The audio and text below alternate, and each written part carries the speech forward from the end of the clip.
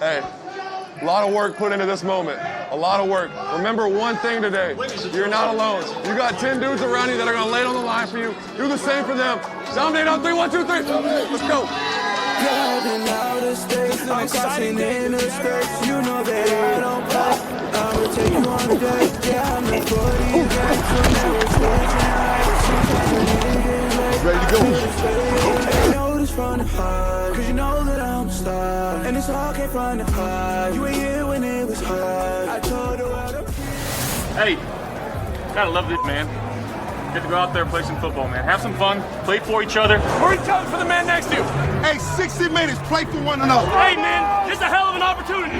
What you willing to lay on the line? Ask yourself that. Finish, grind, take a deep breath, and have some fun. Okay? What is up, guys? Welcome back to End Zone Express. We haven't been here in a minute with you guys. We are here to talk about Week 12 Red Zone recap. It was an exciting week in football. But first, how we doing, boys? How we doing? Doing good. We're doing good. Doing good. Happy to be How we here. doing? Yeah, I'm super excited to get it going. You already know. Now, I do want to say, quickly here, because I feel like this is probably, a crazy week in football. So I want to see you guys bring out some good thoughts. I want to see some opposing opinions. I know not everyone's going to agree this week because we had some banger games, and I have some banger questions for you guys. But before we do that, make sure you guys follow us on Instagram at the Bay State Media on Instagram. Join our Discord. Link is in the bio. Go follow at What the Hell is Happening Sports with the one and only NERO. We are here. You already know. He is back with us today. Hell yeah. So you already know. We also have a crazy slate of games for you guys. Starting with, forgot. Got a new guest with us. Shout out Tyler. Tyler, how you doing, bro? What's going on, dude? I'm doing good. I'm glad to be here. Awesome. Happy to Awesome. Glad you're here, brother. Yes, sir. Appreciate So, it. starting with the first game of the week, it was a Thursday night game. The Bills played the Texans. Now, I know this game was awfully interesting. I asked myself a question a lot with the Bills this season because I had Josh Allen as my MVP pick, which obviously now we all know that that's fucking fried. So I thought he was going to win back-to-back MVPs coming off a season where he kind of was given a little bit of an not like a, oh, here you go type of MVP because he did get robbed before of MVP, but last year he won MVP. He's had a little bit of a rough season and a rough go so far. But for the most part, are the Buffalo Bills frauds, guys? And, we could just round table it. You guys can talk back and forth throughout the whole pod, more structure it that way. But, are the Buffalo Bills frauds? That's the real question here. And is Josh Allen a fraud? And will he go down either to Patrick Mahomes again, or will he get beat by Daniel Jones? Will he get beat by Drake Maye? Because, the Pats are playing the Bills coming up. So I want to hear you guys' thoughts on if you guys think the Buffalo Bills are frauds or if they just ran into a good defensive team. As you can see, Josh Allen, 2 turnovers in this game, sacked 8 times, quarterback rating of 67.4. And the story for them was James Cook.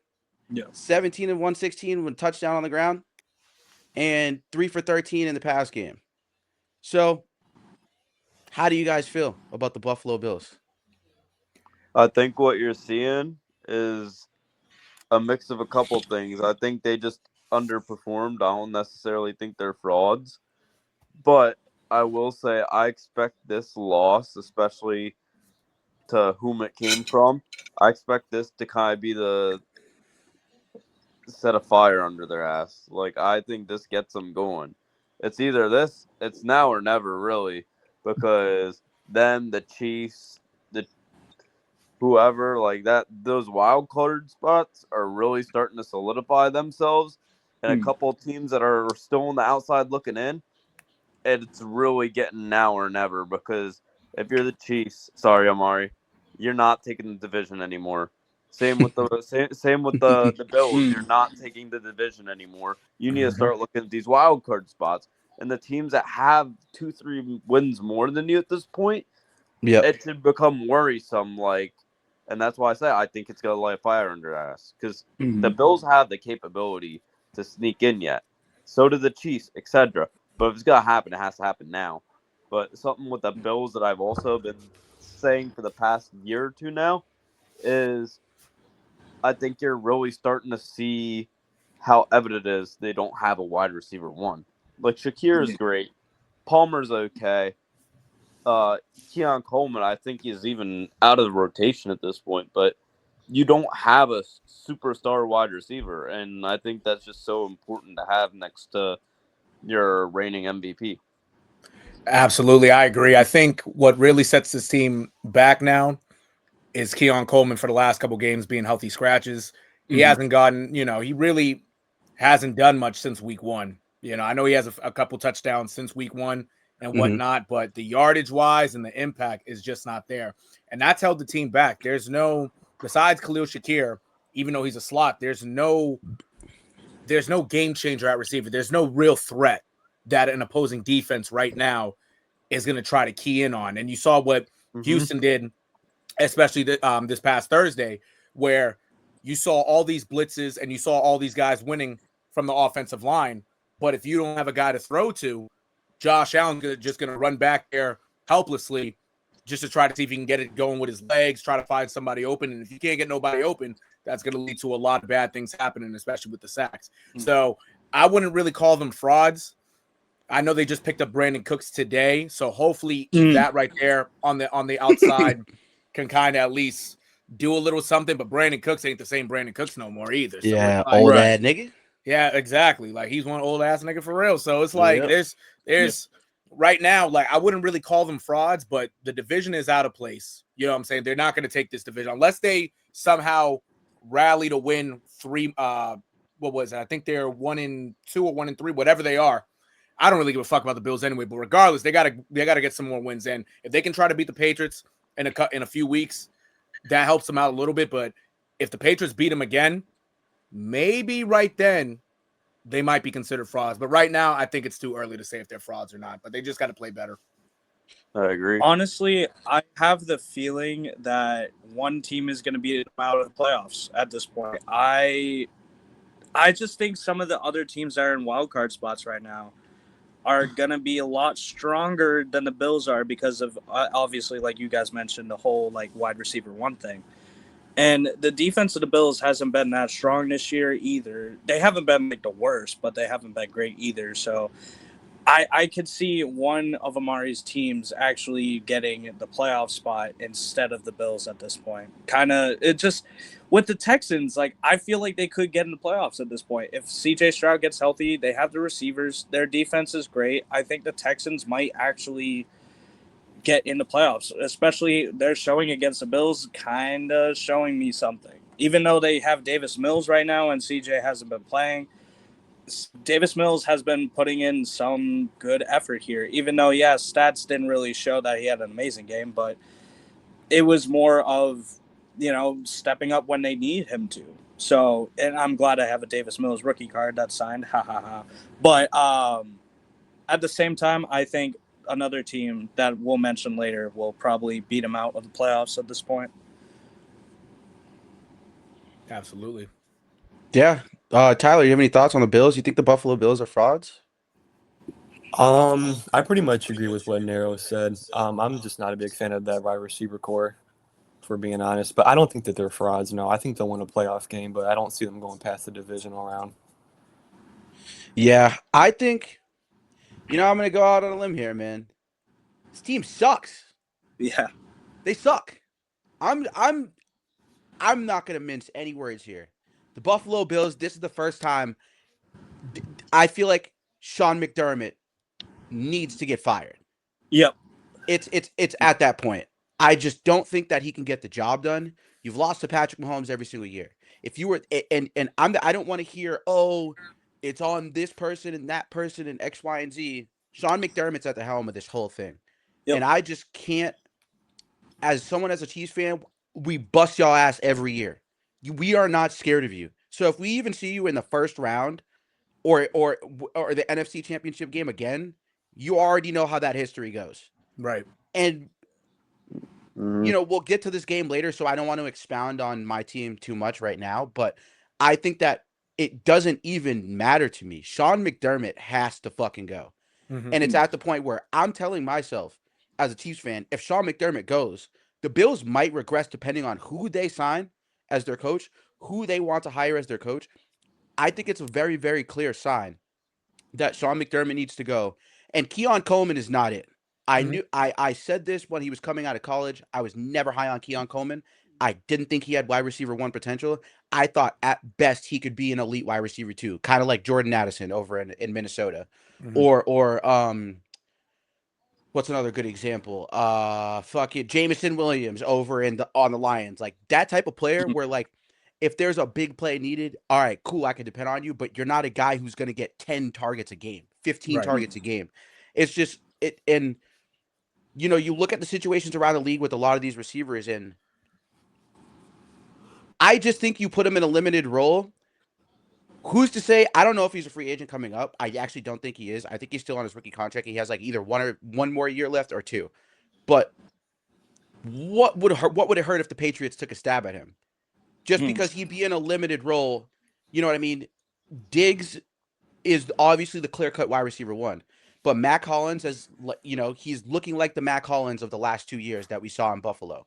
Oh, yeah. I feel like that was a mistake for Buffalo. Yeah. Letting Mac Hollins go to your division rival, that was a mistake. You should have paid him. And the Patriots were willing to because, to be real, Demario Douglas is not a wide receiver number 2, like a true 2. And I don't even think Keyshawn Boutte is a real 2.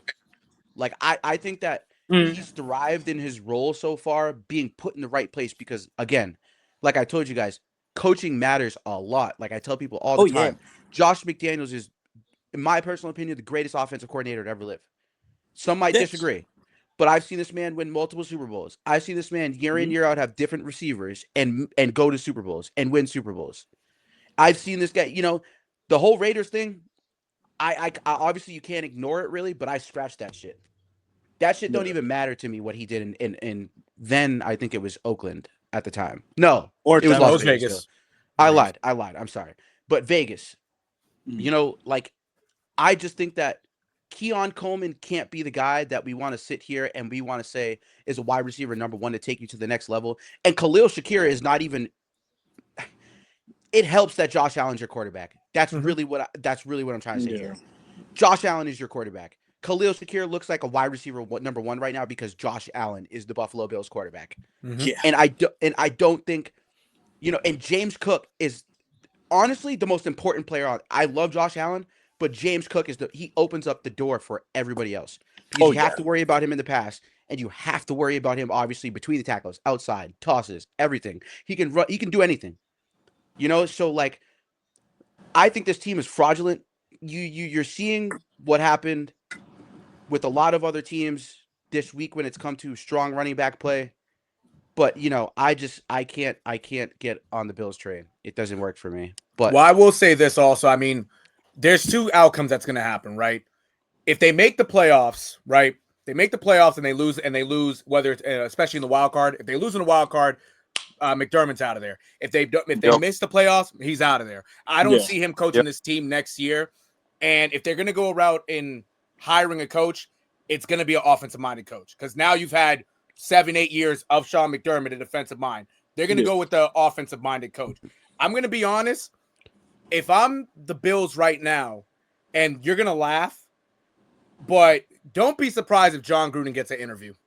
Not to say he's going to be the head coach, but he might get an interview out of it. I don't hate it because he's a running back guru. I don't hate that. That's a good take. Exactly. It's definitely a spicy one, I will say. That is a spicy take, and I like it because I will say Connor did bring up John Gruden in another situation. So, Connor, I don't know if you remember, but we were talking about it in Discord. You had brought up John Gruden in another situation. Where do you think maybe should Sean McDermott be out the door, and will he get another job? And if so, is there a guy you guys think that's going to replace him?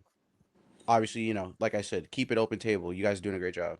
So like you said, Amari, with the whole John Gruden situation, I think if I remember correctly, I might have mentioned him with New York. I might have.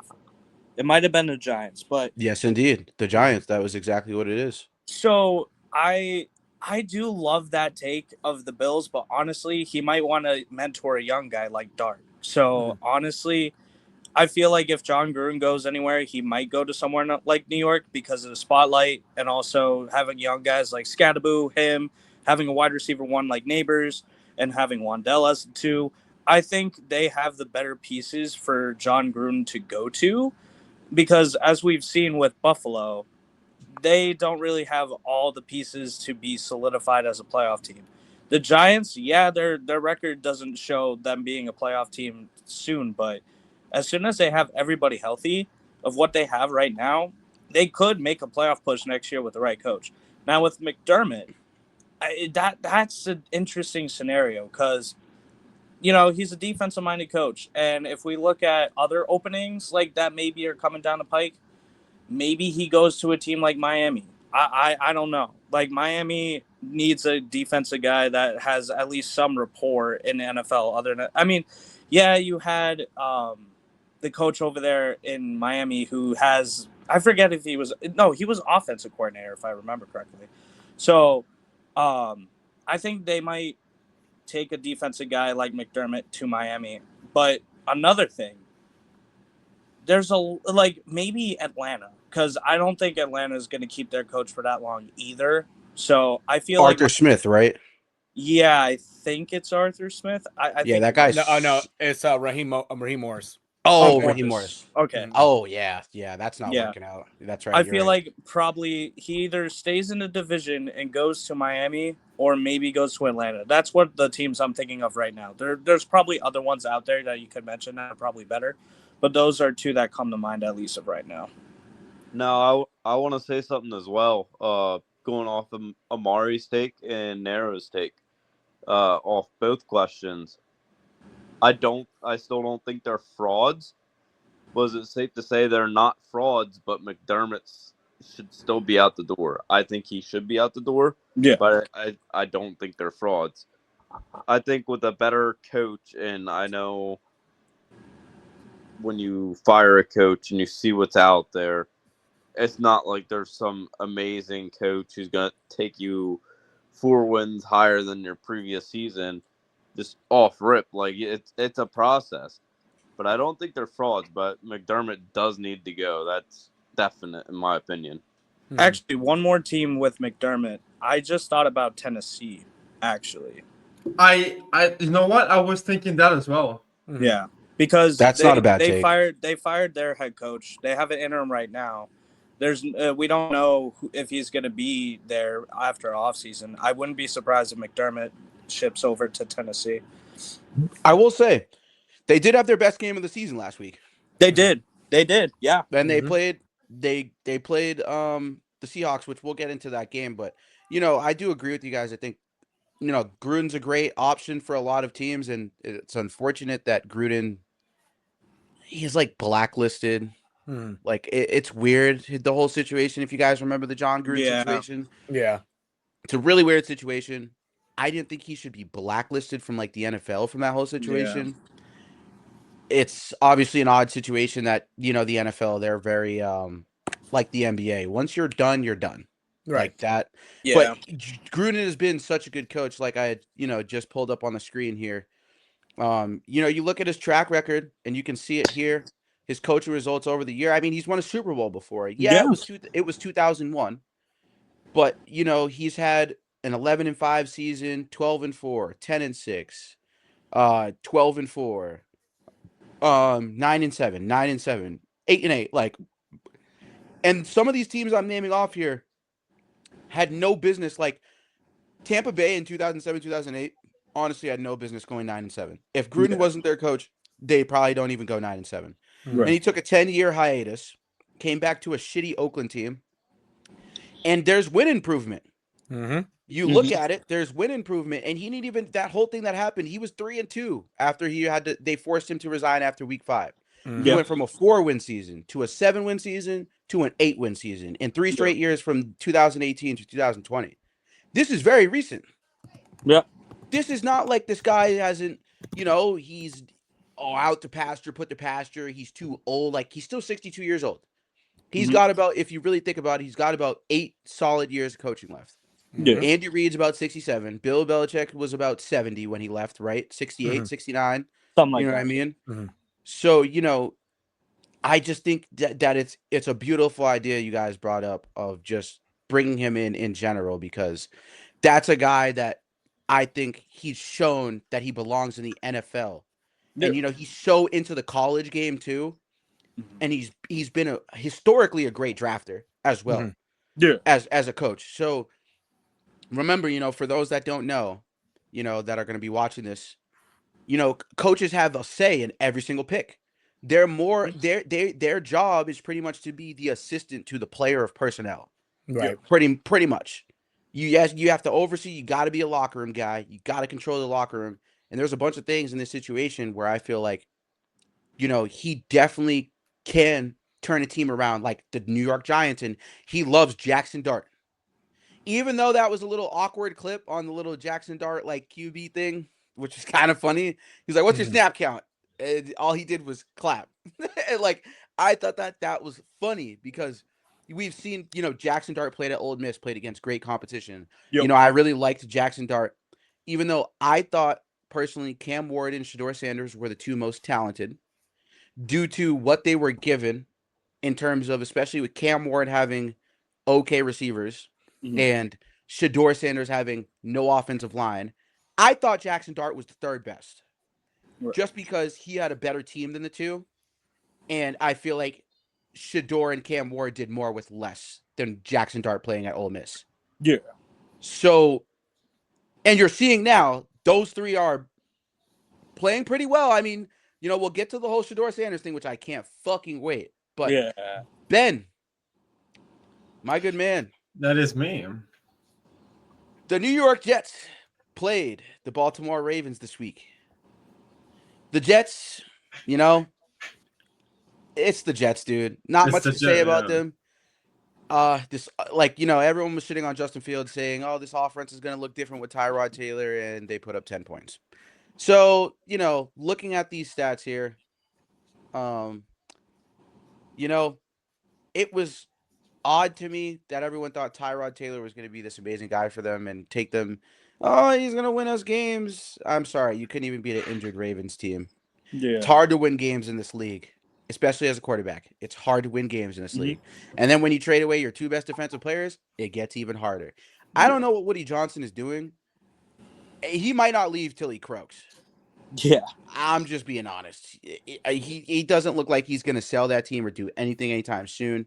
Yeah. He's sitting here. He shat on Justin Fields. So I hope he goes out there and shits on fucking Tyrod Taylor at some point. Right. Because I'm not the biggest believer in Justin Fields. Don't get me wrong.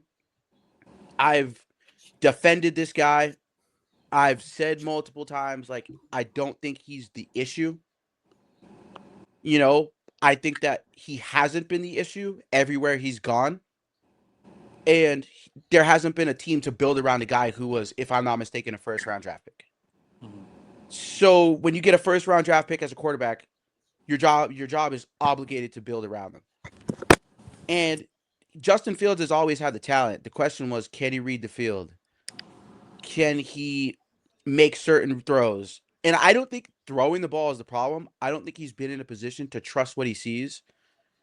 Matt Nagy was his offensive coordinator. Yeah. Whatever you want to say about Darnell Mooney, he's not a wide receiver number one. At one point, that was his best wide receiver.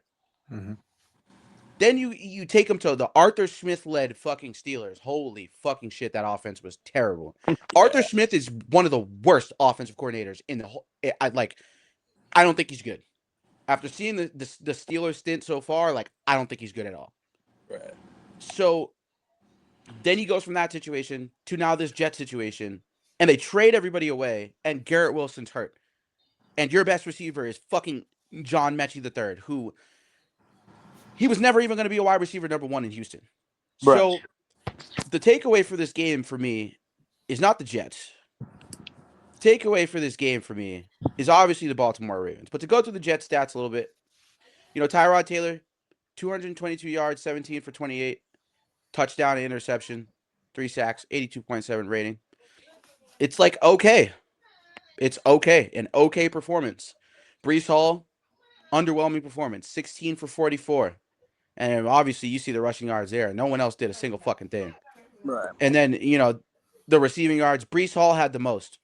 This is how you know this team sucks. Your running back has the most receiving yards with not even the most amount of receptions and the third least amount of targets. That's a fucking problem. This team is horrible. And you said the third least? You said the third least, but it's also the second most.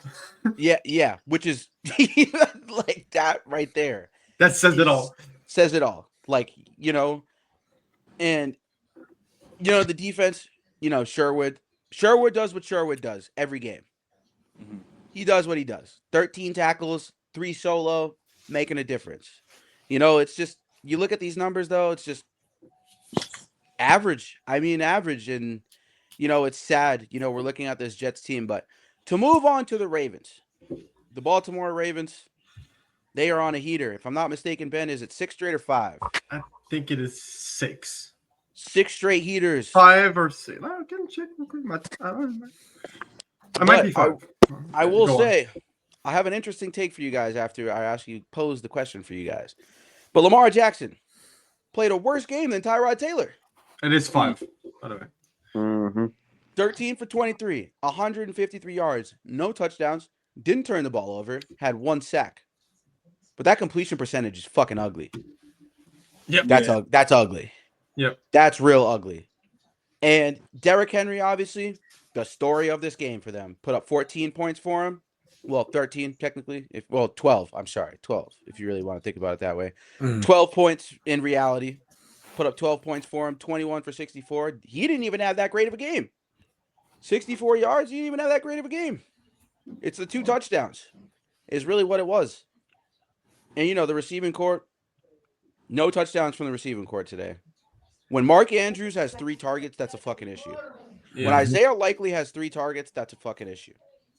You expect Zay Flowers to have 6 to 10 a game. He is the wide receiver 1. He is the top target in the passing game. 5 for 58 average game. Yards after catch, 21. Derrick Henry, yards after catch, 20. He had a nice catch for 20 yards, which means his other catch, 1 for 4 yards. And I've said this to Ben, which I'll get to the point later, but there is an interesting point I made to Ben in Discord about Lamar Jackson, which I will make after you guys. Yep. I pose the question to you guys. But Roquan Smith, greatest player on that defense.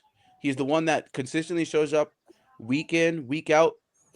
But we can't ignore the game that Green had. 2 solo tackles, 1 sack, 1 tackle for a loss.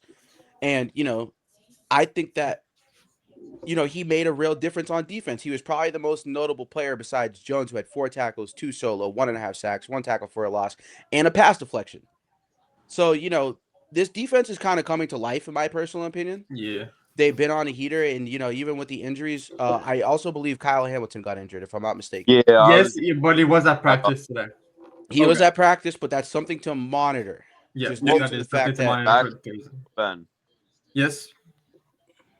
You know what exactly the injury was? Wasn't it ankle related or something, I believe? I thought it was his wrist.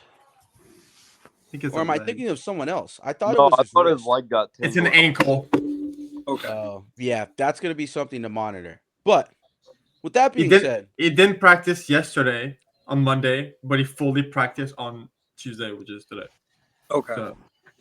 Okay, so he's not too banged up then. Yeah, I just wanted to clear. I did see. Yeah, it's an ankle though. Yeah, he's not too banged up. But I know he was lower body. I didn't think it was a wrist or whatsoever. We'll start with Ben here. Ben, my good man. That is me. Can the Ravens prove that they're contenders with the amount of injuries and how Lamar Jackson's playing?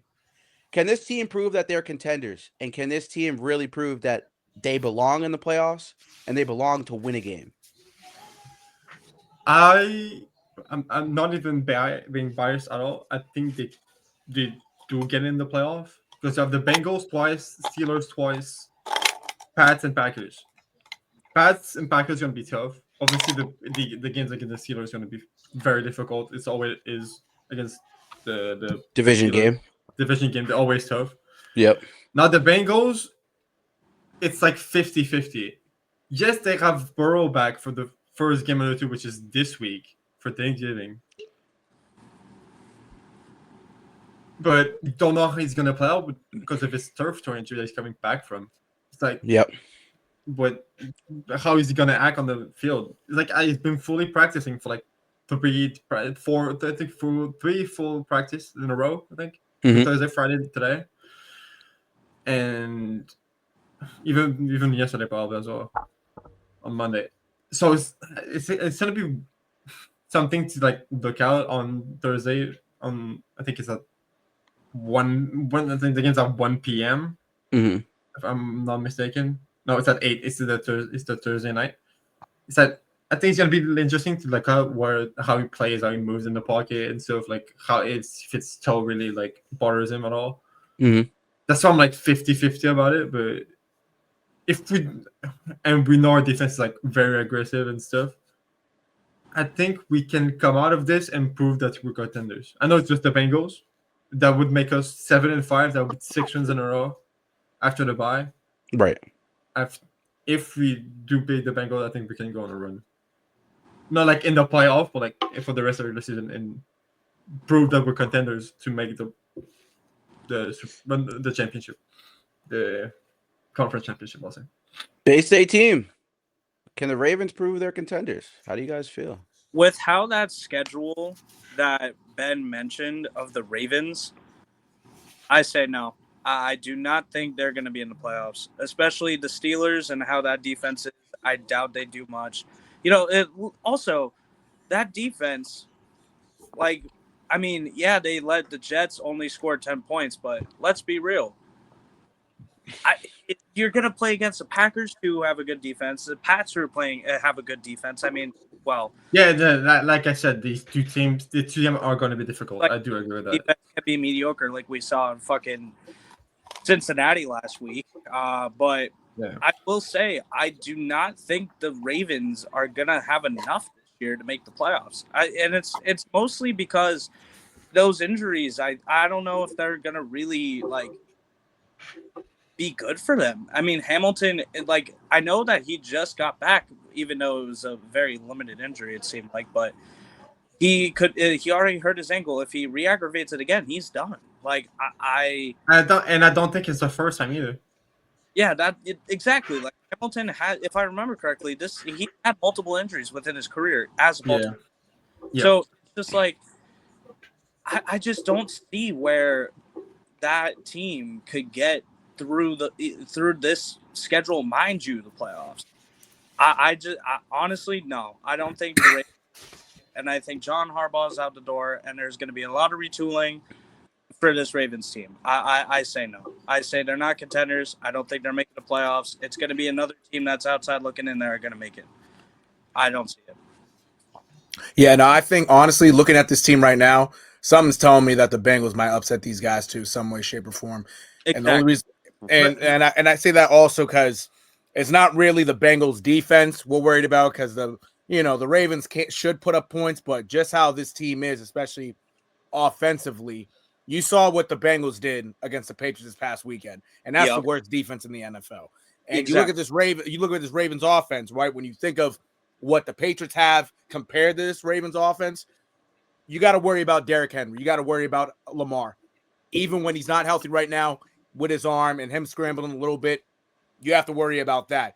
But if you can't get anything going with Zay Flowers, if Derrick Henry even getting past that offensive line, he's struggled at times this year, it's like this team right now, they really just don't look like contenders. They've been winning these games due to lesser competition and coaching. But other than that, if they were to end up making the playoffs, they could find themselves similar to the Bills, like we talked about already, that you might get in a wild card position and you might lose that game. So to call these guys contenders right now, I really don't see it. Like we said already, the Patriots are going to give them a run for their money. The Packers are going to give them a run for their money. You still got to play the Steelers twice, and you got to play the Bengals. And the Steelers defense Oh, it's once. Excuse me, once. No, the Bengals twice, the Steelers twice. Oh, so they're both twice. Okay, yeah, bet. So Yep. you still got to worry about the division opponents. Currently, right now, the Steelers are number 1. If you can manage to somehow beat, both teams at least combined, if you can get 3 wins out of that, fine. But it's all going to be a dogfight. I really don't see them doing anything. If everything was, if the team was a lot healthier, then yes, you already know that the Ravens are a team to be reckoned with. But ever since that week 1 loss, the vibes are different. Yeah, it's been downhill. Yeah. It's been downhill. So I just can't trust them. I can't. And as much as I love Lamar, and that's my guy, it's I don't know. I don't see this team really doing anything this year, just like it's been the last few years when they've gotten to the playoffs. So big one more question name mark that I'll Lamar. mention, Talk to me, guys. especially for the Ravens. Like, the one more guy I'll mention is: are you guys really going to rely on, especially you guys rely on Henry and Lamar, maybe Zay, but Mark Andrews also hasn't really been a huge deal for you guys. It's been on and off all year. You know, and what's crazy is, especially last year, the year before, everyone was like, "Oh, Isaiah Likely is going to be our guy moving forward instead of Mark Andrews, and we're going to, have him instead of him." But even him, he's been injured or not playing, or maybe plays very minimal. So it's just you guys don't really have a lot of weapons, I think, to beat some of these good defenses. Mark Andrews is not the answer if you can't rely on Henry or Lamar. There's just no way. I just don't see it. So in my opinion, they certainly have a chance. But I said this at the beginning of the year, a couple weeks in, and I'll say it again now. This division didn't have a clear-cut top dog, even from the beginning of the season. Yeah. Burrow went down unexpected. I said, this division is going to fuck around, and they're going to find out. You're going to leave it wide open for anyone to take it. Burrow is going to come back, and he's going to be in striking range, and then everyone's going to be shocked if they take the lead and take that division. Mm-hmm. Do not be shocked. The dude's a fucking insane quarterback. The defense is shit, but with how wide open that division is, I'm not going to be shocked if it happens at this rate, because my thing with the Ravens is your bye week is now, 5 or 6 weeks past? It was week 6, I think. So you're well past your bye week, and now the injuries are starting to pile up, whether people are playing through them or not. Now you don't have that cushion or that luxury of, oh, well, we had the bye week coming up. No, you don't. You got to play through it, and you got to tough it the fuck out, or else your ass is not going to the playoffs. And that's how it is. You play the Bengals twice. You play the Steelers twice. You play the Packers and the Patriots. And the Pats. Yeah. And Burrow's coming back, and like I said, that dude smells blood in the water. If he thinks he's going to make the playoffs, he's going to turn it up to that other level that we saw the year he took them to the conference champs. So, but as NERO said, it is going to be a dogfight. And with everything else stacked against them, I think they shot themselves in the foot too early. The thing with the Bengals is they are 3-8. They would need to win 6 games in a row for the rest to win all their games to even have a chance to make the playoffs. But Burrow did that last year. They didn't make it. They went 9. Sure, they didn't make the playoffs, but they could have if the other teams lost. Yeah, but it was based on scenario. But this year is different. They weren't 3-8 last year. True. At this point, you ask yourself, what is Joe Burrow coming back for? Yeah. T. Higgins is about to be out. What is he coming back for? Yeah. You know what I mean? But Tyler, anybody else? You guys have any more thoughts? I just want to retract 2 things that was said. Okay. Hamilton is not fully practiced. He was limited. And I don't know what else. And NERO, the Ravens are first in the division. Oh, they're first in the division now? Okay, well, never mind then. They took 5 straight heaters, bro. Because the Steelers lost. The Steelers lost. I forgot. Because the Steelers lost. Yeah. All right. They gotta be. Yep. Tyler, do you have anything to say? About the Ravens, I mean, just those final 3 games are really, really rough, bro. The Patriots, Packers, and the Steelers in Pittsburgh. Yes, that's a really hard way to close out your season. Yeah, Steelers in week 18. Oh, week 18? Yeah, the Steelers Yeah. are gonna hard out. That I mean, that could be the game for the division. Who knows? But I mean, Probably will. That's a good point. That's actually a great point. No one's mentioned that so far. That could be the game where it decides the division. and it's in Pittsburgh. That's a great point. And it's in Pittsburgh. Oh, it's in Pittsburgh? Yeah. Yeah. Oh yeah, that's a Sunday night football game right there. That's gonna be the week 18 game. And another thing is like, Yeah. I don't want to interrupt. Sorry, but Nah, go ahead. Yeah, it's a round table. Do your Like, thing. dude, Lamar just does not. He's not healthy. His He toe. took the his words toe right out of my injury. mouth. That's what I've been saying. That's what He me and doesn't Amar have been move saying. That's what anywhere I've been close. saying. Good. Keep going, Tyler. Thank He you. doesn't move anywhere close to the way he used to, and he's hurt right now, so eventually, he'll gain his step back. But I mean, I don't know. And he just had his hamstring injury not that long ago. Now it's his toe. Mm-hmm. It was an ankle. Yeah, it was an ankle last week. Oh yeah, Yep. ankle. No lies detected, Tyler. Yeah, he's playing on one leg right now. That's crazy. But yeah, Yep. me and Amar have been very discussive about this. Like we both know this that Amar is clearly playing injured. Yeah. I saw something that was like, oh, Lamar is coming back. He's not injured anymore. It's clear that he's playing injured. It's not even close. Yeah. And I mean, I don't think they can prove it. I'm just gonna be honest. Like I said, you guys know me. I'm an ultimatum guy. It's a yes or no. This team is not gonna be a contender. Can they make the playoffs? Sure. Their division sucks. Sure. I don't think that would be out of the realm of possibility, especially the Chargers don't have the easiest schedule coming up. They really don't. And, there's a couple games this week where I thought the changing of the guard happened with a lot of these teams trying to stay in the race. And the Texans are a team like some of you guys said before, are a team they're a team to watch out for. Mhm. CJ Stroud wasn't playing the best, but I think Davis Mills, I don't know. He might play the rest of the season, dude. Yeah. If he keeps finding a way to win games, I don't see why you would throw CJ Stroud in the fold. Like, if he keeps finding a way to win these games and the defense keeps backing him up, who's to say that this Texans team couldn't win a game? Yeah. It's even if it's a wild card game, like, who's to say they couldn't win a game? I think they could. That like Connor said, the defense is great. Nico Collins exists. The receivers have been awesome. Hutchinson and Higgins have been great the past 3 to 4 weeks. Yeah. Well, more so 3 weeks, not 4, but more so 3 weeks. But they've been great the past 3 weeks. Hutchinson and Higgins are coming into their own. I don't think that's a crazy scenario for the Texans to be in the mix either. But, the Ravens to me are not a contender like how we thought in the beginning of the season. I personally said the Bills or the Ravens, this is going to be the year that they were going to break through. And I couldn't be any more wrong. The only team I have left to be right about is the Broncos right now. And the Colts, which didn't help my case this week. So, it's sad, but going into the next AFC North team, as you guys just said, the Pittsburgh Steelers played the Chicago Bears. And this one was a barn burner. I loved it. It was a great game. This one was a fucking exciting game to watch. And, I think that, the Bears have a big question on their hands after overachieving so far this season. But we'll get into the stats first before I pose this question to you guys. I think Caleb Williams has done a great job this season, but more so Ben Johnson.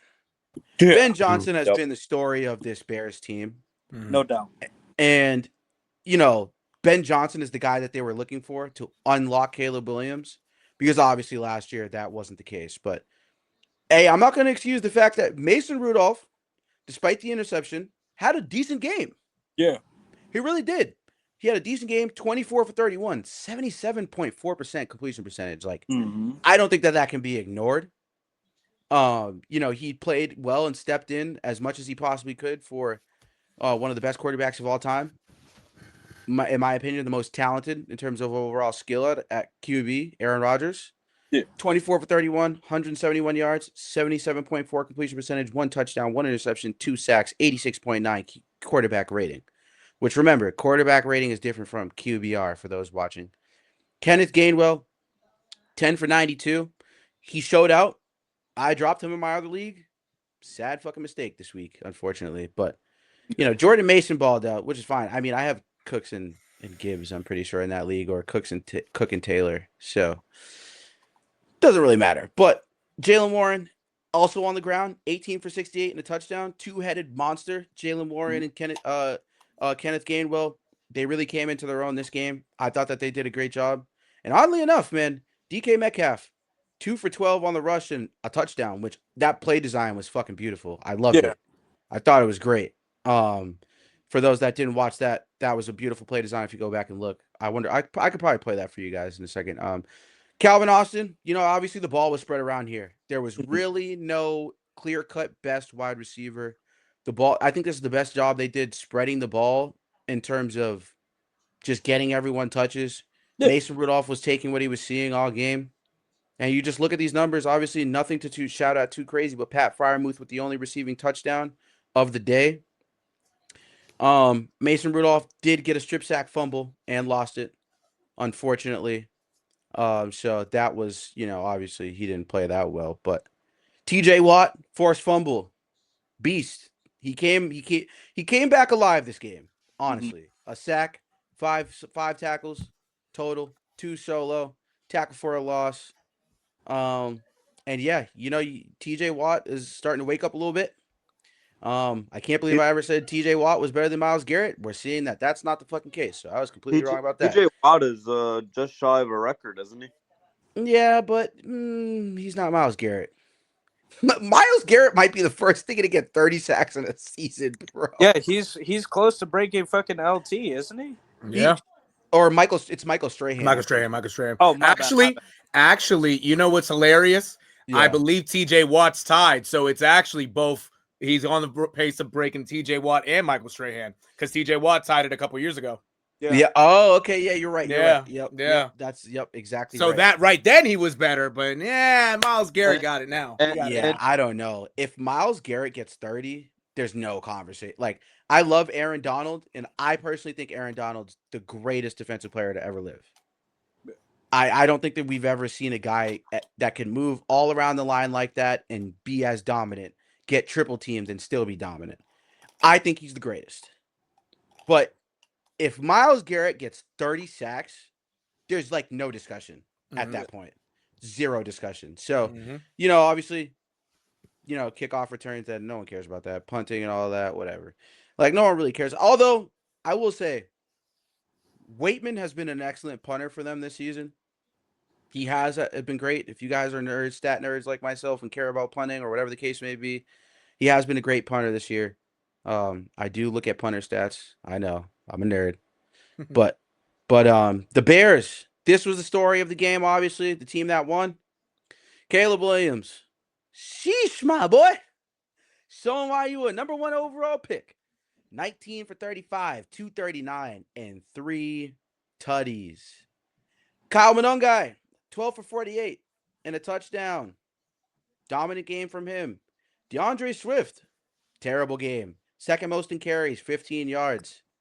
It's unfortunate the season DeAndre Swift is kind of having, considering he had a great season last season, in my personal opinion. But,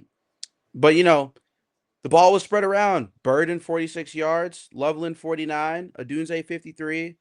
DJ Moore with 64 and 2 tutties. I think they finally figured out who to use in certain situations.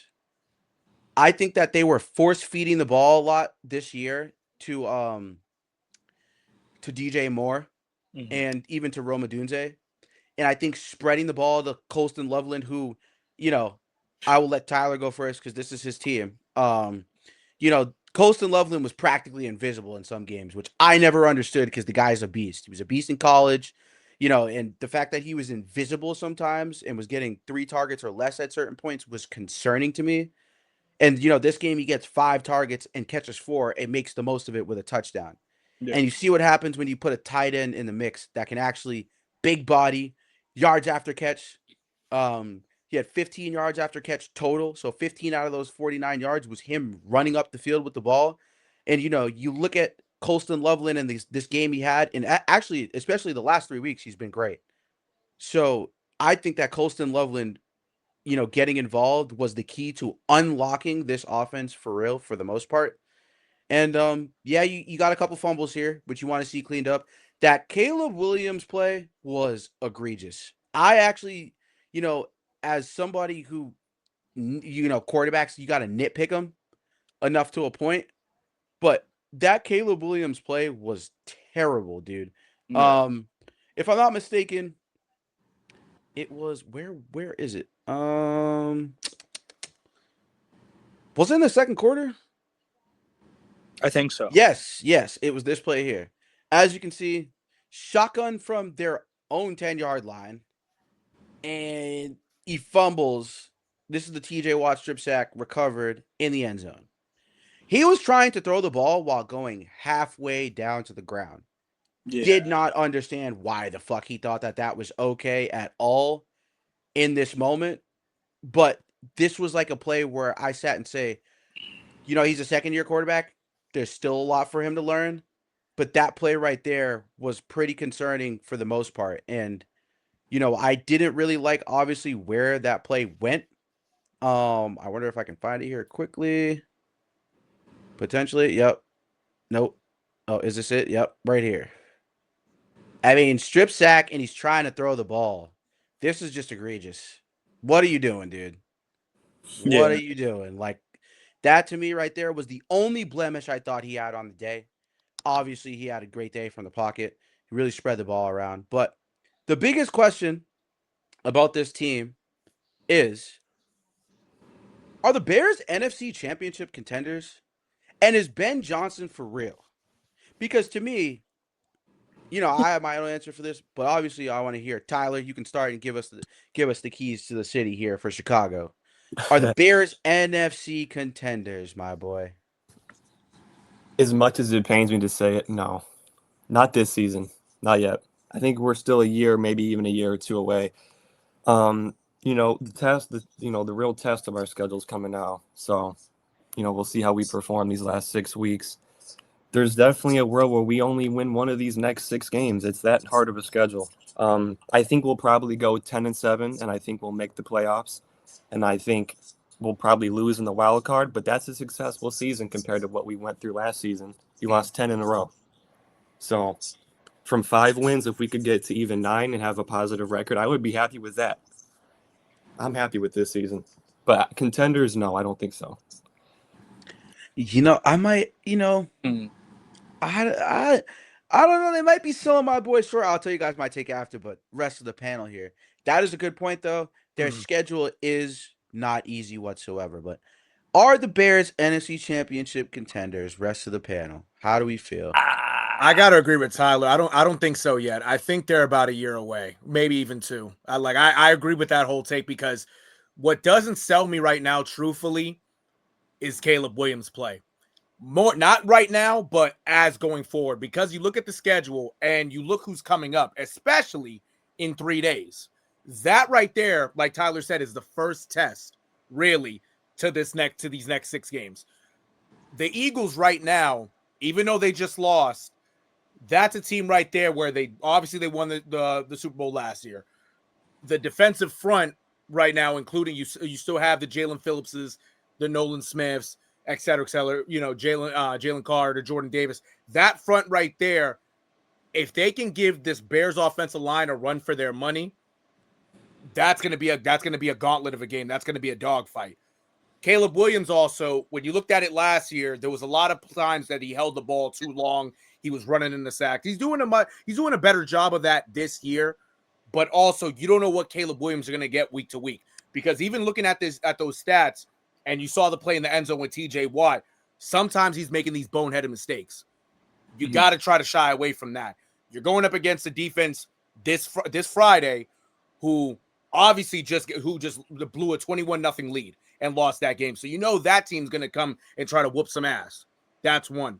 But to be a contender also, they played well throughout the year. Now, naturally they're 8-3. I just don't see them winning a Super Bowl this year. They should be able to get to the playoffs with the record that they have right now. When it comes to the wild card, I don't see them winning a wild card game. But like Tyler said also, this is like looking at the season right now, it's a successful year. I just don't see it transpiring into a divisional or even an AFC championship game, let alone a Super Bowl. but they're set up right for the future. I do have to say also, Ozzie Trapillo played a hell of a game on Sunday. Ozzie Trapillo is going to be a name to watch for the next few years at left tackle. I'm going to tell you that right now. So they have some success. They have some guys for the future. But yeah, this team right now, they're about a couple years away from actually really being in that spotlight of an NFC Championship game. You know, maybe even a Super Bowl. Truthfully, Honestly, I don't know if they are going to be an NFC Championship contender this year, but I do think they can win 1 or 2 games in the playoffs. Like, could they get to the championship game? Weirdly enough, I think they can. Will they win? I don't think so. I think if they play like a Rams, I think they're going to get cooked. But do I think they can make it to the championship game this year in this NFC division, in this conference? Yeah, I do. I don't know why. Ben Johnson is mostly the reason why for me, and how they've opened up, like Amari said, like within Colson Loveland, and just how they did against this Steelers defense, which honestly, the Steelers defense is pretty damn good, even though they gave up 31 points. That, I feel like it's a starter to maybe discuss them upsetting the Eagles this week. I really do. I have faith in the Bears, honestly. I don't know what it is. Mhm. I feel like they're gonna make some noise and make the playoffs and maybe get it to the NFC Championship game and lose. But I think they can be contenders. Yes. so you see him as the Commanders of last year, basically. Yes, I do. Okay, that's fair. That's fair. So, Luke, Ben, talk to me before I make my take, because I think I got an interesting one. I'll go first here. I don't think they're championship contenders. And now that's not to put the team down. They've had a very successful season. I think the icing on the cake would be to make the playoffs, and I think they can win a game or two in the playoffs. I think more so, you got to worry about making it there, get a taste of that environment, because it's a completely different animal than a regular season. And you take that and you move forward. You took every learning experience you can and you move forward with it, because I don't think this is your year. But you take what you can get and you move forward. In the next year, maybe, but it could also give them a harder schedule next year that could make it harder to get to the playoffs. I think at least in 2 years, you're giving yourself an output where I would expect them to be, if everything keeps trending in the right direction, they would be championship contenders in 2 years, but not this year.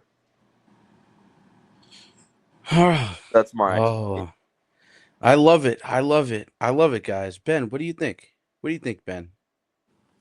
To go on the Bears. I seriously don't think they're championship ready just yet. And like they've shown promises with Ben Johnson as the coach and everything. And like Caleb Williams has really like taken steps like to be like a good NFL quarterback, like he was promised out of the draft. But I don't think they're quite there yet. I think depending on the schedule, like of the next 2 years, I think they could reach that point of the championship. Because we see it this year. They can beat good teams if they only keep as improving. With Caleb Williams going to be better, and you're going to have weapons, more weapons coming in, more better defense, better offense. Like that's going to help. I think 1 or 2 years. I think they're maybe not 1, 2, or 3. They're in the championship. Next championship. You guys. I love you all. I love you all. The Bears can make the NFC Championship. Thank you. The Bears can win that shit. Thank you. The Bears can do it. And I'm telling you.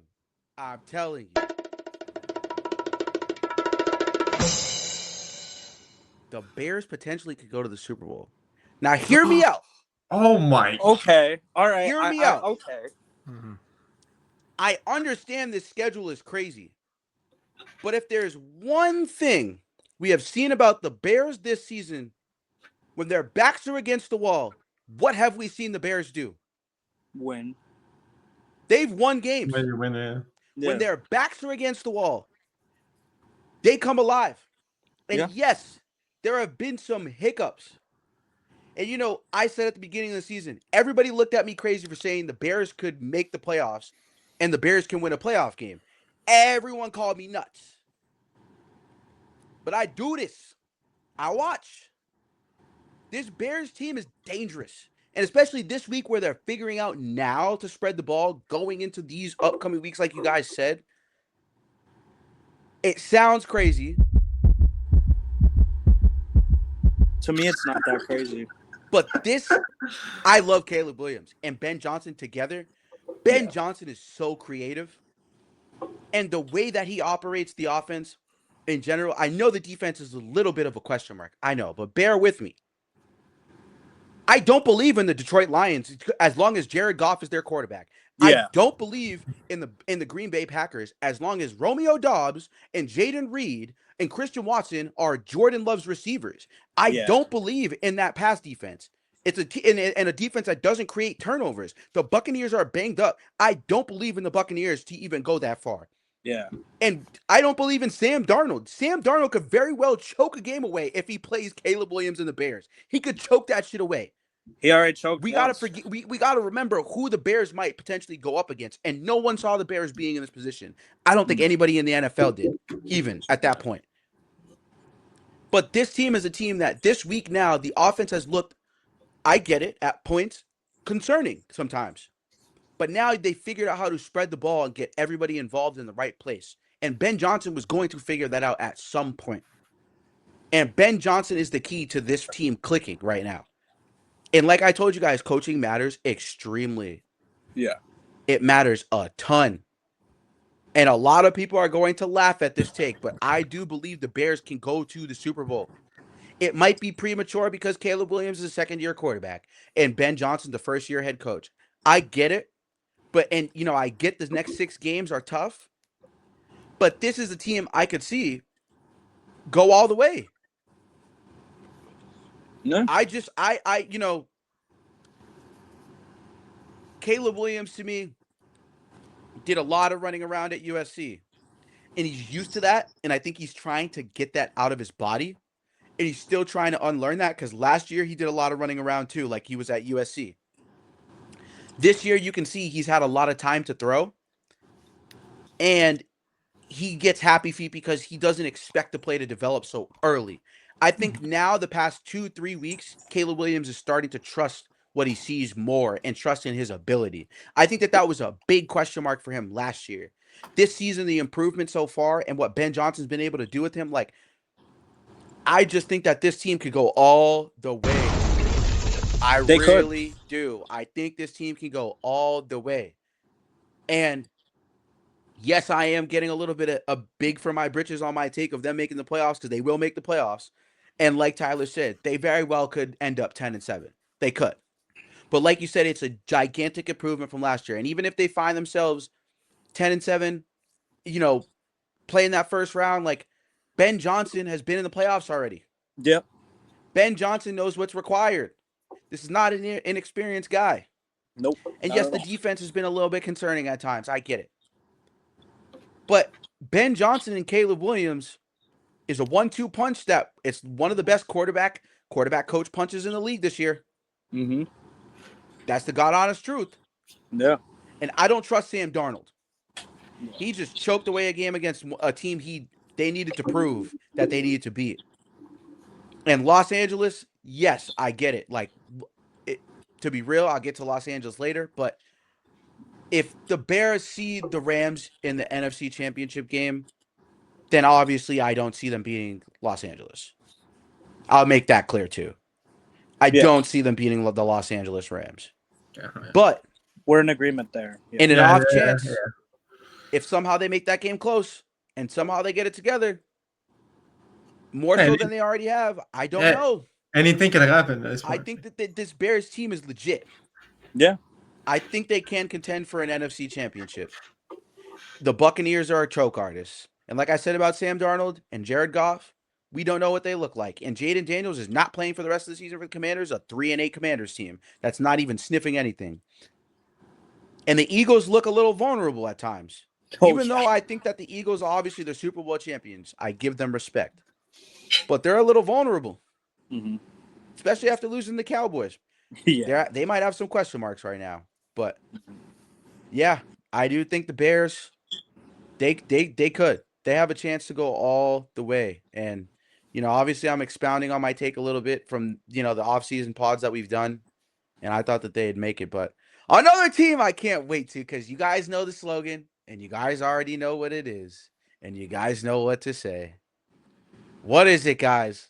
Let's get negative. You already know, man. You already know. So, with that being said, you know,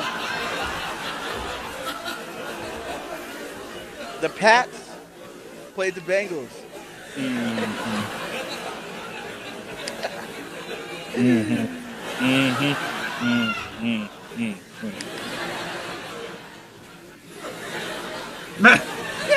I'm waiting for you guys to react. The Pats played the Bengals. This is an interesting game. You know, I'm going to be that guy today, too, because everything that I said in our Bay State Media public chat, if you guys want to join our chat, follow us at the Bay State Media on Instagram at WTHHS617. He'll get you in there, too, if he needs to. And also follow Ben at b.dodxy on Instagram. Make sure you follow him, too. They'll get you in the chat if I don't see it. But Pats played the Bengals this week. Now, hey, man, a lot of people said this, even NERO, because he did say this on at WTHHS617 on Instagram, also at What the Hell is Happening Sports on YouTube. Go subscribe, push that button, go do what you gotta do. He don't just talk about the Pats. He don't just talk about football. He talks about the Celtics, the NBA. He got an After Dark series where he gets crazy talking about funny memes and shit. He be going crazy. So make sure you go subscribe. Yes, sir. But the Pats played the Bengals. 26-20 was the score. And now, Nero did say this. Drake Maye almost had his first 300-yard game. It was close. It was real close. He had 294 yards, a touchdown, interception, as you can see by the stats. A sack, 87.1 quarterback rating, 62.9% completion percentage, which I think that might be actually the lowest of the entire season, if I'm not mistaken. Probably has. We got Travion Henderson, 18 for 66. You know, obviously Travion Henderson is coming to his own as a rookie so far this season. Yes, sir. Hunter Henry, 7 for 115 and a tutty. 7 for 115 and a tutty. Shout out to Hunter Henry. Yes, sir. Hunter Henry killed that shit. He had a great fucking game. Now, with that being said, guys, you know, obviously, you know, the defense was okay. It wasn't that great. But Marcus Jones, interception, 2 pass deflections, 5 tackles, 3 solo tackles, which he was obviously the question mark when it came to a lot of, can he actually just, instead of just being a pure athlete, can he actually read the game and make plays? But, you know, I want to hear you guys' thoughts. How do we feel about this Patriots performance? And how can the Patriots expound on this? Because I got an interesting take for you guys. Well, I'll be honest. They let the worst ranked defense in the league look like a top 15 defense.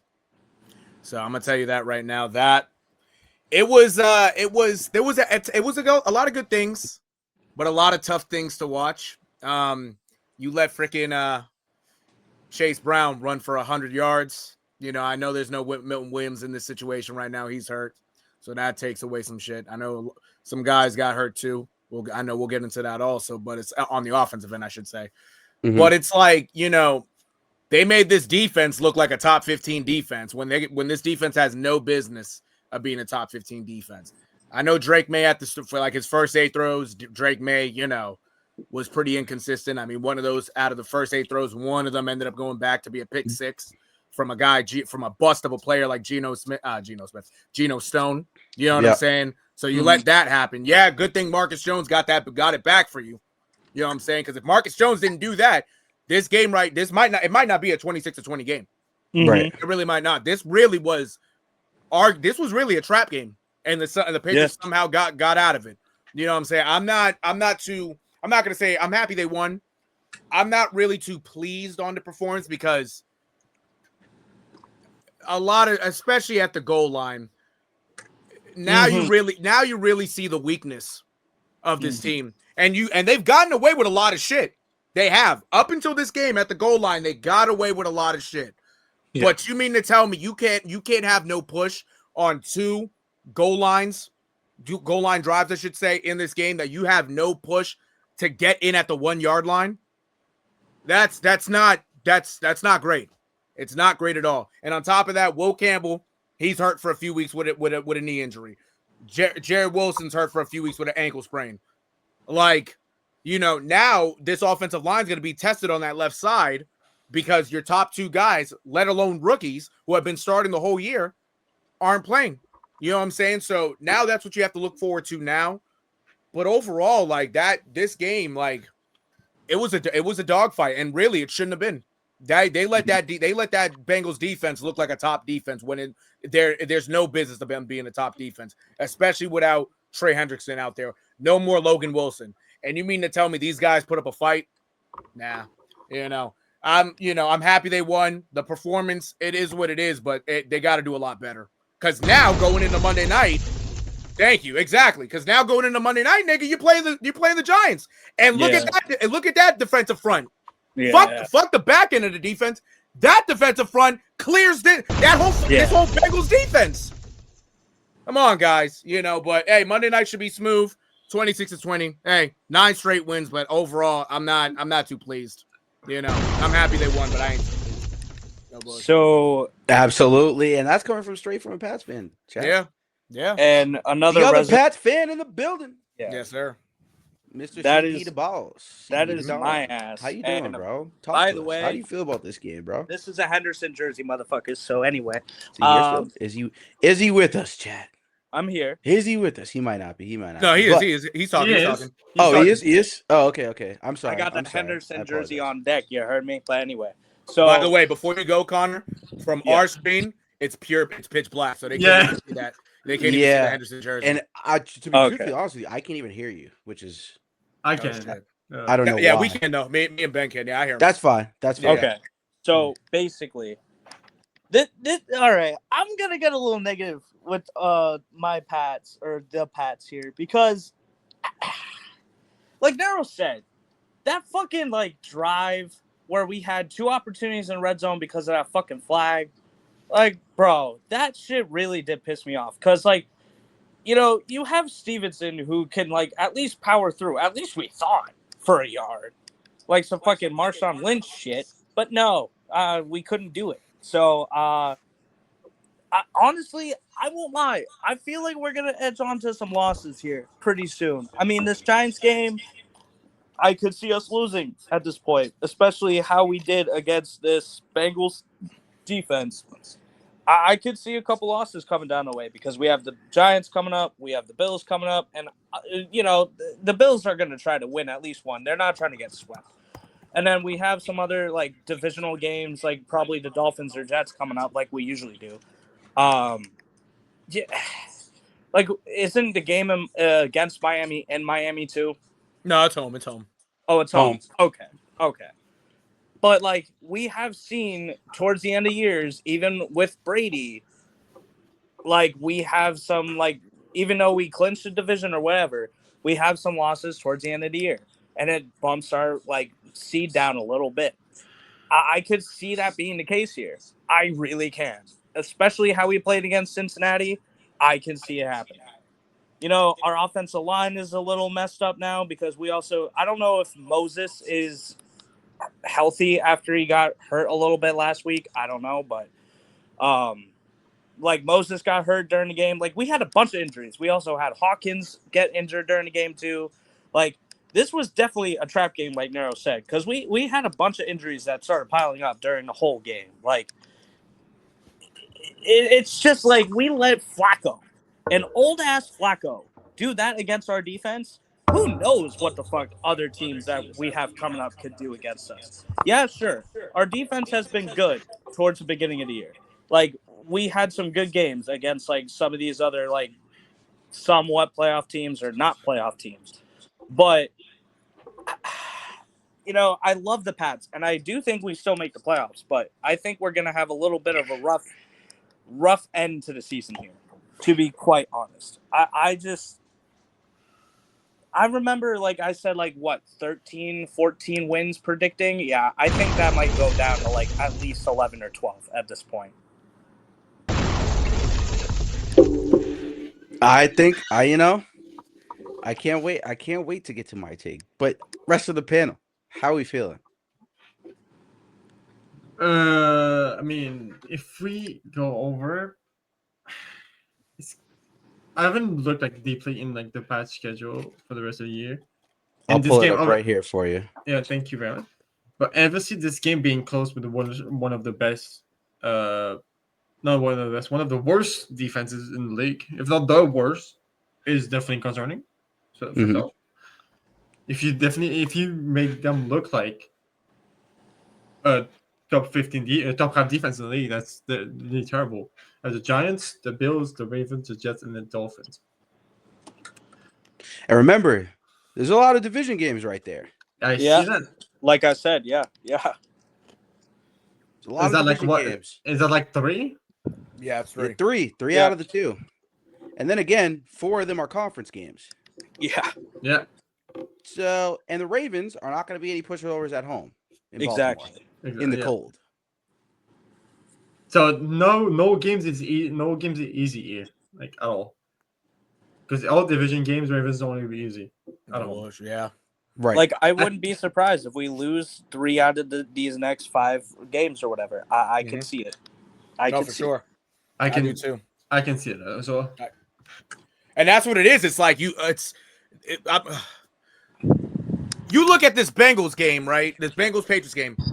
10 motherfuckers got hurt between both teams. Exactly. Like you look at it also.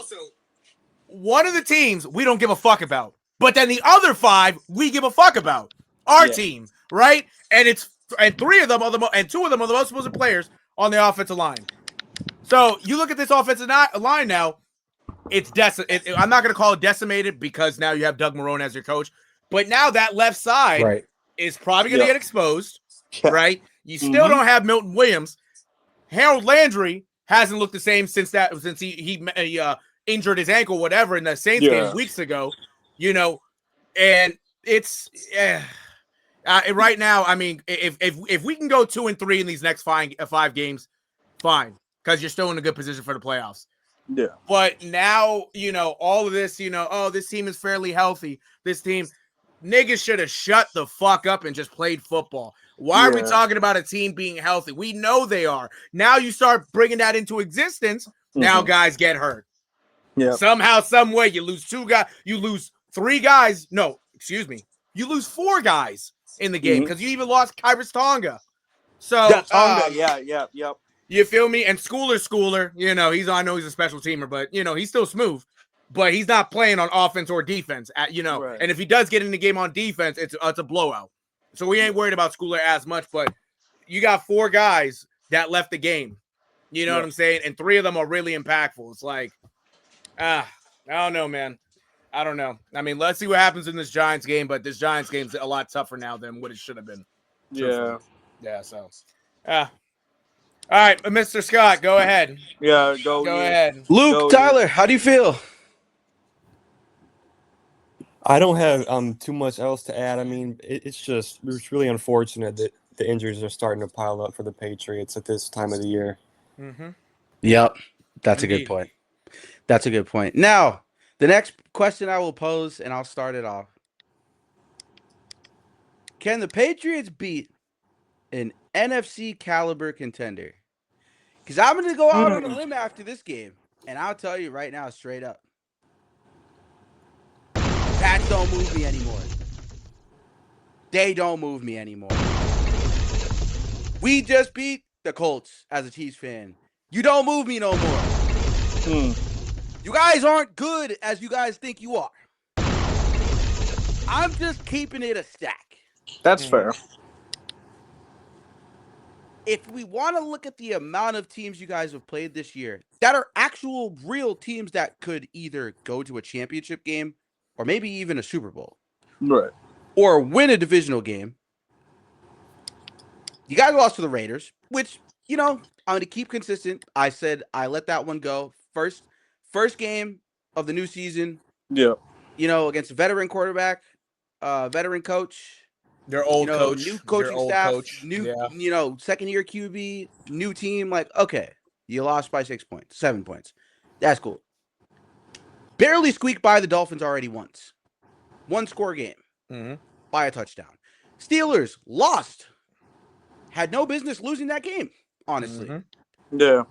Panthers beat up on them, but that's a team that beat the Packers. Right. Yeah. That's a team that almost somewhat hung in there with the Niners this weekend. Yeah. I can't even call that a quality win because they played horrible against bad teams. Patriots, Bills, that was where I really sat there at the time and was like, all right, like, they might be real. Then you barely squeak by the Saints. You barely squeak by the Titans. And I mean, you can't really say we barely squeaked by the Titans. It was the first half that was skeptical. I'll give you that. That first half was skeptical. A whole half. That's a problem. Yeah. That's an issue. But we barely squeaked by the Falcons. Yes. You right. Yeah. You destroy the Browns, which, okay, the Browns can't score. Good. Good, solid win. At least, like, obviously, Cam Ward is the best rookie quarterback. It's just obvious. You could say Jackson Dart. I wouldn't even hate you, but he's hurt, so you can't really put him in that conversation. Right. Then a team that got beat 30-0, you barely squeaked by 1 point by. They got beat 30-0 by the Panthers, who you pretty much blew them out, scored 42 on them, and you barely beat the Falcons. So that was concerning. Then the Buccaneers, 6-point dub. Or, excuse me, 5-point dub. Can't do math today. I'm sorry, chat. 5-point dub. And then Pats, Jets, is like, it's the Jets. Of course, you're expected to win that game. It's whatever. But this Bengals game, a concern. I mean, one of the, supposedly, I was told by some fucking idiot, Anthony Clayton Jr. from Lowell, Massachusetts, somehow, some way, I was told the Pats have the best fucking rushing defense in the league, but you let Chase Brown get 107 yards. Right. What are we doing? What are we exactly. talking about? Yeah. Get the fuck out of my face with that shit. I'm at this point, like, and I tried I shouldn't even be defending the Patriots because Tom Brady beat my GOAT in the Super Bowl. Right. Obviously, Tom Brady's the GOAT, but obviously, Patrick Mahomes is my GOAT. Like, that's my guy. Right. But as a Chiefs fan, we're not scared of y'all no more. We are not scared of y'all. Travion Henderson is not Jonathan Taylor, who we shut down. We'll say that right off. Shut down Jonathan Taylor. Yeah. Absolutely. And this week, Drake Maye didn't come back down to earth, which is a great sign considering that's your quarterback. Yep. But the Pats defense is just piss poor atrocious. You look at the schedule so far, and in the game logs, we go to the game logs. We go to ESPN real quick.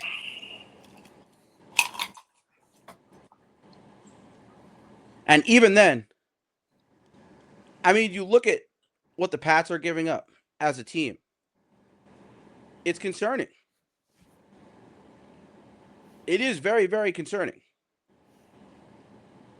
You look at total first downs, 246. Oh, no, I'm sorry. That's offense. I lied. I'm sorry. Does it not show here? Okay. Is defense on the right side, maybe? Never mind. This is easier to look at. It's just an offense. The offense is yeah, but you can switch on the tab. It's easier to look at this way. So, in total defense, they're there. It's here. But that's because the rushing defense has been great all season. But to have a horrible game in terms of rushing against the Bengals is a problem. This is a bottom 15 passing defense. Yeah. This is not good at all. You cannot win playoff games like that. You can't. Mm-hmm. You just can't. And, you know, I've defended the Patriots as much as possible. I've tried. But in terms of total yards, bottom 20. And remember Anthony Clayton. Remember that guy that told us this Pats defense is top 10. No. Records can't fool you. If you are watching this podcast, records cannot fool you. Yep. Matchups matter the most in football. Yep. They matter the most. This is not 82 games. This is not 162 games. Every matchup you have to win. And the Patriots keep getting killed in these matchups, dude, on offense. On defense in the pass. Mm-hmm. Points per game, they're right there. I get it. But then again, you haven't faced a real deadly passing offense all season. Yeah. Look at the top 10. You're going to face the Giants, who are literally right there neck and neck almost with you right here. Yeah. At this point. So you're looking at it. The Pats are right here in the mix. Top 10 in terms of total yards per game. The offense is great. Don't get me wrong. But look at the teams you guys have faced this season so far. Mm-hmm. The Bills, okay, you beat them. Third best passing offense due to the fact that Josh Allen is fucking superhuman. Mm-hmm. That's really the only reason why they're third. You haven't played the Cowboys. You haven't played the Colts. You won't play these teams too as well. So I'll read the teams you won't play and the teams that you haven't played. The Cowboys, the Colts, the Lions, the Chiefs, the Bears, the Seahawks, the Rams, the Niners, the Chargers, the Packers, the Broncos, the Cardinals, the Jaguars. These are teams at least near within your vicinity. At least. I'll end it at, forget the Commanders, forget the Jaguars, forget the Cardinals. I'll end it at the Broncos. Yeah. You don't see none of those teams, and the only team you see is the Bills. Yeah. So we don't know what this team really looks like against a real contender. And let me name you the NFC teams that are in playoff contention out of the teams in this list. The Niners, the Rams, the Bears, the Lions, and Seahawks. Those are 5 teams with some of the best offenses in the league. You haven't gone up against any of them. And the teams that you have played this year, the Dolphins, the Saints, the Steelers, the Jets, the Raiders, the Browns. This is ugly, yo. And the Bucks. And the Falcons. And the Panthers. And the Falcons. Bottom 20. You haven't gone up against the top 20 offense except for the Bills. And now you're going up against the Giants all season. And if you lose to the Giants next week, this is where the Pats are going to start having serious question marks. Yep. And will Cam Newton and Stephen A end up being right? Will Cam Newton and Stephen A end up being right? Not about Drake Maye. That's not who I'm questioning. Right. Drake Maye is not the question here. Mm. But will they end up being right about this Patriots team as a whole? It's a question to be had. I mean, honestly, like, I'm not gonna say that they're truthfully fool's gold, like Cam said. But I'm also not gonna say that a lot of these wins really don't mean shit. I mean, it's a schedule. You think Robert Kraft make this schedule? If he did, we would be in the Super Bowl every fucking year. If any owner had real input on the schedule, a lot of these owners would want to tell them who we want to play. But you already know.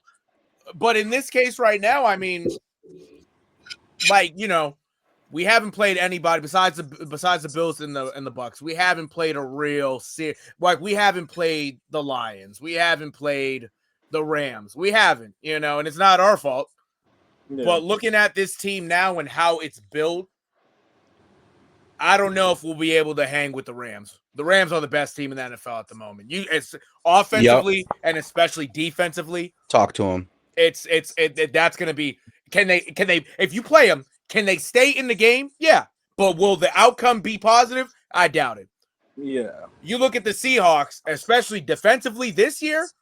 The Seahawks ain't no joke. Now their quarterback. If their quarterback starts seeing ghosts, there's a shot. But that Seahawks team ain't to play with. Even the 49ers, even though the 49ers ain't the same 49ers, they're still the 49ers in the case of the Patriots.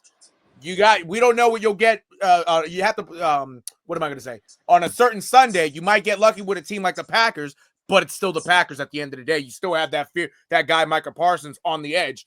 You still have Josh Jacobs in the backfield. You don't know what you'll get with that. You really don't know what this team truly is yet. The only way you'll find out, literally, is the first week of the playoffs, whether they're playing in the wild card or they have a week off. That's when you'll figure out what this team is. No bullshit. How the team looks right now, all right, 10-2, that's smooth. But with them not playing anybody significant at the moment, up until week, 14 and 15? Yep. Well, you can consider, like I said, you can consider the Bills at that week because you already played them. Yeah, that's fair. Okay, like, so you the can Ravens. consider the Bills because you beat them when at the time they were. I think they were the best team in the AFC. Yeah, they were undefeated. They were undefeated. Yeah, they were. So I could consider that a legit win. Absolutely. Right. But you still haven't played the Ravens yet. You know what I'm saying? And that's a team right there that again are on the up. And Ben knows that. You got our guy Ben knows that. He's been watching the game. Heater. They're on the heater right now. They're number one in the division. So, and again, you're going up against Lamar Jackson, who, yes, you've beat already in his NFL career, but you beat him during COVID when a lot of that shit back then, even though the Bucs won it that year, was an off year. You know what I'm saying? So he obviously a couple years ago, he came back to Foxborough and whooped ass. So that team right there is going to want to play this team. Because it's the Ravens, the Pats, Ravens. It's always going to be a good game. It's always it's a rivalry. It's a dogfight. Yes. You still don't, but at the same time, you really still don't know what you have in this team because Drake Maye hasn't seen a defense that on every single play, especially with the defensive line, are really going to be after you. And quite frankly, I don't think this team isn't a fraud. I'm not going to call them fool's gold, but by the end of the season, if the Patriots lose early in the playoffs when they get there, Cam Newton's going to have a year. No, excuse me. Cam Newton is going to talk a lot of shit. Stephen A is going to talk a lot of shit. ESPN's going to talk a lot of shit. So you guys got to be prepared for that. But if you can at least win one game in the playoffs, all right, it'll shut them up a little bit, but they're still going to talk some shit. Yeah. They're still going to talk some shit, especially when you have a guy on ESPN who was the Patriots starting quarterback, and at that point, he was starting for that team because nobody else wanted him. Right. And we had to have him. Talk your shit there, bro. No, that's my nigga, though. That's my nigga. Talk to him. That's been my nigga ever since he was drafted #1 overall. I fuck with the nigga at Auburn. In fact. That's what it really is. If a nigga really want to talk, nobody else. He wasn't gonna start on no other team. He had to start on that team. You would have thought that the nigga would have been on this side because we gave him a shot, but no. No, he's not. Because Bill Belichick went with Mac Jones, and ever since then, this nigga's been hating on the Pats. So that's it. That's it. And let's not forget, with Cam Newton, he went back to the Panthers, and he didn't do jack shit. Go ahead and talk to him, Connor. Yeah, because he had one game where he had a running touchdown, but let's look at the rest of the stats. He went like 5 for 20 that game or some shit like that. Yeah. And he took the words right out of my mouth. Yeah. He had like 1 or 2 picks that game too. Like, shut the fuck up. I love you, but like let's get negative. Let's don't forget you lost the Super Bowl to the fucking Broncos. Like anyway, but right. I'm and gonna you didn't even want to your own fumble, bitch ass nigga. Yeah. Like I'm gonna go to Amari's question, but yeah, I agree. Like Cam Newton should shut the fuck up. But anyway. And before, put the camera on me real quick. Real quick. Put it on my boy NERO. My nigga, take that hat off and cut your fucking hair, nigga. That's the last thing I'm gonna say. Yeah. That shit's outplayed. Yes, Cam. Yeah. Hey, cut your hair, bro. Yeah, cut your hair. Oh, and by the way, Cam, one more thing. You should be the last nigga trying to fight a fucking mascot, nigga. Do better. Oh my fucking god. I'm done now. Yeah. All right. So. Oh shoot! And that's how you guys know Bay State Media is here. Let's get negative chat. I love it, man. I love it. All right, And I will say, to close this out too, the Pats game at least, I'll be honest. It was wild what he said about Drake Maye. I don't like that shit. It's fucked up. And Cam, you should have jumped on that fumble, nigga. Because now we on your ass. Like, that shit is literally in 4K. And you choked in the biggest game of your life. Choked in the biggest game of your life. And Cam, I'm going to be honest with you, bro. The only championship you ever won was in college, brother. Mm-hmm. And you went to Auburn. That was a stacked program at the time, brother. Yeah. And at this point, the only thing I can tell you, my nigga, is you might be overrated because you couldn't do nothing with the Pats. Mm-hmm. And you still had Julian Edelman and some of these niggas in a great defense. And you still had a goated coach. And you were still ass. What? We can't save you, bro. I'm sorry. Yeah. You know, but we're from Massachusetts. We got high standards here. I don't know how it works down in Carolina, but remember it. Wait. Do you guys remember Jake Delhomme? Yeah. Yeah. You guys remember when the Pats played the Panthers in the Super Bowl? I do. Oh, Cam, I think you should shut your fucking mouth, my guy. you should. And I'm not even the diehard Pats fan. The only Boston team that I'm not a diehard fan of. Just because I grew up on Priest Holmes and Trent Green, watching NFL RedZone in my parents' living room. I fell in love with the Chiefs. That was the first team when I discovered football. That was it. And actually, the craziest part is the first sport I ever loved was baseball, oddly enough. Yep. Oddly enough, it wasn't even football. But when I discovered football, I loved Priest Holmes. That was like my guy, Tony Gonzalez. I was like, oh, shit, they nice. But look, there's a revisionist history here, Cam. And what have your Panthers ever fucking done against the goddamn New England Patriots? And then what have you done while you were here except for bitch and fucking moan about, oh, this and that and so forth, and I wasn't in the right situation? Nigga, shut the fuck up. You were in a very, very high standard city, and you couldn't handle the heat, and you were washed, and you've never been able to get past your fucking second read in your whole career. And once your athleticism went, that was it. That was it. I'm just keeping it a stack because I'm tired of niggas go Cam Newton this and Cam Newton that, and seeing all these people in comments agree with about Drake Maye. About the Patriots, that's one thing. That's one thing. As a team as the whole, I get it. That's one thing. But to be ragging on Drake Maye, where's Drake Maye lover at? We need bro on podcast. We do. We need Drake Maye lover on podcast. And by the way, Drake Maye was at that Super Bowl that you played in. And he was your idol. And look what you did in front of that young kid who's now a starting quarterback in the NFL. And he idolized you, and you wanted to talk that shit. All right. Go be a father. Go be a father to your kids, nigga, and stop talking. Let's Get the fuck out of here, nigga. Let's not forget. Drake Maye did the fucking selling of Superman earlier in the year. But then guess what? Diggs tried to bait him into it. He said, nah, fuck that shit. Exactly. Let's not forget. But also, I wanted to just jump on his Mari's point with NFC championship caliber teams real quick before I head off because I got to go to work very soon. So, do I think we could beat the Packers? Yeah, because of our defense against that offense. The Bucs, we're not considering them contenders. They're injury riddled as fuck. I'm not even considering them contenders. The Lions, that's tricky. Because especially with that offensive line injuries that we have and that defense, and especially that offense that the Lions have, even though they're not the Ben Johnson-led Lions, they still can beat our ass.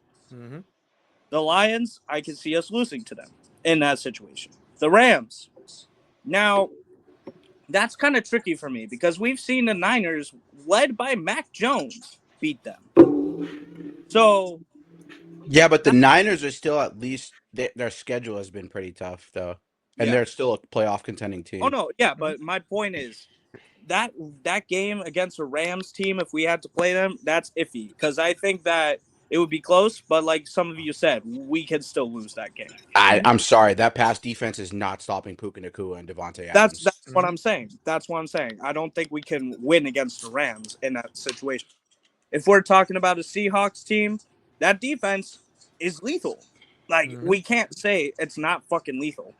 So, like, and if Sam Darnold doesn't see ghosts, which he could, but if he doesn't, let's say he doesn't, we could lose to that just because of our passing defense, as Amari pointed out, is not that fucking good. And especially, we've played some shit teams, and it like our passing defense not being that good against shit teams. What the fuck are the Ravens gonna do to us? And my last point before I go: who do we struggle against the most as a Pats defense? Mobile fucking quarterbacks, and we're going against Jackson Dart and Lamar Jackson. Yeah. Two teams with two mobile quarterbacks that could actually just like fucking, instead of passing the rock, just run the ball it for maybe 100 yards. Yep. Even Josh Allen too. Can't forget about Josh Allen. Yeah, that too. So yeah, that's my last point. I gotta fucking go to work, but yeah, you can join back if we're still here though. Join back if we're still here. Yeah. Yep. Yeah. One last thing I will say, Amari. Talk to me, bro. One last thing.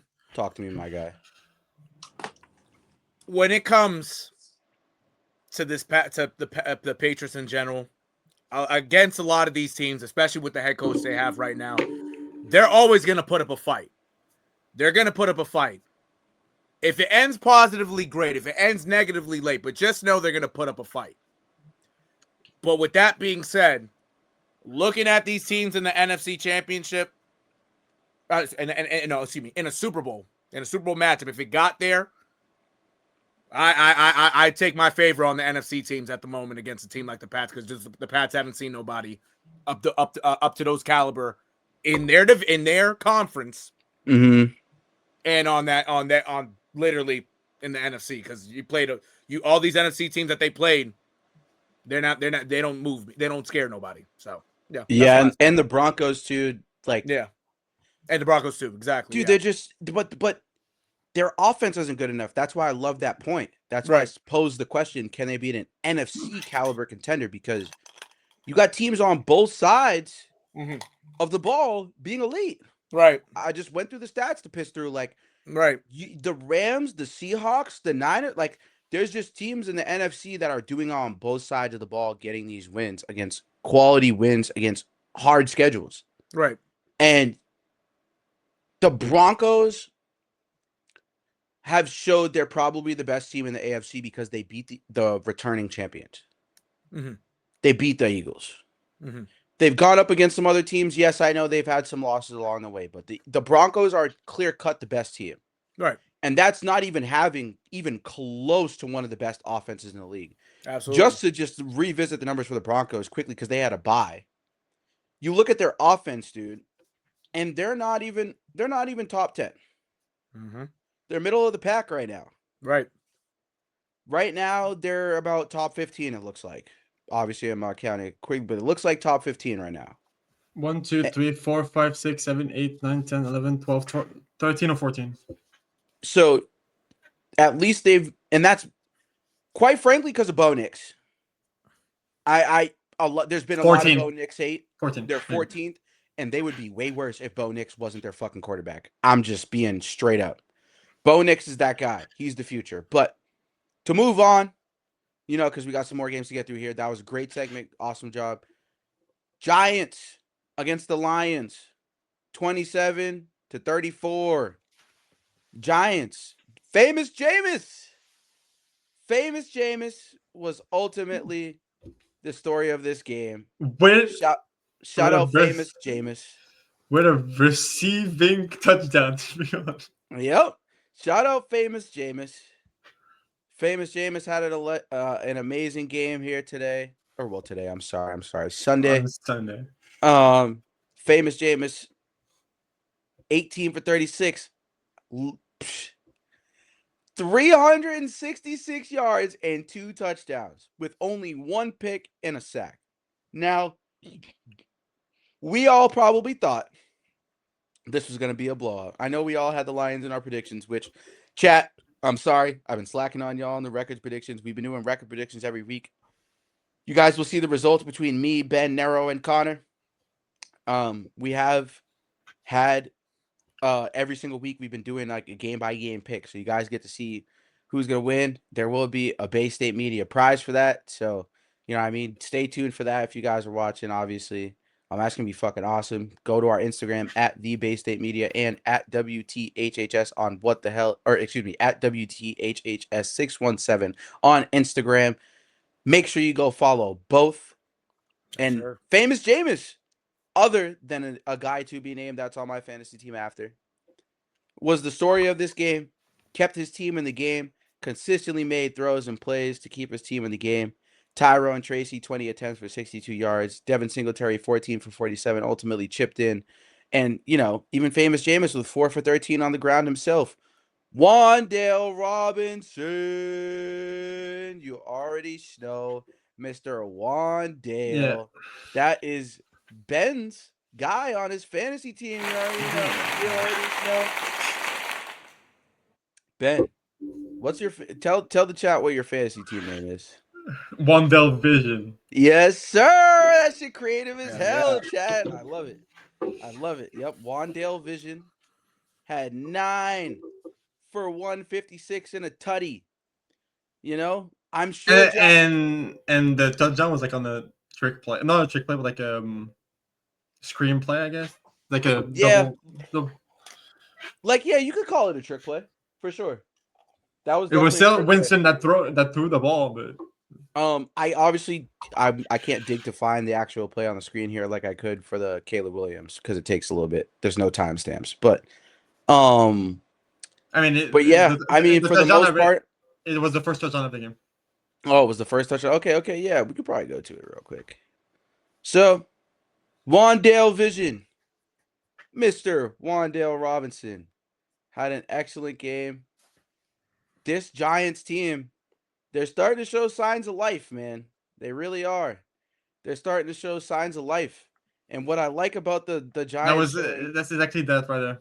What I like to see about the Giants showing some signs of life here is the fact that they're spreading the ball around. They're getting guys in the position to win. You know, you look at this play here. I mean, like you said, trick play, boom. Evades pressure, bomb. Straight bomb. Famous Jameis. Talk to him, Famous Jameis. Yes, sir. Wan'Dale Robinson, beautiful touchdown. Awesome here. Little trick play to Singletary. Give it back to him. Evade the sack. Boom, and take the hit. And a straight dime right in the breadbasket between 2 defenders. And, you know, the thing about Famous Jameis is we've seen this man have like a 30-30 season. I think he was like the first nigga ever to have a 30 touchdown, 30 interception season. And that was when he was on the Buccaneers. And he threw for 5,000 yards in that season. So we've seen Famous Jameis have some great plays. Yeah, he didn't even know Bruce Arians was white. He thought he was black the whole time. Yeah. That doesn't surprise me right there. That don't surprise me. That's hilarious that you brought that up. Yeah, that's fucking hilarious, dude. That's funny as hell. Yeah, that LASIK he did something for him. I'll tell you that. Yep. Yeah. I tell you, man. But you know, the Giants defense, you know, the pass rush has been the key. But obviously, you know, as of late, the pass rush hasn't really been there. You know, Brian Burns, 2 total tackles. Abdul Carter, 3 total tackles, 2 solo. You know, Alexander with 2 total tackles, 2 solo, 2 sacks, 2 tackles for a loss. Mm-hmm. You know, he ultimately was probably their best player on defense the whole game. And, you know, as a Giants fan, that's probably not what you want to see, to be quite real with you. You do want to see Burns and Carter out there getting the most of it, but also Kayvon Thibodeau is not here. So yeah, that's another factor. That's what we're saying, I guess. Yeah. So that's another factor. Kayvon Thibodeau he's injured right now, if I'm not mistaken. So, he hasn't really been there. And the three-headed monster of Carter, Thibodeau, and Burns hasn't been out there. So, the Giants are banged up. The Giants are banged up. So, them even keeping this game close with an NFC contender, it's going to pose a crazy question for you guys that you guys are going to love. But Jared Goff, 28 for 42, 279, 2 touchdowns and an interception, 91.27 quarterback rating with a 66.67 completion percentage. Jahmyr Gibbs, ultimately the second story of this game. Yeah. This guy is fucking ridiculous, chat. He's the best running back in the league other than Jonathan Taylor. You guys can take James Cook all you want. Give me Jahmyr Gibbs. I'm taking Gibbs as well. No shot. Give me Jahmyr Gibbs.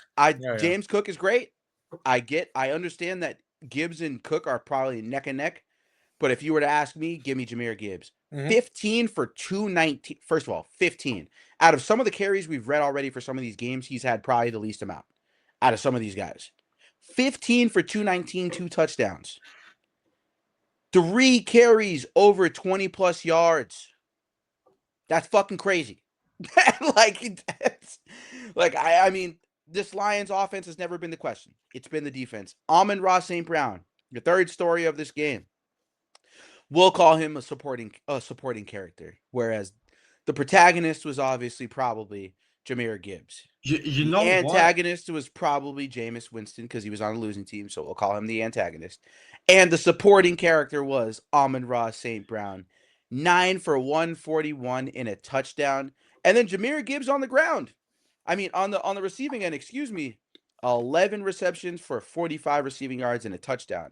Getting it done on both aspects of the offense, and they spread the ball around a little bit. Khalif Raymond, 2 for 37, Wright with 3 for 29, David Montgomery 3 for 19, and David Montgomery chipped in as well in the run game, 5 for 18, so a total of over 40-plus yards for him. Now you look at this, almost 40, I'm sorry, almost 40 yards. You look at this, this Lions team, even in the defense, Aiden Hutchinson, obviously the best guy out there that day for the defense. 4 tackles, 3 solo, 1 sack, 2 tackles for a loss, and 6 QB pressures, man. What the fuck, man? This guy is ridiculous. He's ridiculous. But you look at those stats, guys, and the question I definitely want to pose to you guys is this the year the Lions can compete for a Super Bowl? I'll let you guys talk and do your thing real quick for a second. You have mentioned it before. I don't know with Jared Goff. Yep.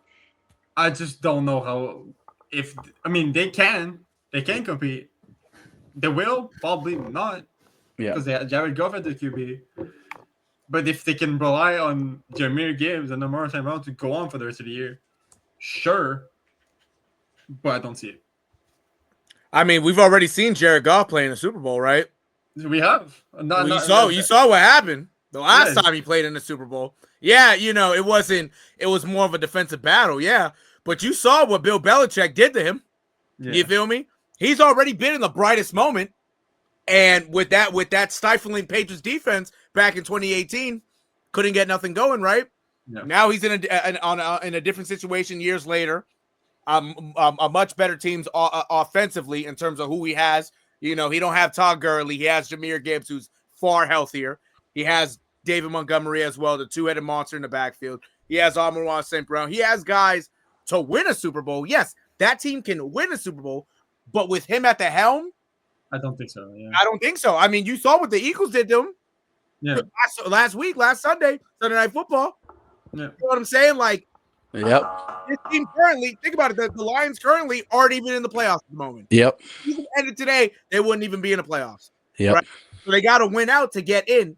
If they can do that, yeah, they have a shot. I just don't know. I really don't know if they can actually win one. And right now they have Laporta out, and it's feared that he might miss the rest of the year with a back injury. I don't know if they actually confirm they will miss the rest of the year. See, there you but go.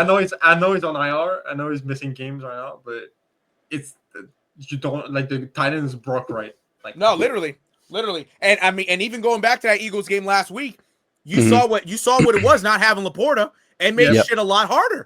Yep, it did, and it made shit even so. Jahmyr Gibbs had the game that he had, and he should have a game like that against the Giants defense, with his speed and all that.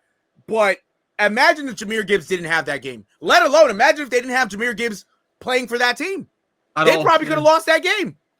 Yeah, they probably could have. So and that game went to OT. And it went to OT. Thank you, Bennett. It went to OT. It took you to beat the Giants in OT in order to get a win against that team. A team that is not with that loss is now out of the playoff picture. They're not going to stay in the playoffs this year. And Jameis Winston, who was the third quarterback to start the year. Exactly. You know what I'm saying? So yeah, great. They won and against a team that you should beat. Everybody should beat that team, respectfully. Yeah, but it's not a convincing win at all. No, it doesn't. It doesn't. I mean, shit. Like we've already seen what they've done against the Eagles. You have to play the Packers again, right? You saw what happened week 1 against the Packers. They couldn't do jack shit. Yeah, and that's with Sam Laporta playing in that game. So, and you lost to the Vikings already too. You feel me? So the team, this team doesn't move me either. They should be able to win out and make the playoffs, or at least somehow, some way get in. But to get to a Super Bowl, I mean, the last couple years, even in the playoffs, you lost. You choked the game away. Against the 49ers 2 years ago in the playoffs in the NFC Championship game, and then last year you let the Commanders go in there and kick your ass, and Jared Goff sucked that game. Yeah, it was really bad. So it does. I'm telling you, it's when in certain situations when the lights are bright on Jared Goff, a lot of times he really can't get over the hump. So that kind of it just doesn't prove anything. Not prove it doesn't move me. It's like another Sam Darnold situation. Exactly. So yeah, to answer your question, Amari, I don't know. This might be. I mean, let me. I know the Lions haven't won a Super Bowl yet. Right, like actual Super Bowl. Ever? I know they won. Yeah, they haven't. I know they won like an NFL championship way back in the day, like when Dick Night Train Lane was playing. And pause. Yeah, that was a lot. Yeah. That was 60 years ago. That was his name, but that was 60 years ago. Real shit. So if they haven't sniffed the Super Bowl yet, and we're at Super Bowl 60 right now, they might have better luck during Super Bowl 61. I don't know about this year. I don't know either. I don't know. Yeah, Tyler, Luke, any thoughts on the Lions here? Do you think the Lions can compete for a Super Bowl? Well, you want to know something that's pretty interesting too, is that if you look at the stats, Jared Goff actually, over his career, his stats drop when he plays in colder weather. And with the way that they're positioned right now, they're most likely not going to be able to host playoff games in a dome. So that could play a factor too. Amazing point. Yeah. Oh, that's a good point. That's a good point. That is an amazing point. I didn't even think of that. And it actually does make sense too. It really does. Because if you kind of actually look at how he plays at home versus how he plays on the road in his career, like I'm glad Tyler said that because it is pretty different. Unless it's hot, he's all right. But when the temperature does drop, he's not the same quarterback for real. I'm glad Tyler said that. That actually makes a lot of sense for real. Yeah. Yeah. And that was the knock on Drew Brees for a long time till he got his first. It was, yeah. Till he got his first. Mm-hmm. That was really the knock. And then, Drew Brees is Drew Brees. I'm not comparing Jared Goff to Drew Brees. But exactly. I'm just saying, that's the mix of greatness. He figured out how to adjust. Mm-hmm. And that was really what it was. When he figured out how to adjust, that was really what it was, what got him there. And we're just not maybe going to see him adjust. And, dome teams are interesting, man. They're interesting. And a lot of teams are actually, if I'm not mistaken, is how many retracting roofs are being added to some stadiums? I feel like I've seen in the most recent news in the past couple of years, like there's teams with they're going to add retracting roofs. Which that's a good question, actually. Yeah. I don't. There's currently 5. See? Arizona, Dallas, Indianapolis, Atlanta, and Houston. I don't like that. Yeah. You know what I mean? Like the element of like playing in cold weather. Like I love that Tyler brought that point up. Amazing point because, Jared Goff, like he said, tends to drop down once that weather hits. Mm-hmm. And what happened last year? There's 10 with a dome, the roof, Mhm. but there's only 5 of those that are retractable. Yeah, see, like I think, there's some that are are changing. Like that Yeah. number's gonna change. Yeah, probably. That's what I'm trying to find out. So, because I did see at one point in the past like 2 seasons where the teams were thinking about like that didn't have a dome, like you just said, were thinking about making a retractable roof. And it's like, I don't know, man. That's gonna shake up a lot of shit for teams that play in cold weather, like the Pats. The Pats stadium isn't even built to build one of those. They'd have to rebuild the whole entire fucking stadium. And No, then exactly. even then again, some of these teams on the East Coast, we don't have a retractable roof because of the fucking weather and shit. The weather, yeah. You know what I mean? Like it don't even snow in some of these other places that have a retractable roof. So I think that's like more of a hurricane precaution for Right. some of these teams. Probably, yeah. Most likely. Than it is a snow precaution, obviously. But that's why we don't have retractable roofs up here, dog. Mm-hmm. Because I'm sorry, that snow and all that other that ain't gonna stop a retractable roof from nothing. Mm-hmm. Still gonna be cold as a bitch, no matter how much you heat that shit. But yeah, I mean, I feel like you got something to say, yeah. Luke, talk to me, my boy. I still think the Lions are a good team. I don't think they have it in them to compete for a Super Bowl. At the end of the day, when you break it all down, I'm just not seeing anything that makes me think that they're coming out of the NFC. I respect it. Yeah, that makes sense, yeah. Yeah, it does. But I can easily see them making the conference championship game, whatever. Without Ben Johnson, that offense has struggled in some way, shape, or form every week. Like every week, there seems to be like Gibbs this week played phenomenal. He was playing out of his mind, but that's not going to happen every week. Yeah, like Amar said, if Gibbs is not there, the Lions don't win that game. Exactly. It wasn't whatever. It was Mario NERO or whatever. I think it was NERO. On a normal week, it's either it feels like the run game is kind of stagnant or the passing game is kind of stagnant, and then whatever's not working, they do the other. When Ben Johnson was there, everything was clicking on all cylinders every night. It's a shame they didn't get it done while he was there because that was probably their best chance when he was. Yeah, no, that's fair. Exactly. Yep. Absolutely. Yeah, no doubt. And you look at some of these situations, man, and it's just I just don't see the Lions really competing for a Super Bowl either. I'm with you guys on that. I have zero trust in Jared Goff to get to the promised land. He did it once, but that was behind one of the greatest defenses to ever fucking live. Mm-hmm. And one of the greatest regular season offenses to ever fucking live. With him being one of the weakest links. Because, we all know Todd Gurley. You know what I'm saying? We all know Todd Gurley was the man, bro. That offensive line was ridiculous. Mm-hmm. So. Indeed. The Lions, man, is what it is when it comes to the Lions. Same story every year so far since they got Jared Goff. But are they cursed? This game before you move on. Shit, before you move on. My God. You think they're cursed? Sucks. Do you think the Lions are cursed though? He's horrible. The Vikings played the Packers this weekend. And the Vikings lost this game 6-23. Now, normally I wouldn't be this fucking harsh. But this guy fucking sucks, man. He's trash. And, I saw a stat today, a stat comparison. If you guys want to go look up Jamarcus Russell's first 6 games of his NFL career and look up J.J. McCarthy's first 6 to 8 games, I think it's like 6 to 8, whatever the case may be, look up their stats. Yeah, Jamarcus Russell could have made it in this league if he wasn't a fucking dickhead. Yeah.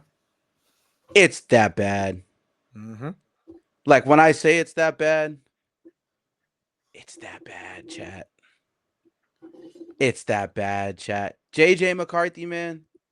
12 for 19, 87 yards, and 2 turnovers and 5 sacks with a quarterback rating of holy shit. Jesus. Holy shit. Terrible. 34 point, like, nigga, did you try? like, bro, did you try? Nine, by the way. 9. Did you even attempt to do something? Like, I just don't understand. He gave himself a goal nickname. I don't know what the problem is. 9. I really don't. You got fucking Justin Jefferson, TJ Hawkinson, Jordan Mason, what's the fucking problem? I want to know. You can't blame it on the defense at this point. You can't. No. And, Justin Jefferson, 6 targets, dude. 6 targets. Jordan Addison, 1 target? What? I'm lost. I'm really lost at what is going on in Minnesota. And remember, for those that don't remember this, right? They passed on Sam Darnold. They passed on who else? Daniel Jones. 2 motherfuckers who are balling out with balling out with 2 teams around them. Right. It's concerning. If you are a Vikings fan, you need to be screaming to fire your GM. I'm dead serious. If you are a Vikings fan, you need to be screaming to fire your GM. It is getting that bad. You gave up on Daniel Jones. You gave up on Sam Darnold. And not only did you give up on those 2,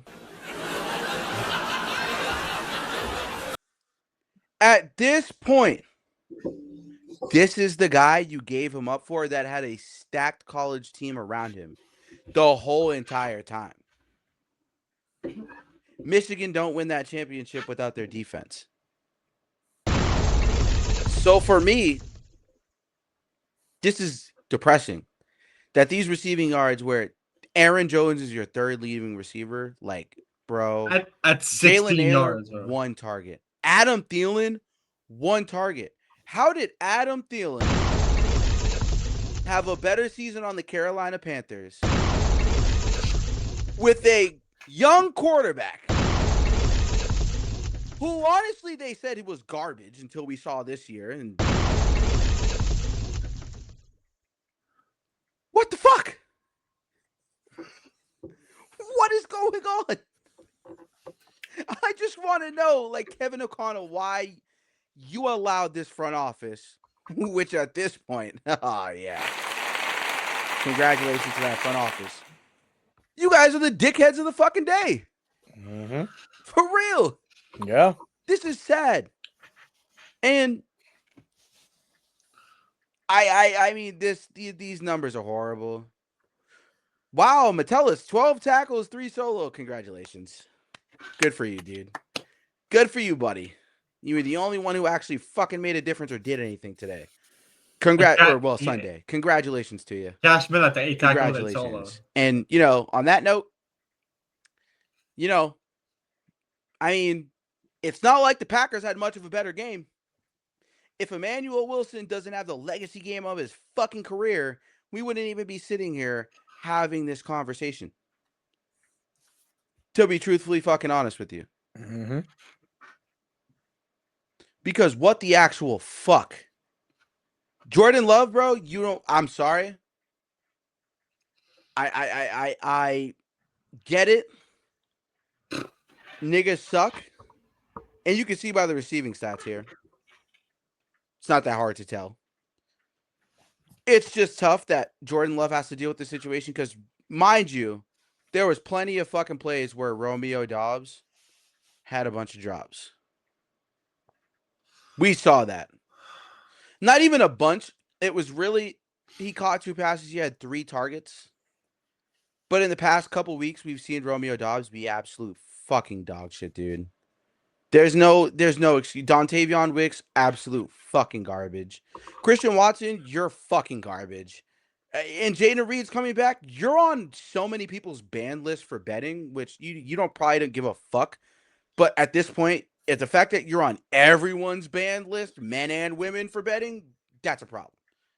And you can't stay healthy.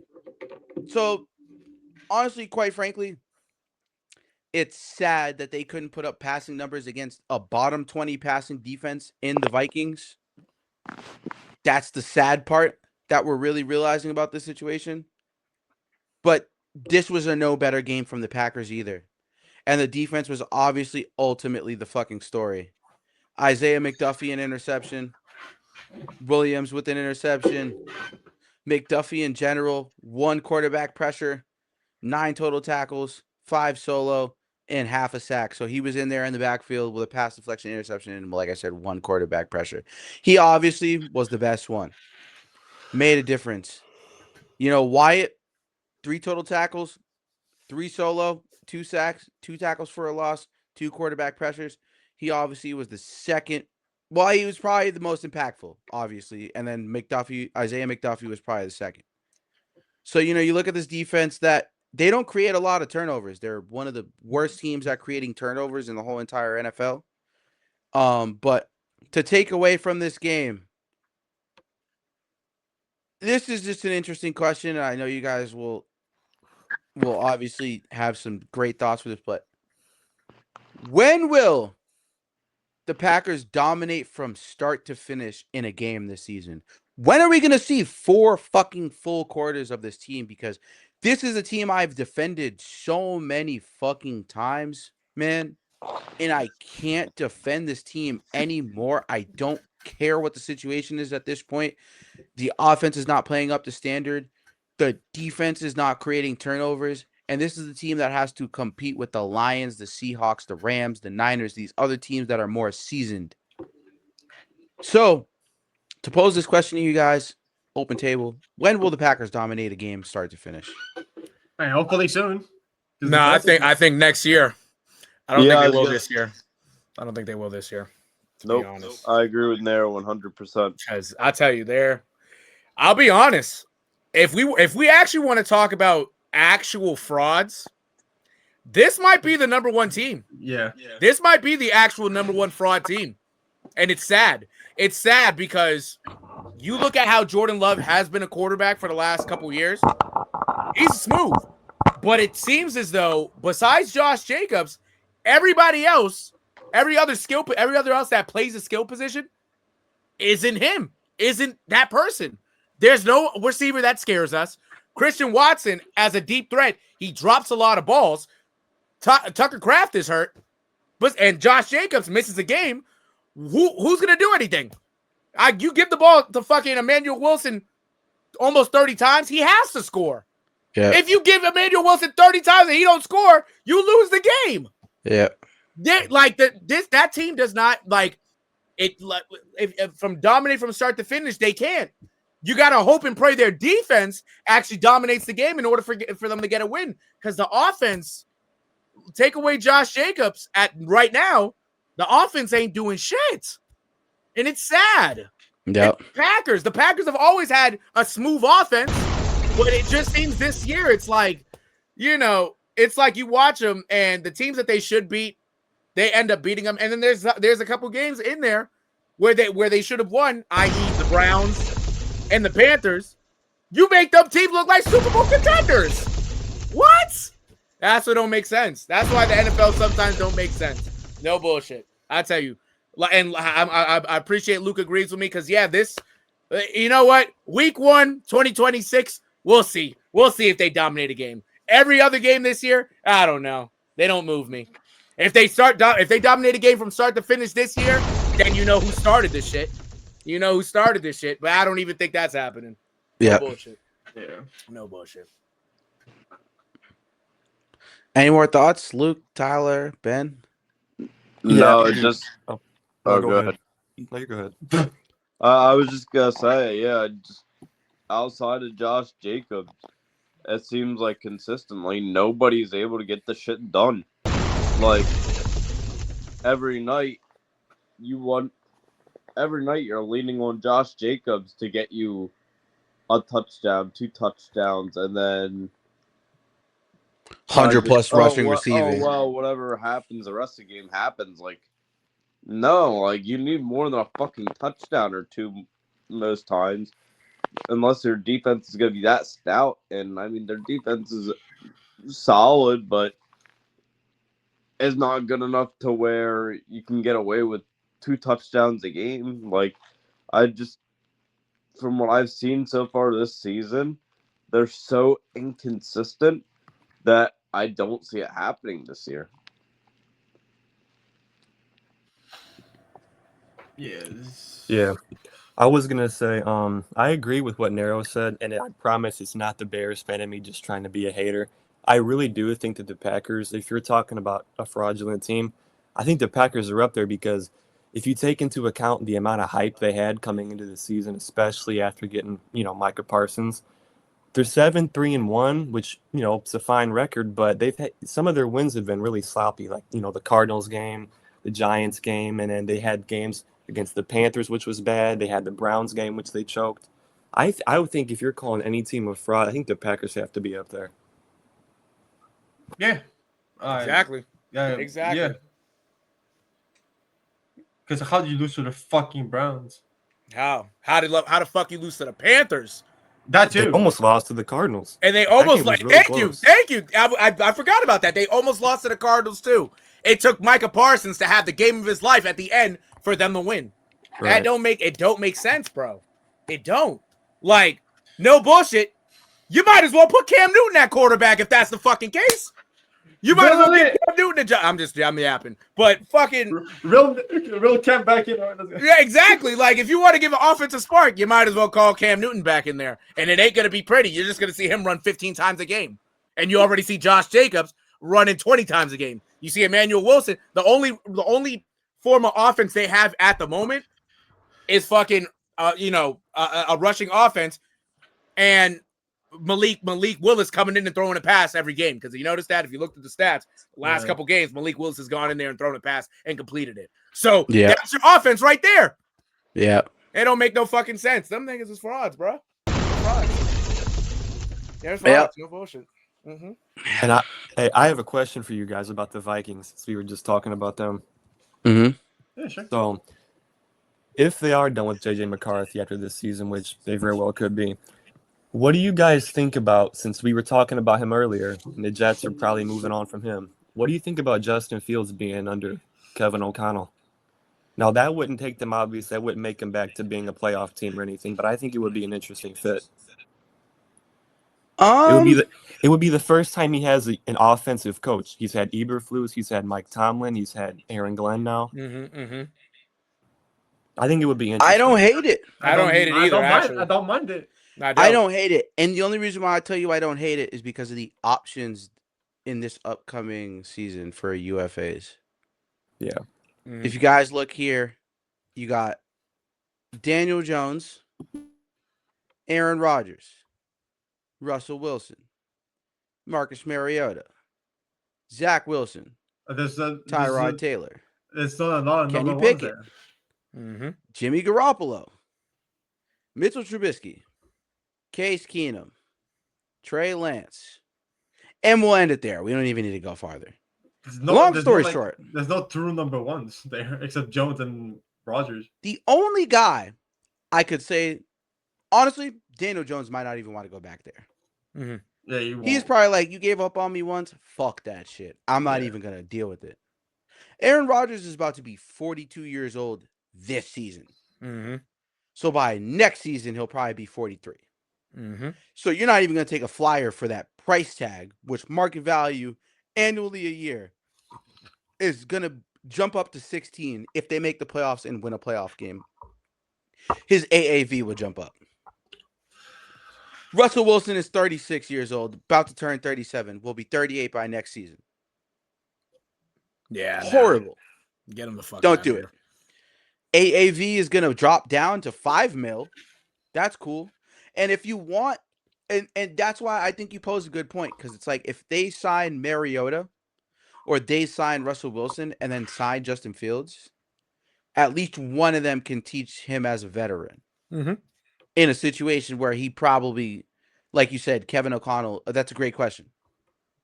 But the options are slim, and that's a great point you bring up, because what other options might the Vikings have if JJ McCarthy can't do what he's supposed to do? Because quite frankly, this is a team that went 14-3 with Sam Darnold last year. Think about that. They went 14-3 with Sam Darnold, who is now thriving with the Seahawks on a way better team than what the Vikings had last year, with a harder schedule and has more quality wins. So obviously Sam Darnold wasn't the fucking issue. That was pretty clear. But I think they can't move on from JJ McCarthy. They just can't. It doesn't make sense for them to. As much as, obviously, as we're sitting here saying this now, as much as we want them to, they can't. That's the problem. You already did the most. You already gave up two playoff caliber quarterbacks right now that we're seeing who are in the playoff hunt in their respective conferences. You fucked up. Minnesota, you fucked up. And you're going to have to eat that shit. That's where I stand on that. If you want McCarthy to be good in Minnesota, I think you have to get a new coach. Yep. Oh, yeah. No. A new coach is not the problem. No, yeah. I mean, someone like, okay, maybe not a new coach, like better offensive coordinator, maybe? Nope. No, it's really just the quarterback. Never mind. That's not even the issue. What would it be? What else? I mean, I already know what I had in mind. I don't have anything else. Yeah, I mean, if it's not a coach, if it's not an offensive coordinator, I don't know what it is, except the quarterback. I don't think it's the coordinator. I think it's JJ McCarthy.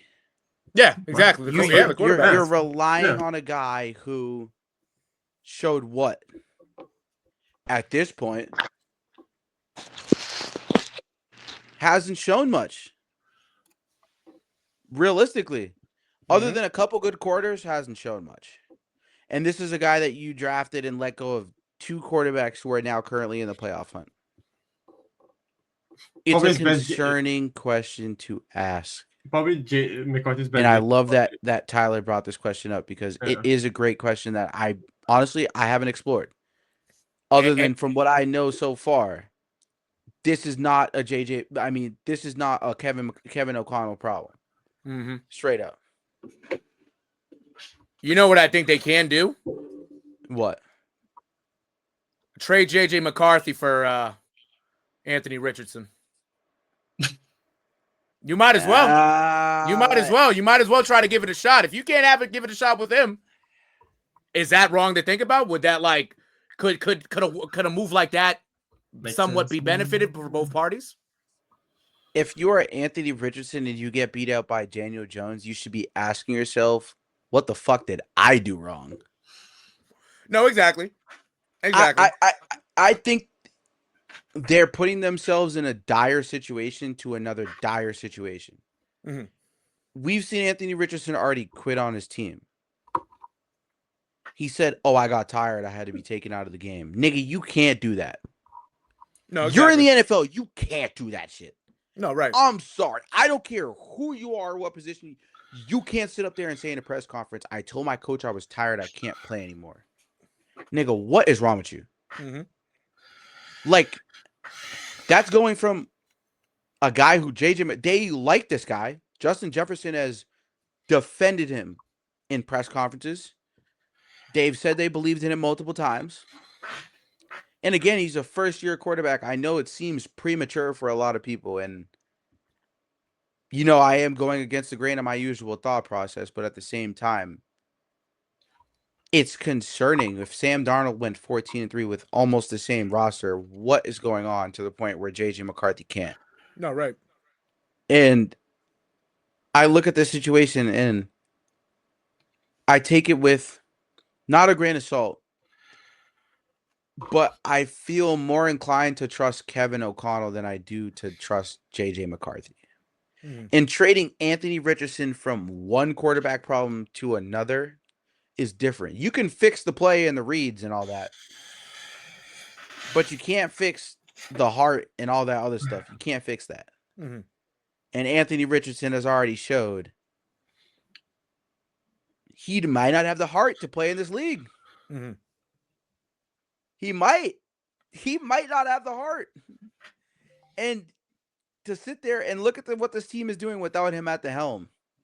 I understand they want to trade him, but who's to say that Justin Fields don't get moved to either one of those situations? No, right. Who's to say? But can Justin Fields get the ball to Justin Jefferson?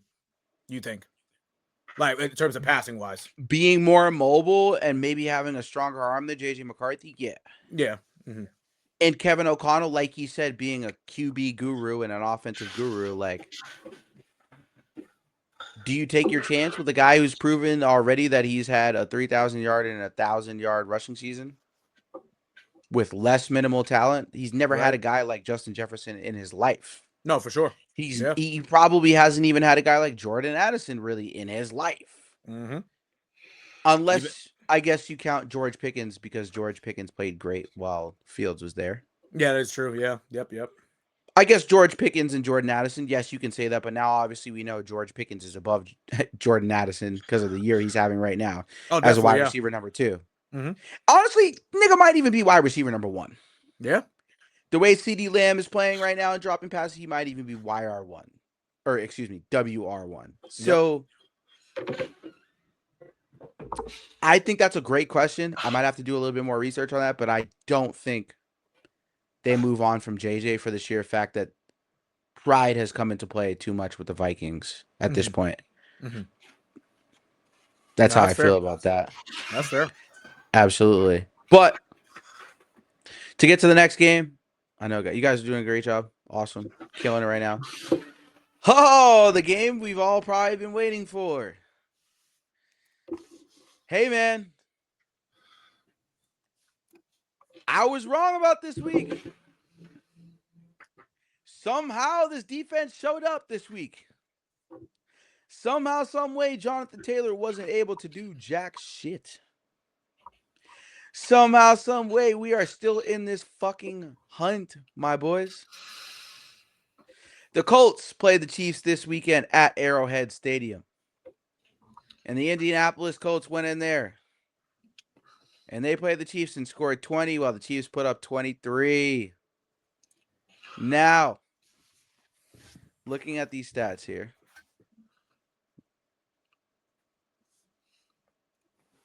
It's an interesting situation for the Chiefs. Now, I'll say this as a Chiefs fan.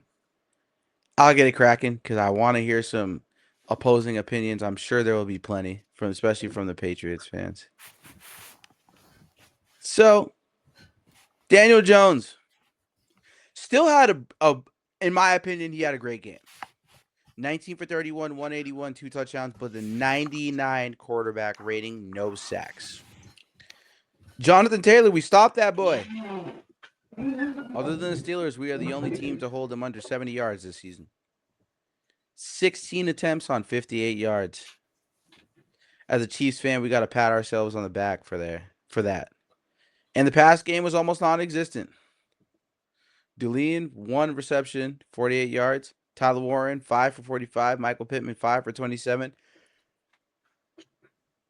Excuse me. Alec Pierce, 1 for 26. Josh Downs, 2 for 10. Shut them boys down. Real shit. But Mr. Pratt, 20 total tackles, 15 solo, 2 for a loss, 1 pass deflection.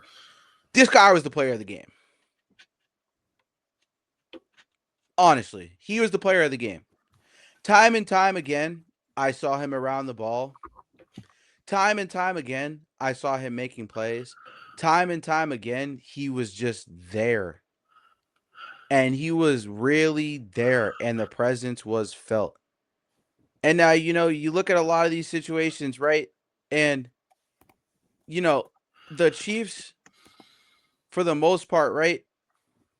We ran the ball a lot. That was obviously most of the story of this game, but Pratt was everywhere. I mean, it just, this Colts defense might be really legit. Real shit. They could really be a legit defense. And, even though they take a loss to a team that went to the Super Bowl last year, you just look at this game and you just look at overall, if you watch this game, you really paid attention, watch RedZone, whatever the case may be. Cam Bynum was also a huge factor. You know what? A lot of these guys were able to make plays, whether it was Johnson or Gallimore or Kenny Moore or Bynum, Cam Bynum, or Jermaine Pratt. That was the story of it. The story of it all. And, I think that going forward, what we have to really take into account with this Chiefs team is that, can we hold up going on from here on out? Because we still only won by 3 points. They could have very well won this game. Patrick Mahomes, 29 for 46, 352, 0 touchdowns and an interception, 4 sacks. Yo, Patrick Mahomes is not himself. I don't care that he threw for 352 yards. He hasn't been himself all season.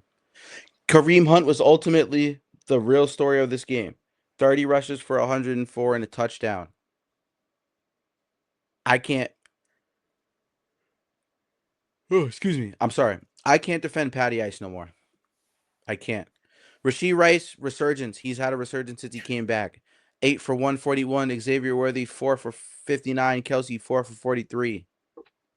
Rashee Rice should get these amount of targets. He is our best receiver. It's the truth. He's our best offensive weapon right now. Travis Kelce is getting old. Xavier Worthy has been nursing a shoulder injury. But Hollywood Brown should not have 3 less targets than Noah Gray. Who, by the way, Noah Gray dropped the fucking touchdown. Dropped the goddamn touchdown. Wasn't that above him? So the next question I pose to you guys is, are the Kansas City Chiefs still front runners of the weak AFC due to winning a Super Bowl last year? Is this a team that you guys are still scared of? Or is this a team that this is a lost season for them? Oh, damn, sorry. I mean, it is weak. Yeah. They can make it up. Sure. To the front runners? I'm not sure. But at least they can make it out and qualify for a playoff as like either a wild card or whatever. I think that's possible. I don't know like the rest of the schedule, but I think that's very possible. If you stand like how they play against the Colts, I think that's possible. Yeah, honestly, if they just win out, if they go on a little winning streak, with the football gods and us, at least, well, the majority of us watching football our entire lives and seeing certain shit happen and how it plays out. I mean, it's possible. It's possible that by the end of it, somehow, some way, you find himself being in the 3rd straight Super Bowl. It's not impossible to think. But I will say, I haven't seen Patrick Mahomes go 2 games without throwing a touchdown. So that right there kind of concerns me, because if you have Noah Gray dropping easy touchdowns and leaving points on the board, that means the opposing team is still in these games, right? So in order for everybody as a collective to get on the same page, I think everybody has to play better. And I think Patrick Mahomes has to continue elevating his game, because if the only person holding this team back, well, I'm not going to say the only person, but the only guy that has the power to really elevate this team is Patrick Mahomes. And if you can't help out Patrick Mahomes, especially scoring points when you're given the opportunity to, you're not going to win a lot of games. So everybody has to step up, and especially get in the end zone.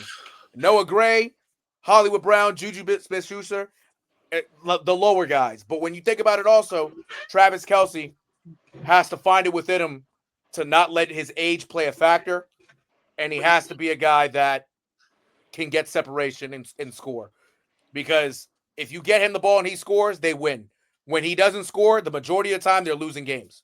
So and Travis Kelce has to step it up. But, I mean, they're doing a great job with Rashid White since he's been back. So, Yeah.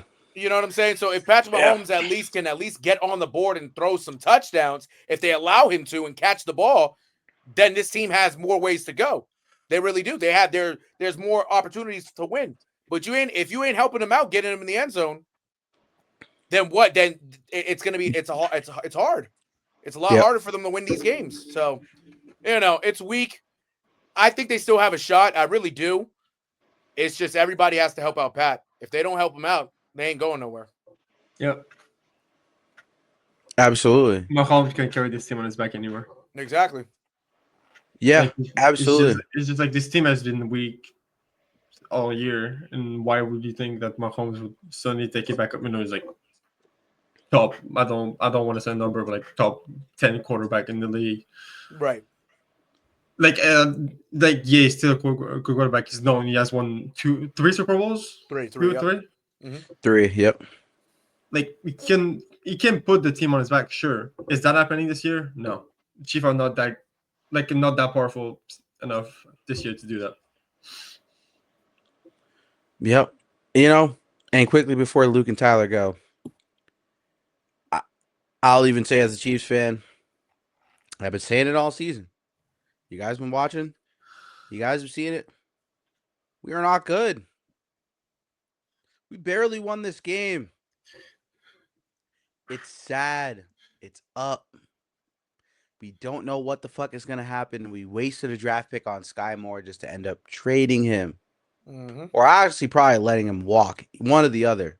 He's not here no more. And we overpaid Karlaftis. And we overpaid Chris Jones. Now we're suffering in some of the years where we saw the Patriots didn't go to the Super Bowl. Legit. This is part of being a real dynasty now at this point. Mm-hmm. You got to take blueprints from other teams and make them your own. Because you can't do it this way. You can't. But Luke and Tyler, are the Chiefs still front runners of the week AFC? I think I would still have the Broncos as my favorites in the AFC, but at the same time, if you have Mahomes and Andy Reid, you can never count them out. Yeah, that's basically what I had in mind as well. This team is still good. Yes, they have a good coach. Yes, they still have Mahomes. Yes, they can still get out and win out and be powerful, but I don't think they're that good, and they're not like they once were 2 or 3 years ago. Mm-hmm. I think they've come down since. Yep. And I agree with what you said, Amari. I would like to see Hollywood Brown get a little bit more involved. And some more targets. Oh, sorry. Did I cut out there for a second? Yes. I'm sorry. And the last question I posed for this game: are the Colts frauds? Nope. Well, I'll tell you this, and I've said this before. What's the way to beat the Colts? Stop Jonathan Taylor. And that's what happened. That's what happened. When Jonathan Taylor can't get going, it makes winning a game a lot harder. The one person that allows this team to go as far as they can is Jonathan Taylor. So if you stop Jonathan Taylor, you have a better shot of winning the game. And that's what the Chiefs did. That just means also that Daniel Jones has to try to be, if he wants to be in the same, echelon as Patrick Mahomes, Lamar Jackson, Josh Allen, in that sense, then you have to be able to get your guys the ball in any means possible. If Jonathan Taylor can't get it going, if he's getting stuffed a lot of the times, if the defense is keying on him, you got to find another way to score. So if you can't figure that out, and you haven't figured that out already, and it's fucking week 12, what does that say about your team? Yeah. So am I going to call them frauds? It happens. You lose to a team like the Colts. It's not like the Colts. I mean, excuse me, the Colts, the Chiefs. It ain't like the Chiefs suck. The Chiefs are a Super Bowl contender. They've won 3 Super Bowls. That's a quarterback here. It's 1 of 3 Super Bowls. I'm not going to call them a fraud right now because the 3 teams that they lost to, especially when it comes to the Chiefs and it comes to the Rams, those are 2 teams that, are good teams, and the Rams are the best team out in the NFC. The Steelers are the Steelers. You don't know what you can get from them, but they're still a good team that they can beat you. If they were to lose next week, then you might start asking yourself, is this the Colts team that we actually think can actually do something this year? Because once you lose 2 in a row, then a lot of people start to question, like, I don't know about this team anymore. Maybe next week they might be more on fraud watch than, the typical Colts have been this whole season. But I wouldn't give up. I wouldn't give up on them just yet, truthfully. Yeah, I mean, I gave up once I saw that fucking schedule. Oh, that shit pissed me off. I seen the schedule. I was like, all right, yeah, it's clips. I knew from offseason too. I'm like, I knew it was clips. We're not going back to the Super Bowl at all. But, speaking of maybe potentially another fraud, the Seahawks beat the Titans of a score 32-24. Now, I think the biggest takeaway from this game, in my personal opinion, is Cam Ward. Cam Ward had a pretty decent game, and he probably is the quarterback of the future. No turnovers, 28 for 42, 256 yards passing, a touchdown, quarterback rating of 91. Rushed for 37 yards on 6 attempts and had 1 touchdown. Interesting, honestly. If you ask me, I think that's interesting considering he has a shitty team. And people are shitting on him saying, oh, yeah, whatever, he's not good, yada, yada, yada, right? Mm-hmm. Sam Darnold, 16 for 26, 244 yards, 2 touchdowns. Now, I'm not sold. And not because of the Seahawks offense. It's because how do you let up 24 points to the Panthers, dude? And make it a 6-point game? I'm just curious. Like, it doesn't make any sense at this point. You said what? You mean the Titans? Not the Panthers? No. I'm saying the Seahawks and the Titans. It was a 6-point game. Yeah, we said the Panthers. Oh, I'm sorry. I apologize. I'm sorry. The Seahawks, I think that Rams week shook them up a little bit. Can't lie to you. Oh. Well, what are we going to do now? Tough. Well, we can talk about this game. Right? Well, yeah, I might as well pull it up. Yeah, That's since right. If I can. I don't think I can, but actually no, I think I can, but Ben, you can put it on the screen for me. StreamYard just kicked me out. That was there you go. Crazy work. Word, I don't know word. what just. I'm sorry, chat. I just saw everything Niggas just kicked me out. Yeah, we got scared. Like what? I didn't even do nothing. I thought his computer that fully. I'm like, oh, fuck. Yeah. But nah, for real. Sorry, Nero. Go ahead. Talk to me. Oh no, because you were gone. I was gonna share the screen again to put the stats up, but now that you're back. So yeah. But honestly, my audio is messed up. Hold on, guys. For the Seahawks to allow 24 points to the Titans, I think that shows, even though I've about like defending a little bit that the Seahawks are like a contender a little bit, I don't think that's the case anymore. You know, 24 points to the Titans. You have a QB that struggles. That's like 50-50 every game. And it's not going anywhere. It's same. Right. Yeah, again, Jared Goff, same thing. Literally the same thing. No, exactly. Yeah, it's one of those things. My fault, Chad. It's one of those things. It's like you look at Sam Darnold, And like you said, Ben, about like similar to Jared Goff, it's like when the lights are bright and you're actually competing with a team that, or competing against another team that is in the upper echelons, right? In case of Sam Darnold, sometimes he falters in these situations. A team like the Titans, who aren't going anywhere this year, the team itself is the team in terms of the Seahawks are far more superior to them. You should have dropped the 50 ball. Not even a 50, but you should have beat them by 20, 25 points. You know what I'm saying? Easily. Like I don't know why, but it seemed like the Seahawks really let them stay in the game. You can also kind of question the defense in a sense, because you got to stop the Titans from scoring. You know, that's what the point of the defense is out there. But it's like, yeah, like you should have killed this team. You should have actually like murdered them, respectfully. It shouldn't have been a game. And for it to be 30-24, you know, and again, it's any given Sunday. So any team could really show out and be different, score, have some more heart. I get it. But this Seahawks team, I don't know. Yeah, it's like, as much as I like them, they look like a type of team that they might lose a wild card game. Honestly, yeah. I don't know. It's like one of those things. It's like they're a playoff team, but if they get to the playoffs, they're not going to go anywhere. Absolutely. They're going to either get upset at home, or if they go on the road, they might lose the game. Because again, the guy who plays quarterback hasn't proved to us that he can win a big game. Exactly. He struggles. He struggled last year trying to win a division and try to win the NFC North.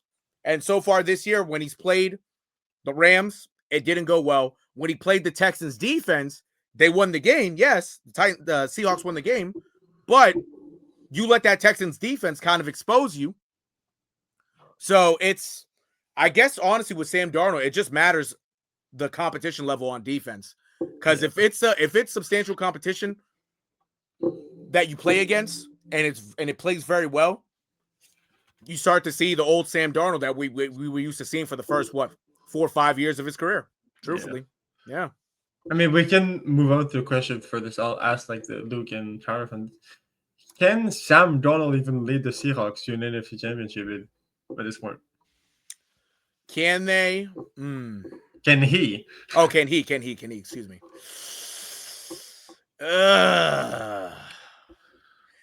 It depends on who they get matched up against. Yeah. That's what I'll say. Because he himself, I don't know. I'm going to be the one to say it. I don't think so. I'm not sold on Sam Darnold playoff-wise. I'm not. Regular season-wise, yeah. He'll be, in the last couple of years, he's been one of those guys to be a Pro Bowl caliber quarterback, be one of the top quarterbacks in the NFC. But to win a championship, again, like you said, Ben, it's just like Jared Goff.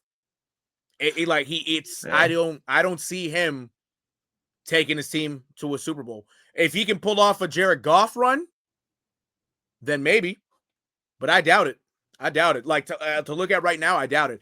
And by the way, if you look at JSN, if he's getting guarded very well and it's hard to get him the ball, they're fucked. Like right now, the Seahawks in the first round will play the Buccaneers. Okay, so they should be able to win a game, depending on if Sam Darnold can play without jitters. If he can play, if he can have a good game without playing nervous, you should be able to win that game. But if he goes in there nervous and not being able to hit his receivers, then the Buccaneers could pull off an upset like that. We also don't know the timetable for Baker Mayfield at this point. Oh, yeah, that is true. Yeah, because he did get, Okay. His report did come out that it was like a strain or whatever. It was sprain, but there's no timetable.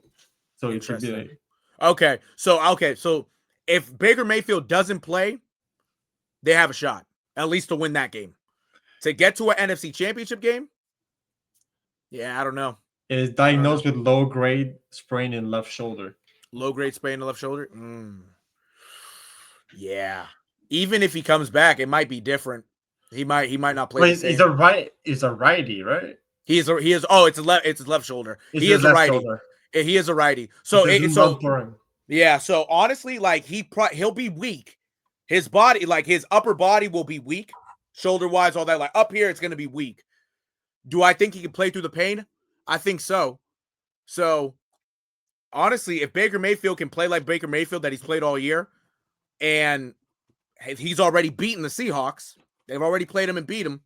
So I think if it came down to that, I think Tampa Bay could get that game, and it probably will be in Seattle again. So yeah, I think. Because Seattle is Seattle's a 5 seed, so it's in Tampa. Oh, it's in Tampa. Oh yeah, that might be tough. That might be tough on Seattle's part. Even though Seattle has a better record. Yeah. Oh, because it's the division. Because that makes sense. Okay, yeah. Seattle might be fucked. They might be fucked in that situation. Again, because you have to look at it also. Sam Darnold, again, if he's out there shitting bricks and doing dumb shit and throwing to the other team, that's not going to help your case. If you can't eat, and even so, if you can't get the ball to JSN, they're fucked. That might be an issue. That might be an issue. That might. Luke, you got any thoughts? He didn't unmute. Oh, he is. All right. Oh, yeah, we're back. No, I think you guys pretty much covered it. Say that. No, that's fair. Yeah.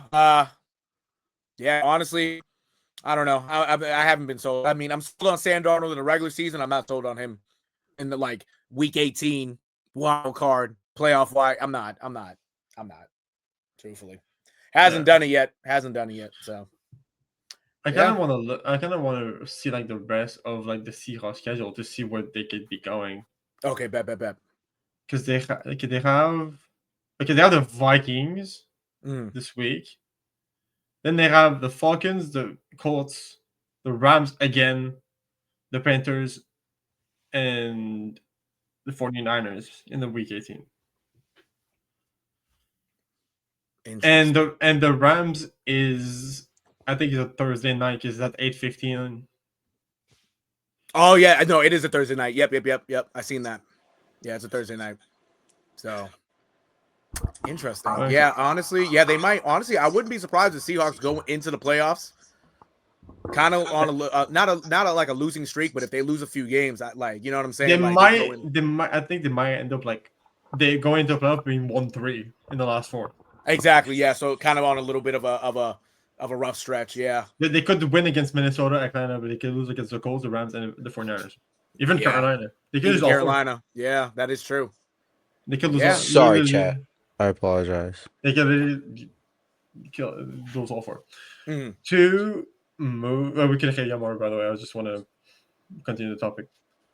Yeah. No. Yeah. You guys already know how I feel about Sam Darnold. Yeah, that's why I swept this on. But I apologize. Sorry, my fucking audio was acting so weird. I got to figure out what's going on with the settings on this computer. Could just be the microphone as well. It is a cheap microphone, so. I have the.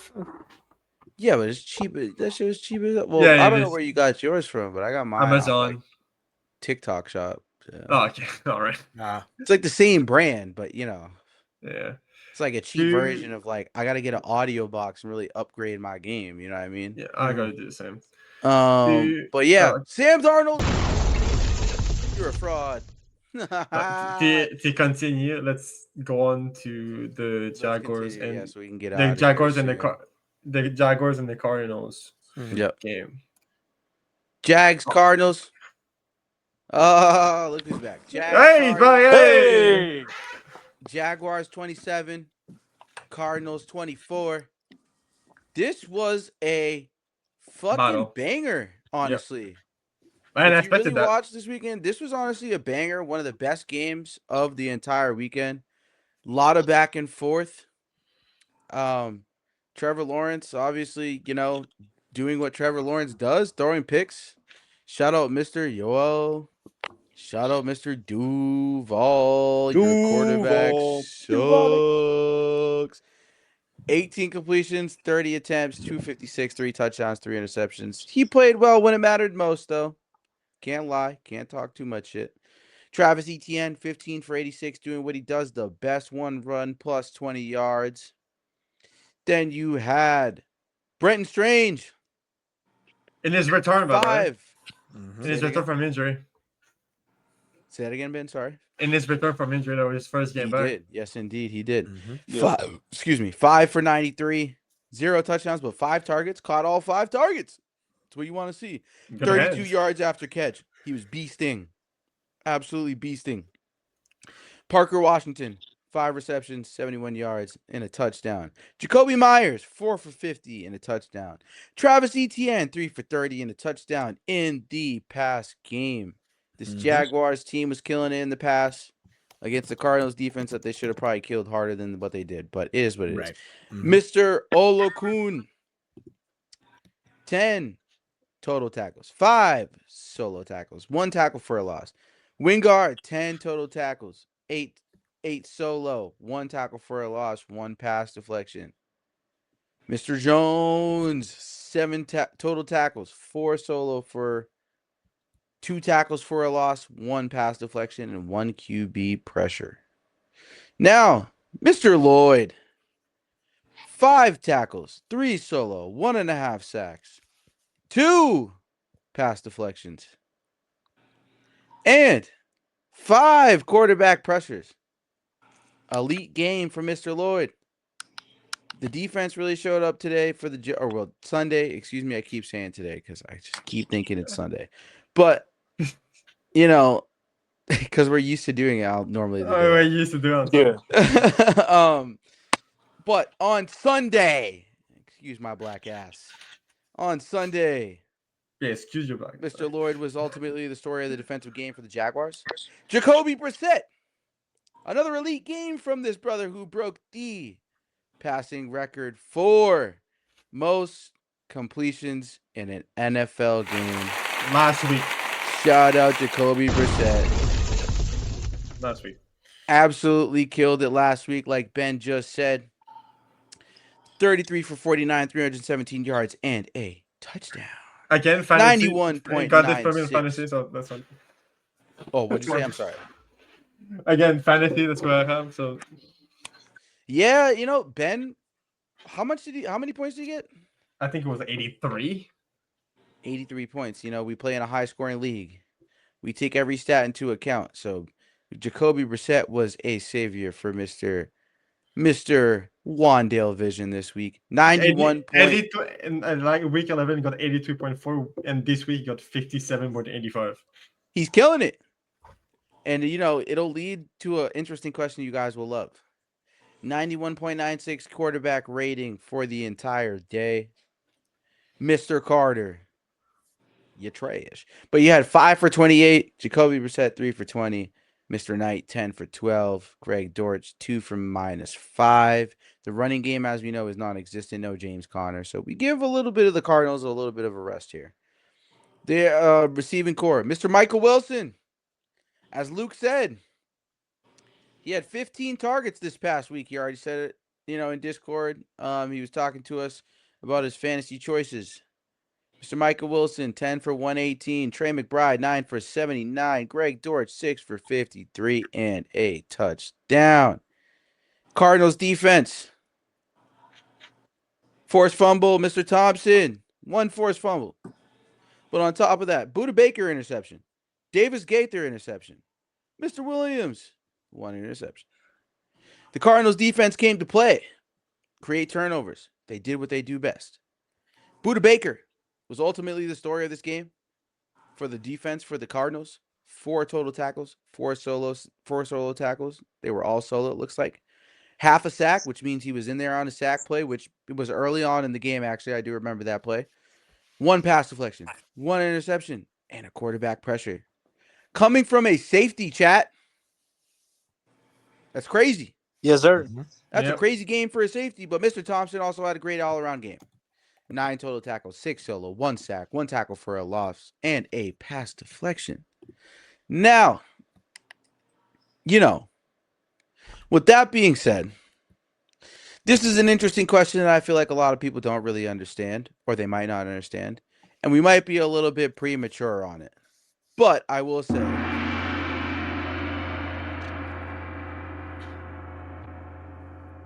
Will Kyler Murray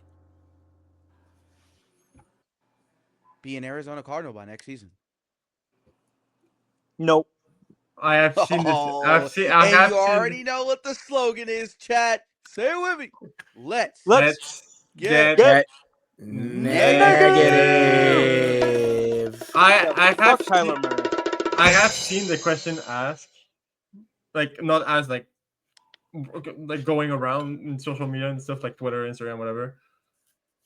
Did it pretty much a consensus that he's not? I mean, but how Brissett is going, I don't see him coming back. How do you move on from a guy that literally has broken the competitive pass record in a game? You can't put the guy in the second quarterback. He proves to you can complete passes and basically win you games.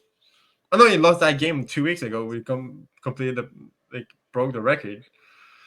That still doesn't matter at this point. Like Murray has struggled with injuries this year, not only this year in his career so far. We know his stuff outside the field, his fucking video games addiction, Call of Duty, whatever. That's not the point. Right. Yep. But I think you just stick with Brissett at this point and try to move on from Murray, if you even can move him. You can't. His contract's not hard to move. That's one thing I will say.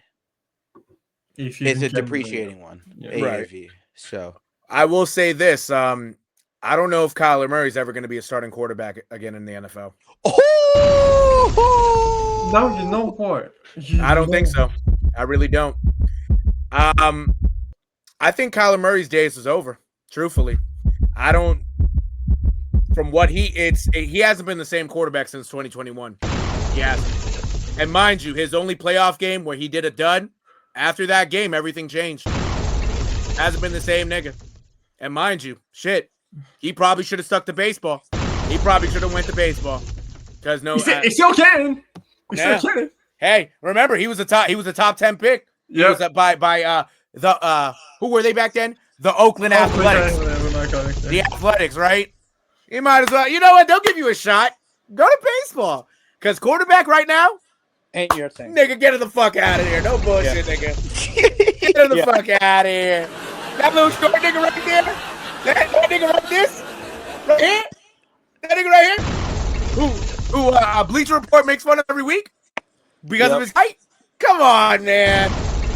Go play second base, nigga. You got that. Yeah. You can't play no quarterback no more, baby. Who'd you thought you was? You thought you was fucking what's that short quarterback's name? Doug Flutie? Come on, Doug. Get the fuck out of here. Yeah, he's donezo. Yeah, can y'all hear me? Yes, sir, we can. Yes, sir. All right, say less. So, all right, let's talk about Kyler Murray's trash fucking ass. Like he's a fucking runner, yeah, but can he throw the rock? Hell no. You have to go 50% fucking throw the rock to everybody and their mama, bro. I swear to God. Like, bro, Kyler Murray needs to go to a fucking trash-ass team like a goddamn Jets to learn a fucking lesson at this point. Yeah. The thing is, does he even start on the Jets? I don't even know then either. Right. Because, as we see, like, Justin Fields, he might just be the same brother. Right. He might just do the same shit. At this point, bro, like, he's going to go to some trash-ass team with no quarterback and just, like, fucking, maybe do a little something. But, nah. Jacoby Brissett is going to be this quarterback probably next year. Either that or the Cardinals are going to get some other running back in the draft. Probably not. We don't even fucking know at this point. But Kyler Murray is not going to be an Arizona Cardinal. He might not even get on the team next year. We never know. I might be talking too much shit there. But still, bro, like, I don't see a world. Unless if I'll say this.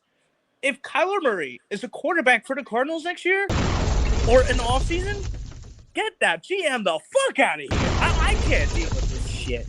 Like, Kyler Murray can't fucking throw to fucking Marvin Harrison Jr. Or even fucking, as y'all said, Wilson, bro. Like, I just can't. I'll tell you this. You know what? All right, chat. I'm going to tell you. He'll start next year. He'll start. Woo! For the Birmingham Stallions of the UFL. Send his ass to the UFL, nigga. Matter of fact, all right. My fault. Let me quiet it. Send him to Tennessee. Send him to be a backup. He'll be all right. They're gonna be like, as soon as Cam Ward, if God forbid, if he were to pick up an injury, or if his play, let's say, plummets a little bit, let's say hypothetically, throw Kyler Murray in there. You know, come on, you already know he ain't gonna do much. It can't be as worse as Send Kyler Murray to the Arena Football League at this point. Yeah, send him to the Massachusetts Pirates. Send him over there. Send him over to fucking Worcester and just see him like crumble. No bullshit. Kyler Murray, your time is done, my nigga. Let's send him to the fucking flag football team that I'm already having. No bullshit. And you know what? Might as well, Kyler, get on fucking card, nigga. That's what you're good for. He's already on that shit, guaranteed. Yeah, I'm telling you, he don't give a fuck. Hey, we'll take him on the Blue Devils. We'll take him on. Oh yeah, That's what I said. You want to come play some 7-on-7 flag? USA flag. You want to come throw some dimes? We'll take you, bro. We'll take you. Well, Darren might be better than you. No, I'm just talking. Wow. Damn, son. But like Kyler Murray, man, you try, and you try and defend the guy, and you can't. It's hard to, and I'm not gonna sit here and be like, oh yeah, Kyler Murray is this all-world quarterback at this point, because as much as it pains me to say, man, the guy has lost that mojo. He's lost that moxie, and this is the moxie they say Jared McCarthy has, and this is the moxie they say certain quarterbacks are.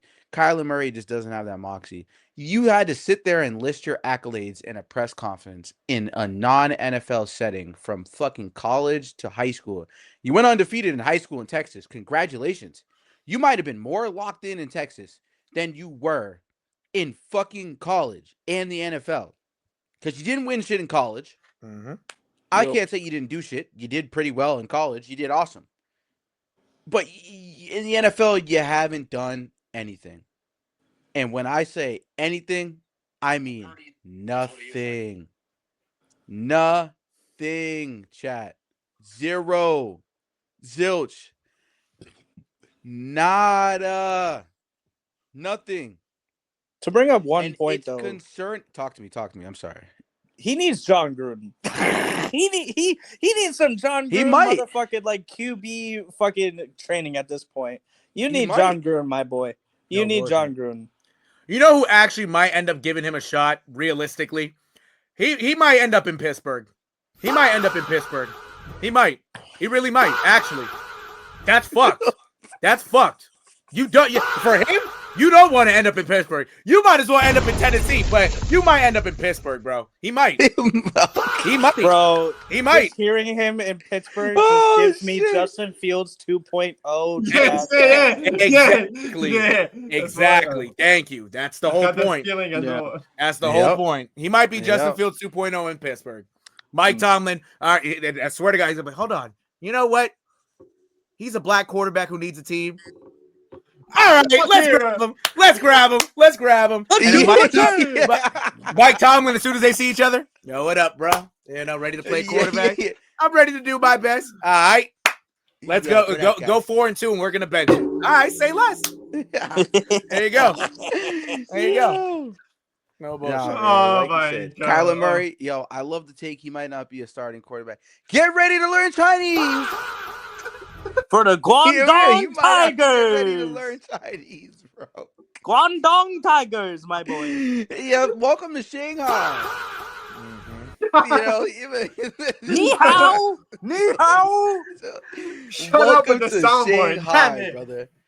That might be the only place you might belong, and the Shanghai Sharks. Here you go. It's sad to say, but I will say, Kyler Murray, you might not be the starting quarterback of the Arizona Cardinals this year. It is what it is, man. It is what it is. To power through this, thank you guys for sticking through. Anybody watching this far, anybody, the analysts, panelists working hard for you. We watch a lot of football.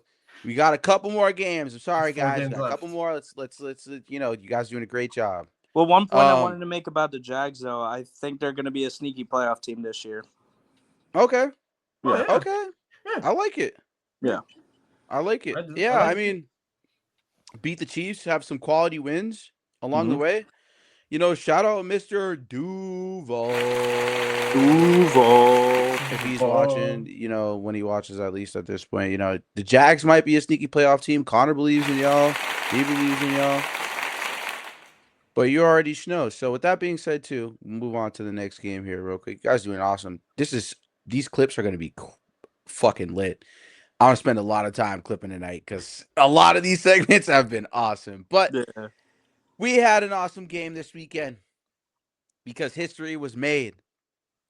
They counted this man out. They said a lot of shit about this man. They didn't like his father. They said it was nepotism. They said it was his mother's aid. They said it was Alito's bag. But you already know. It's perfect timing. You feel me? Ben, show him again. Show him again, Ben. Plus, Show I'm him at my what's AP. It's good. not even Perfect Sanders. time and- It's not even Sanders. Yeah, that's Kyle Hamilton. That's Kyle Hamilton. Man, Yeah. fuck that shit. I don't care. Kyle Hamilton can suck a dick, that injured ass nigga. Tell that nigga to get back. Tell that nigga to get back. Yeah. No, are we talking shit now? All right, bet. Tell that nigga Kyle Hamilton to get back. All right, how about that? And if he don't get back, the Ravens are going to lose out because you already know. They suck. And that was on Cleveland. That's crazy.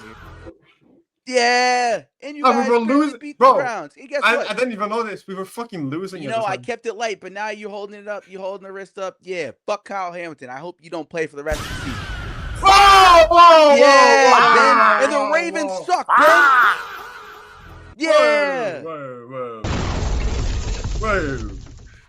Yeah, strays. You could have I showed a didn't picture even. of I Shedeur. didn't even notice. Strays. Didn't even You know, notice they love was- to hate on a young black successful man out, No, I out never. here in these days. I don't hate the guy. They love it. You know, they you know, but what we gonna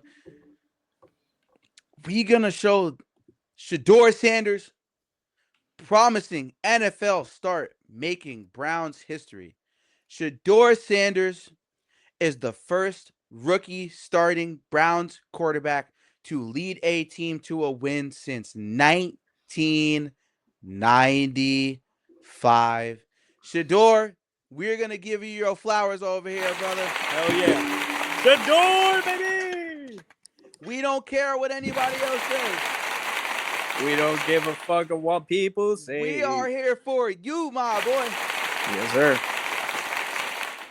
Man, I just want to say, Shedeur, you probably will never watch this. If you do one day, hopefully you do. I believe in you, bro. I believe in you since day one. I've defended you as much as possible. Now, I do want to say one thing to offset this whole entire conversation, though. I will say one thing. Dylan Gabriel is not trash. I just want to let that be known. He's not trash. Mm-hmm. He's come in. He's had a couple games where he's thrown a couple touchdowns. He's made the right reads, but he just doesn't have Shedeur's arm. Nope. Yep, plain and simple. Plain and simple, he does not have Shedeur's arm. And he's smaller than Shedeur. Mm-hmm. That's the unfortunate part. So, Shedeur Sanders. You know, I'm going to do an all-22 film breakdown, hopefully before the Thanksgiving game. Obviously, you know, Ben, NERO, Contender, if you guys want to be there for that. It's going to take like a hot second just because, like, it'll probably only be like a 20-minute little video, 15-minute video. Mhm. Just breaking down some of his plays and how he played and what went right and what went wrong for him, where he went wrong, where he went right, because, you know, nothing was perfect for him. Right. So, Shedeur Sanders led his team down the field on the first drive of the game, which was a Wildcat offense play from Mr. Quinshon Judkins, another rookie. Yep. And what we going to do for Quinshon Judkins, too, because everybody counted him out because he had a so-called case and stuff, you know. They try to talk down on this man's name. They try to say he was this and that, and they try to say whatever. But I'm going to share my screen real quick just to show you guys a little bit of these plays, a little bit of a clip of these plays. Shedeur Sanders led his team down the field. and was able to score a touchdown. Actually, it wasn't on the first drive of the game. It was in the first quarter, if I'm not mistaken here. So, Shedeur Sanders overall, 11 for 20, 209 yards, a tutty, an interception, and a sack. Now, mind you, what was the biggest knock on Shedeur Sanders in college? What was the biggest knock in general about him playing in the preseason? Do you guys remember? I believe it had to do. It wasn't with the arm, but it was freaking not his arm. It was mobility, maybe. Yeah, I want to say mobility, like kind of like running in the stacks and shit like that. Exactly, taking sacks. Thank you, Nero. That was the biggest issue, and he only gave up 1 sack. So for everybody hating on Shedeur, remember, the haters haven't stayed consistent. And this is the fucking funny part. You diminish the guy. You tell him he can't start. You tell him he can't do anything. He goes out there and wins a fucking game. Wins a fucking game. Before they got rid of Joe Flacco, Dylan Gabriel, well, if I'm not mistaken, Dylan Gabriel hasn't won a single fucking game with this team. No, he did. He did. They beat the Dolphins. Okay, I'll give it to him. I ain't gonna talk shit. I'll give it to him. He won against the Dolphins. That's right. You're right. Actually, now that you just mentioned that, I do remember that game, which he actually played fairly well. Yeah. I'm not gonna lie. That's why I said Dylan Gabriel's not complete cheeks, but he's not Shedeur. No, he's not. Against the Raiders team that better pass rush. I wouldn't say a better overall defense, but definitely a better pass rush. He was running for his life a little bit. There's not a single player on that line on the Dolphins team that has a Max Crosby type of player. And I do believe that actually Dylan Gabriel might have faced the Dolphins when Jalen Phillips was still on the team. I believe so. Yeah. So Jalen Phillips is not Max Crosby, but at least he went up against a guy that fair to say he's a good player. Right. I'm not going to say elite or great, but he's a good football player. Right. So, I don't want to obviously downplay Dylan Gabriel in this situation at all. And I'm not trying to prop Shedeur up in a crazy way, but an 87.3 quarterback rating. Quinshawn Judkins, 2 Wildcat touchdowns, all by the setup of Shedeur Sanders. Now, if you look towards some of these plays here, just want to show you guys the touchdown here. Yes, indeed. This is a little bit of the drive that Shedeur Sanders was on. Had a great drive, in my personal opinion. And when this drive happened, I did see a couple plays where I felt like he could have done better, obviously, throughout a lot of these drives, but nobody's perfect. This is a league where nobody's perfect. This ain't like the MLB where you can throw a perfect game. This ain't like, Tyrese Halliburton in the Pacers where you can fucking have 0 turnovers. This is a real quality red zone play from him. Quinshawn, touchdown. Boom. Mind you, Shedeur wasn't in the game. I thought that was a little fucking weird, in my personal opinion. And I like that shit. But overall, I felt like Shedeur played enough to the best of his ability, even here. I mean, you look at this play, dude, and you just look at this guy, and you can't tell me this is an NFL level throw. I mean, he was making NFL level throws like this in college, in a D1 school, going up against D1 talent every fucking year.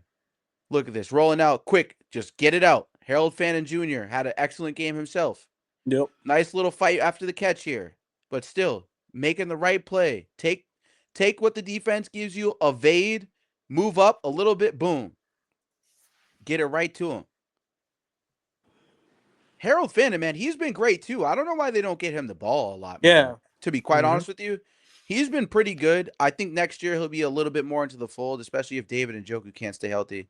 Here, nice little bunch look on the left, hand off to Judkins, get a couple yards. Cool, that's fine. Boom.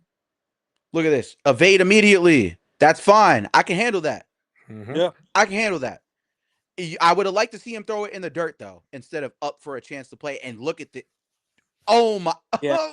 Oh, Yeah, And that throw for me. That was the one for throw me. that- yeah, No, exactly. exactly. Miles That Garrett throw went for me nuts was tell that by play. his insane. teammates.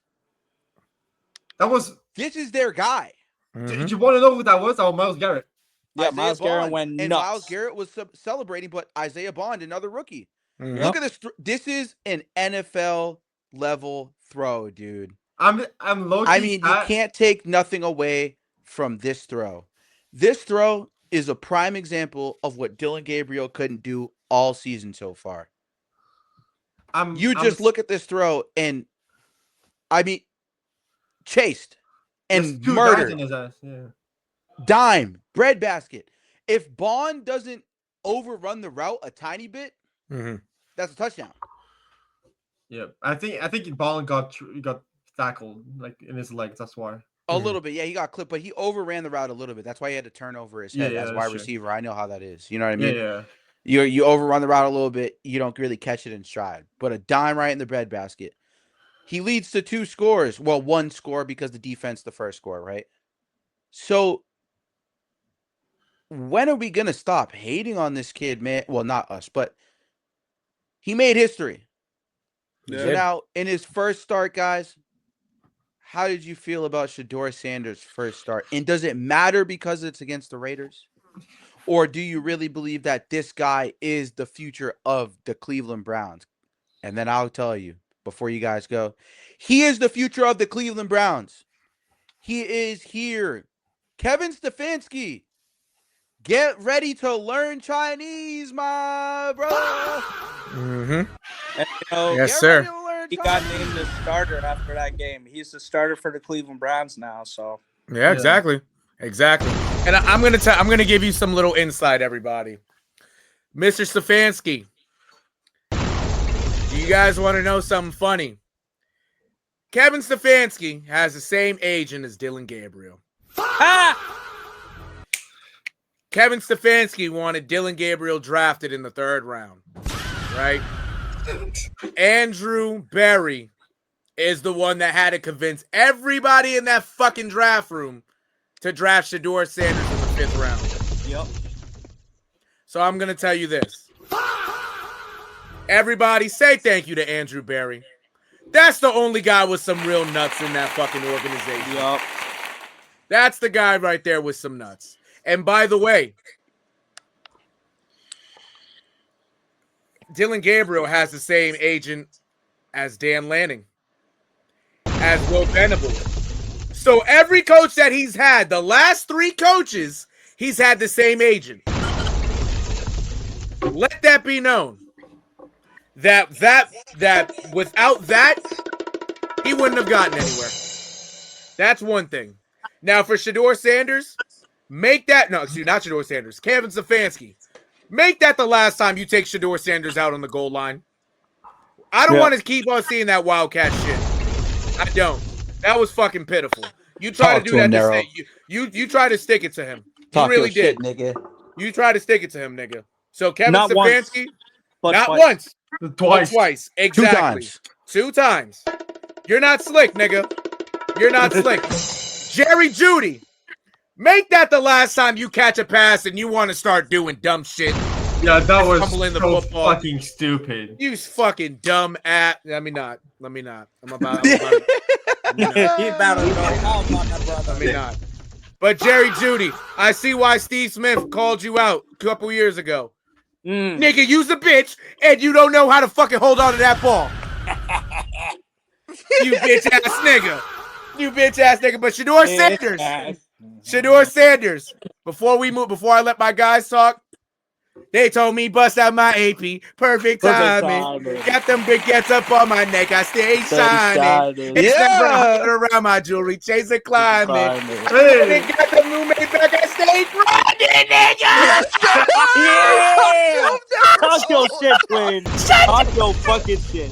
Shedeur. That's my nigga, man. Shout out to the Buffalo. Shout out to DR, nigga. Hell yeah. All right. I'm good. Yo, shout out now. Yo, talk to him, bro. Oh Talk to him. Talk Bring the to niggas him. with what's up, nigga. Yo, Oh, man.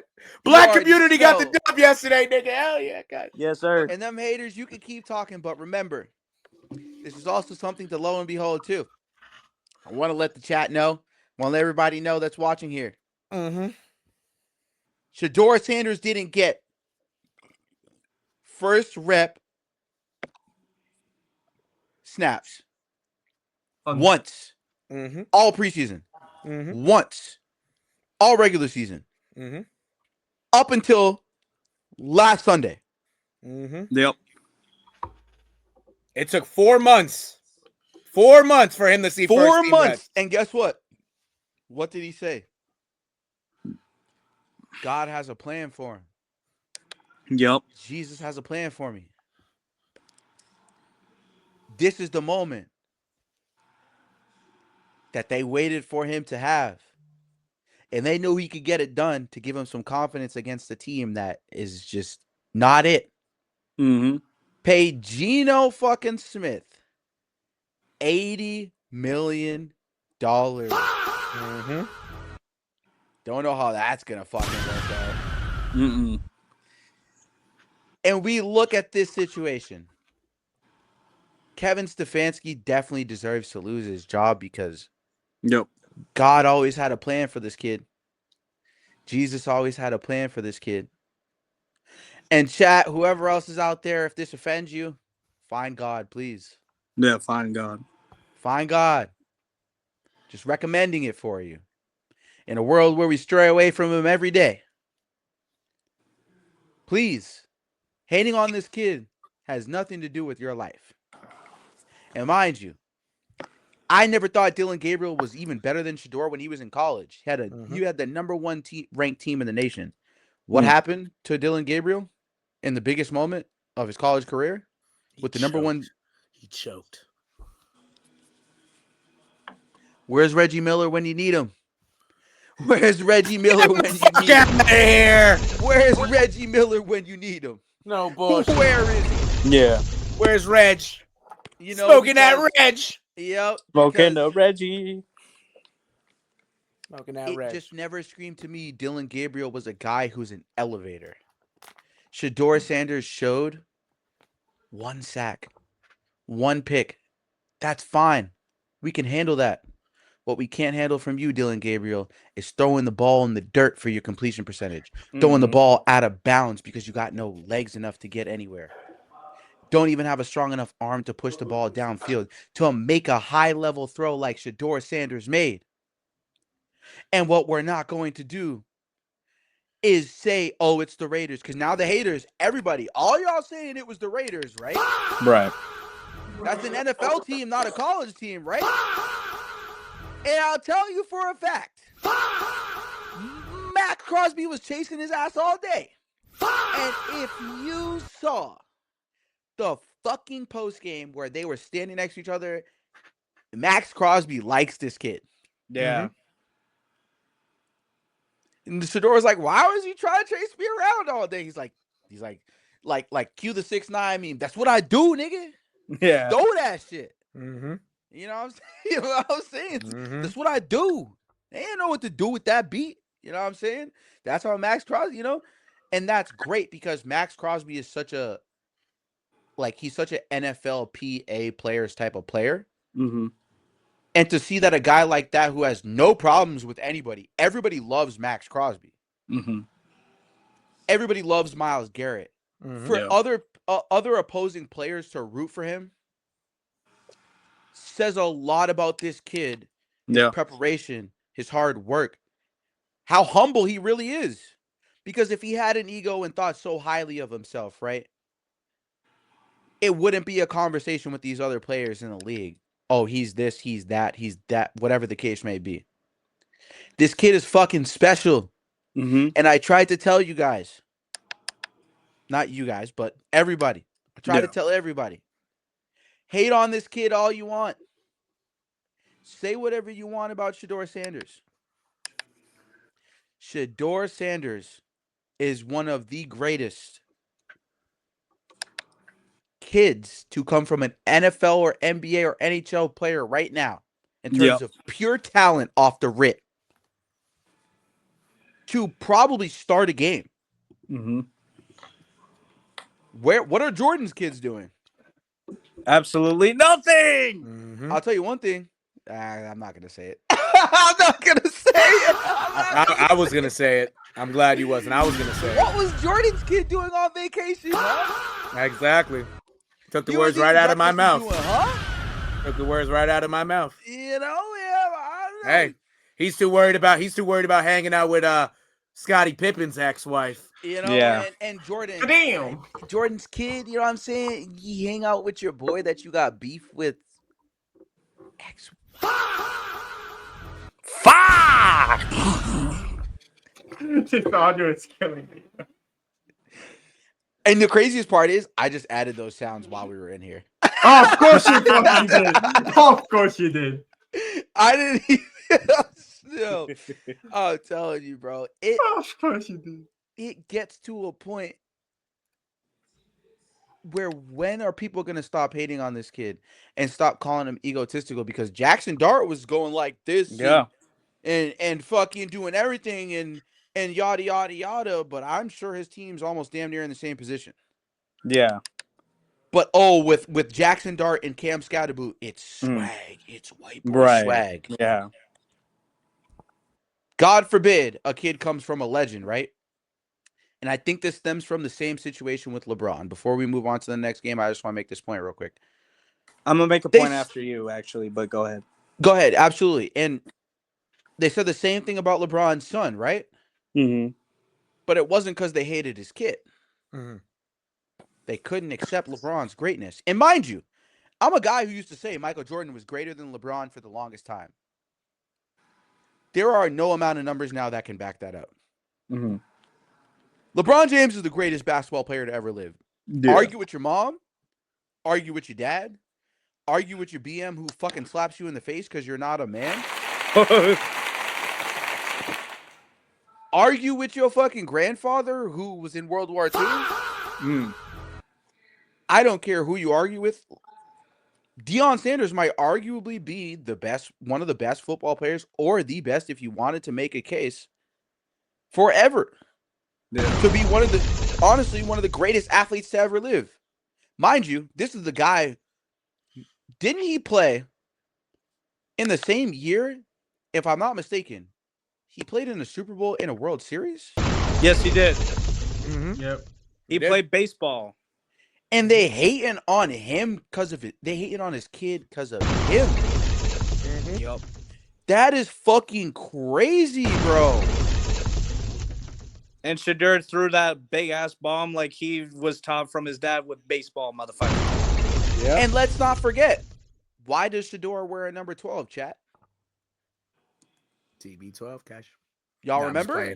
I'm just playing. And that's my next point. That's my next point, but keep rolling. It's Talk prime to him, time Darnold, backwards, baby. I'm just saying, other than this, right? Mhm. He trained with Tom Brady for Mhm. a couple years. Mm-hmm.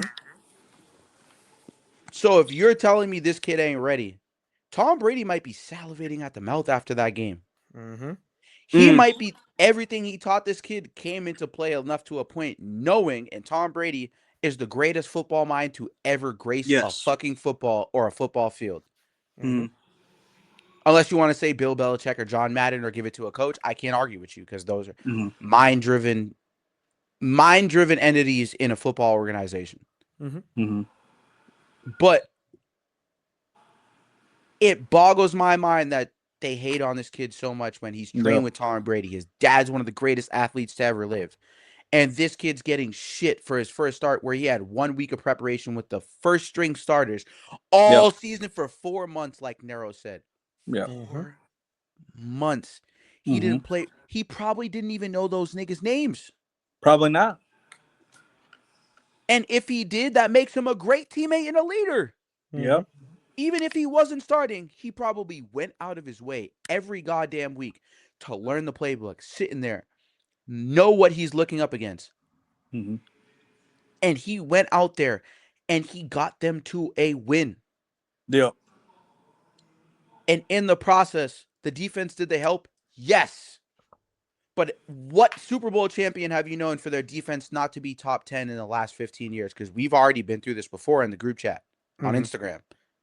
I had to school a nigga named Anthony. Fuck Lowell, Massachusetts, by the way. Yeah, I But said this it. guy, this guy again. Yeah, I said it. Yo, what? What is he gonna do? Nothing. LeBron meme. Nothing. Oh! You know what I'm saying? What is he gonna do? What is he gonna do? You know what I'm saying? He ain't gonna do shit. Yep. So, man, shout out Shedeur, man. You love to see it. I'm rooting for you, bro. I'm going to always root for you. And shit, man. But Connor, talk to us, man. Talk to us real quick before we move on to the next game.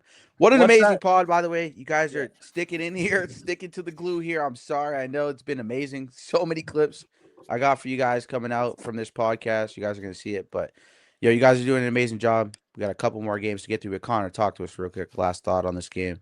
Well, this is a Shedeur Sanders thing, and we're going to clip this shit. We're going to get negative again up in this bitch. Because, let's be real. Tom Brady. Now, mind you, he's the greatest quarterback ever. We get that. But now we're talking in a what do you call it? Fucking, front office sense.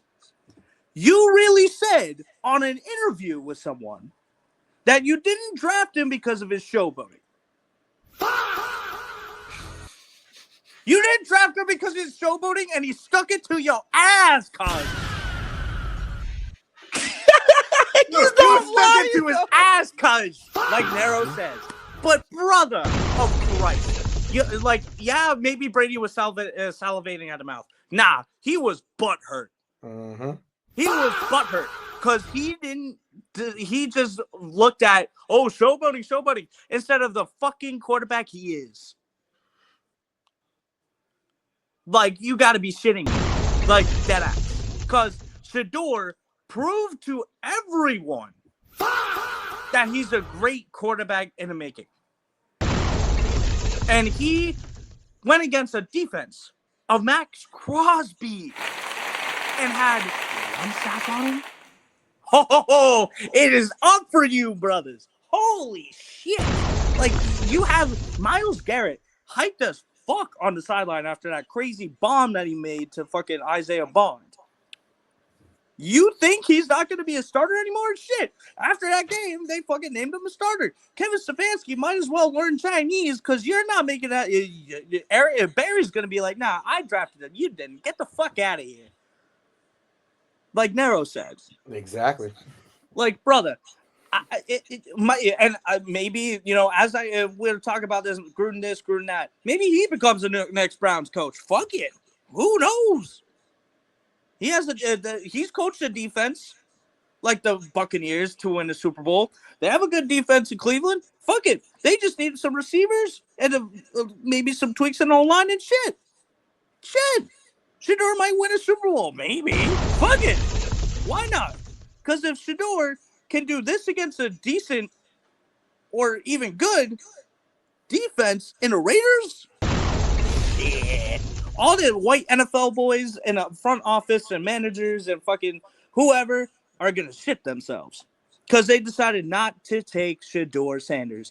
And fucking Barry decided to pick him in the 5th round. No one else wanted him because they want to stick it to his daddy, which is crazy.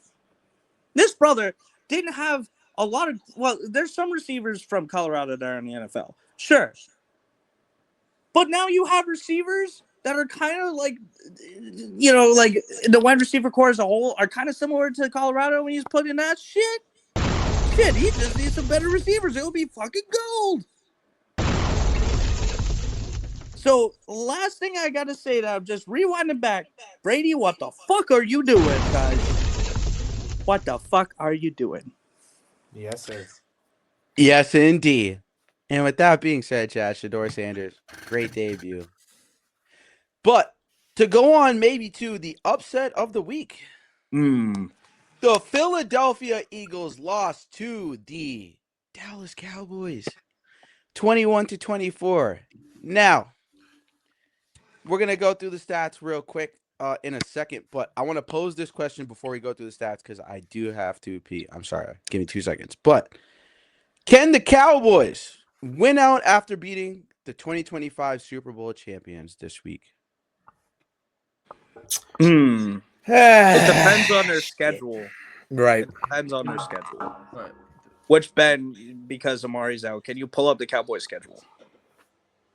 on the NFL app. That's on there. Word. Okay, Cowboys. Donc, Dallas. Okay, they have the Chiefs. Okay. Chiefs, Lions, Vikings, Chargers, Commanders, Giants. Honestly, I could see them winning a good amount of those games. I can see them win 4 games. Now, here's the thing. The Chiefs are not going out quietly. The Chiefs are not going to go out quietly. They're probably going to beat the Cowboys. Yep. Especially how they played against a playoff contender in the Colts. Shit.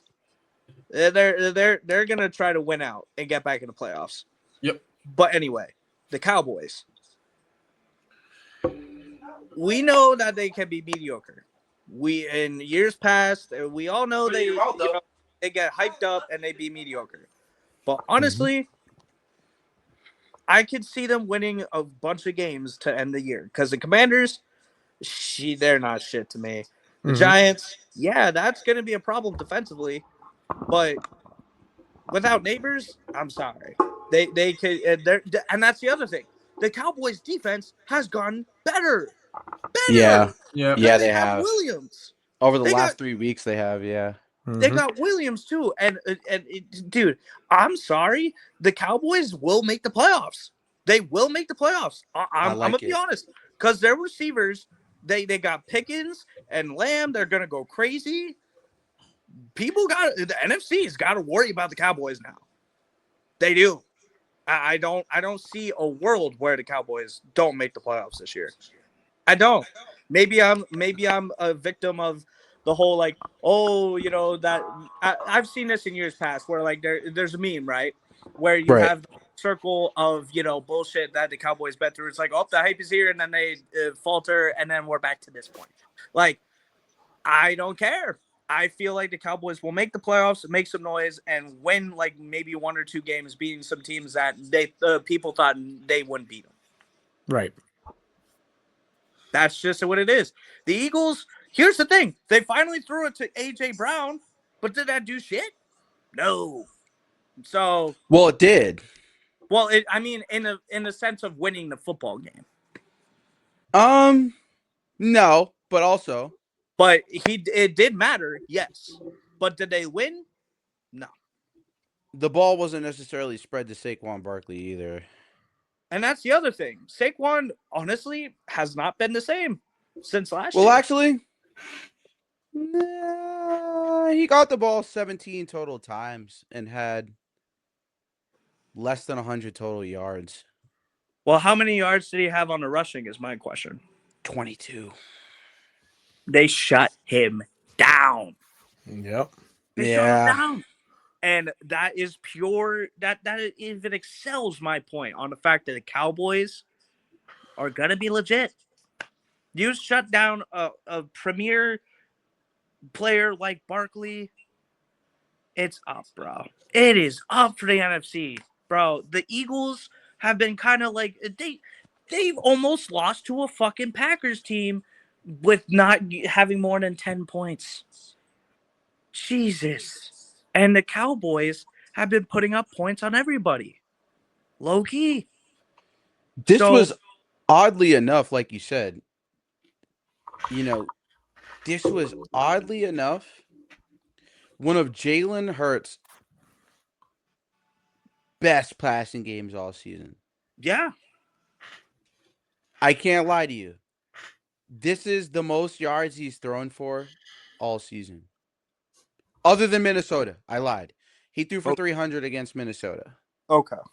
This is his second best passing game all season. And in that game that he threw 300 yards, right? A.J. Brown himself against Minnesota had 121 yards. Jalen Hurts' 2 best passing games came from A.J. Brown having 100-plus yards. This is an offensive coordinator issue. Yeah. Plain and simple. This is a fucking problem. I don't know how many times I have to sit here and say to everybody, A.J. Brown's not the fucking issue. You can sit and say he bitches and moan all he wants. Mm-hmm. But he then defended Saquon Barkley and said, well, because Saquon had 60 yards, do you think that he's still not the best running back and still not... He raises a valid fucking point. He has 110 yards and a touchdown. Devontae Smith has 89 yards, almost 100. Second best Jalen Hurts passing game. And where Devontae Smith and A.J. Brown had their 2 best games of the fucking season. 2 of their best games of the fucking season. And the defense was the one to falter. If they can figure out a fucking balance, what are we sitting here? What are people sitting there saying, oh, the Eagles defense sucks when they're top 7 in every single fucking advanced defensive metric? You know what I'm saying? Like, shout out Anthony Clayton Jr., fucking idiot. You know what I mean? I be cooking people in fucking group chats all day. Yeah. I do, for the love of the game. For the love of the game. It just, you don't watch football. Even though my favorite team is the Chiefs, I root for players I like to do well. Yeah. I love A.J. Brown. I think he should be a New England Patriot. Ditto. That might be the next step the Patriots might take. Yeah. But this offseason, the Patriots have bigger problems to worry about in the pass defense. Christian Gonzalez needs help back there. Yeah. Real shit. Yeah. He needs some help back there. Yep. You just fold up the secondary, and Carlton Davis can't really stay healthy enough to a point to stay out there. Yeah. So I know that they signed Carlton Davis to a different type of contract, and Carlton Davis's contract looks different. But it doesn't matter that you can't bring depth in there and run a lot of dime looks. Yeah. And the Pats are good at running dime looks when they had Alfonso Denard, the McCourty twins, Logan Ryan. That era, a lot of great dime looks. It wasn't a lot of nickel looks. And when it was, they had the actual personnel to run those nickel looks, whether it was Jamie Collins, Dante Hightower, who could play inside and outside. Fucking, what's homeboy's name? Oh, shit. I'm forgetting his name. Oh, I'm blanking, bro. The white boy, what was his name? I'm blanking, dog. Shit. Who for the Patriots? You're talking about a linebacker, it was right? when Dante Hightower played Ninkovich. Rob Ninkovich. Fucking Rob Ninkovich. Homeboy was awesome. It's just like, you know, if the Patriots can get a guy like A.J. Brown, they can shore up the secondary. You know, the Eagles should be concerned about where A.J. Brown wants to go if they don't go to the Super Bowl again. They should be concerned about him requesting a trade. Yeah. Because this season has gone to a point where Devontae Smith is obviously the future. And whatever first-round pick they might have, if they don't even make it to the Super Bowl, is going to probably be used on a wide receiver. Yeah. Jahan Dotson can't be trusted. He's flamed out to what he's supposed to be as far as expectations. Even in Washington on the Commanders. So for me, thinking this way too, especially in this sense, like, it gets to a point where this is the win the Cowboys needed to get to where they want to be. Yep. And you look at these Cowboys stats in general, even though Quinnen Williams got hurt, prayers up to Quinnen Williams, absolutely, after getting traded. Dak Prescott had 350 fucking yards and 2 touchdowns, dog, with 103.2 quarterback rating, dude. Dak Prescott has been playing MVP caliber almost all season. If his defense could stop a fucking flag football team, then he would be a lot better. They'd consider him a lot more. He might be up there with Drake Maye if his record showed. Real shit. He genuinely might. And Javonte Williams has been a long lost story for this Cowboys team that people aren't paying attention to. Yeah. He's probably had the best year of his career so far. Oh, yeah. Being on the Cowboys. 20 for 87 in this game. He was just churning up the field, doing everything he could. And George Pickens is a wide receiver 1. I don't care what people say. We saw it in Pittsburgh, and everyone was saying, "Oh, if he goes to a different team, he's going to be a wide receiver 2 with a better receiver." No, he's not. He's the best receiver on this fucking football team. Yeah. CeeDee Lamb, in terms of all wide receiver ones, is leading the league in drops. Yeah. So my take of CeeDee Lamb being a little bit overrated, like I've said for a couple years, even when I said it in the Pick Aside podcast Discord. Shout out Riv, shout out Joel, shout out Joel, shout out Andrew, shout out John, shout out JC. George Pickens is the best receiver on this team right now. Yeah.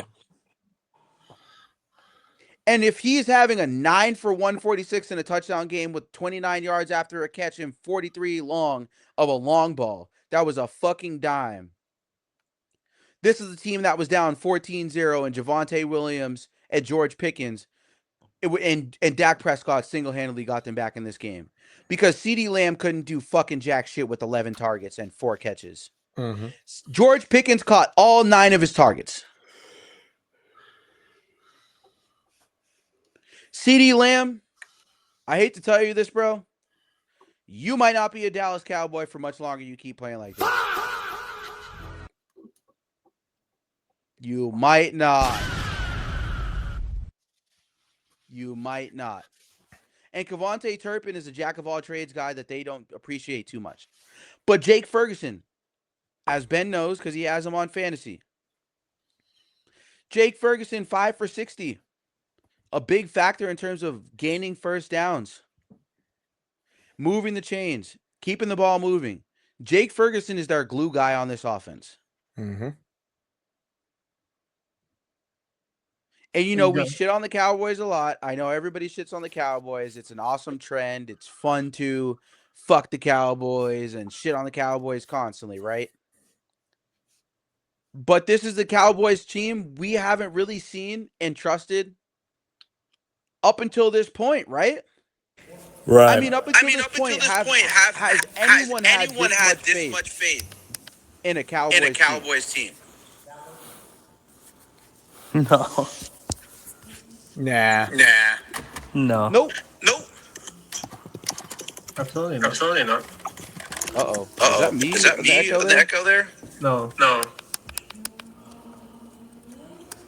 Can you hear me still now? Yeah. No, we hear you. Oh. That echo is crazy. Yeah, Hello? I think there's echo. Okay. The echo comes from Connor. There we go. Okay, awesome. Thank you.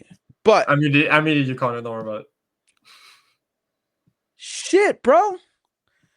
I mean, this is the Cowboys team we're looking at in fuck, bro. Like dog. They might be legit, like enough to a point to win out. They might. No, facts. Their offense, their offense is their offense. It's just the only thing that holds them back is their defense at times. Yep.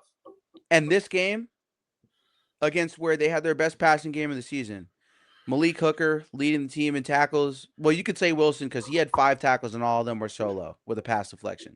Mm. So he was really the leader.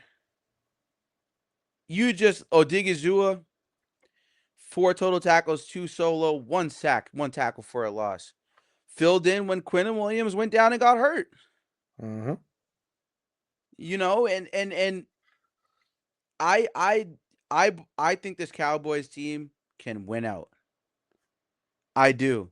And, you know, we can look at their schedule real quick just so you guys can get to your point here on the question at hand. But, you know, the Cowboys,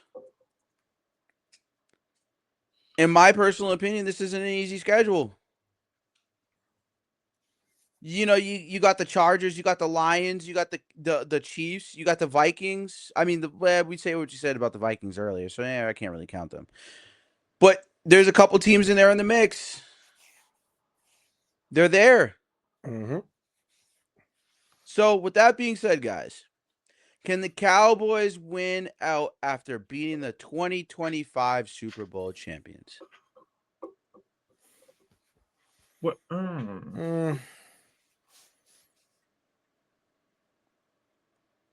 No. Yeah, I think I do not think so either. No. Let me tell you why. Because somehow, some way, Jerry Jones gonna fuck this shit. Jerry Jones. Ever since I saw you in that picture when you were a young boy, I've had many questions about you. Pause. No. I'm not gonna get crazy. But I've seen you in that picture. Chat. I've seen you in that picture. I've seen you in that picture. So something tells me that after what happened a couple weeks ago, this team rallied. But you, my good sir, are going to be the force that brings this team down. You know why? Because you talk too fucking much. Yeah. There's no reason why you should be interviewed before the head coach after every fucking game. Why do you do that? Why? And it begs me to say, you're going to talk about, oh, yeah, no, we can prove this team, blah, blah, blah, blah, blah. You did something, but you ain't do enough. Because the most important thing that you should have did, like we've mentioned before, is keep your star player. And now you got to worry about fighting for your guys' fucking lives to try to win out and make it to the playoffs, with a tie included. Mr. Jerry Jones, you should have thought about your team being in this position before you wanted to do that dumb shit. You dumb ass. I'll tell you that. Now, why I don't think they're going to win out? Because somehow, some way, in one of these games, their defense ain't going to show up. And the other team's offense is going to kill them niggas. The Cowboys' offense can hang with any team in the league. But when it comes to their defense, they ain't doing jack shit, guys. Out of here. And if Quentin Williams is hurt for a decent amount of time, it might be over with. So, Jerry, this falls on you. Falls on you, Cash. And one more thing. Actually, not one more thing. Let me say it again. I seen you in that picture. So I don't take you serious no more. Oh, with Jerry? Yeah. I don't take you serious no more. No bullshit. Yep. That's all I gotta say. But guess what? We ain't worried about America's team no more, bitch. That's my final take. Honestly, the Patriots are America's team. They always Yeah. I can't lie. Like, no bullshit. Like America's team is whatever. You want to say that they're villains? Who gives a fuck? Right. You know what I mean? Like, they've been America's team for the last 20 years. Indeed. Yeah. You know, the Cowboys can have the 90s. They can have the 60s. Yep. You know, they can have the end of the 80s there. Right. It's cool. But now for us, because we ain't that fucking old. Yeah. This has been the Patriots have been America's team. Yes, no bullshit. Indeed. And that is real shit and real rap. Exactly. They have been America's team for 20 plus fucking years, bro. Tell them. That's why they're called the what, chat? The Patriots. The dynasty. But indeed, America began in New England. It began in Massachusetts, chat. Mm-hmm. Let's not forget who the real America's team is. 1776, motherfuckers. Oh, by the way, one more thing related to this game. Tom Brady, we caught you live on TV, man. You said it. Yeah. You said it. Now, I'm going to tell you this. You might have the pass. You may.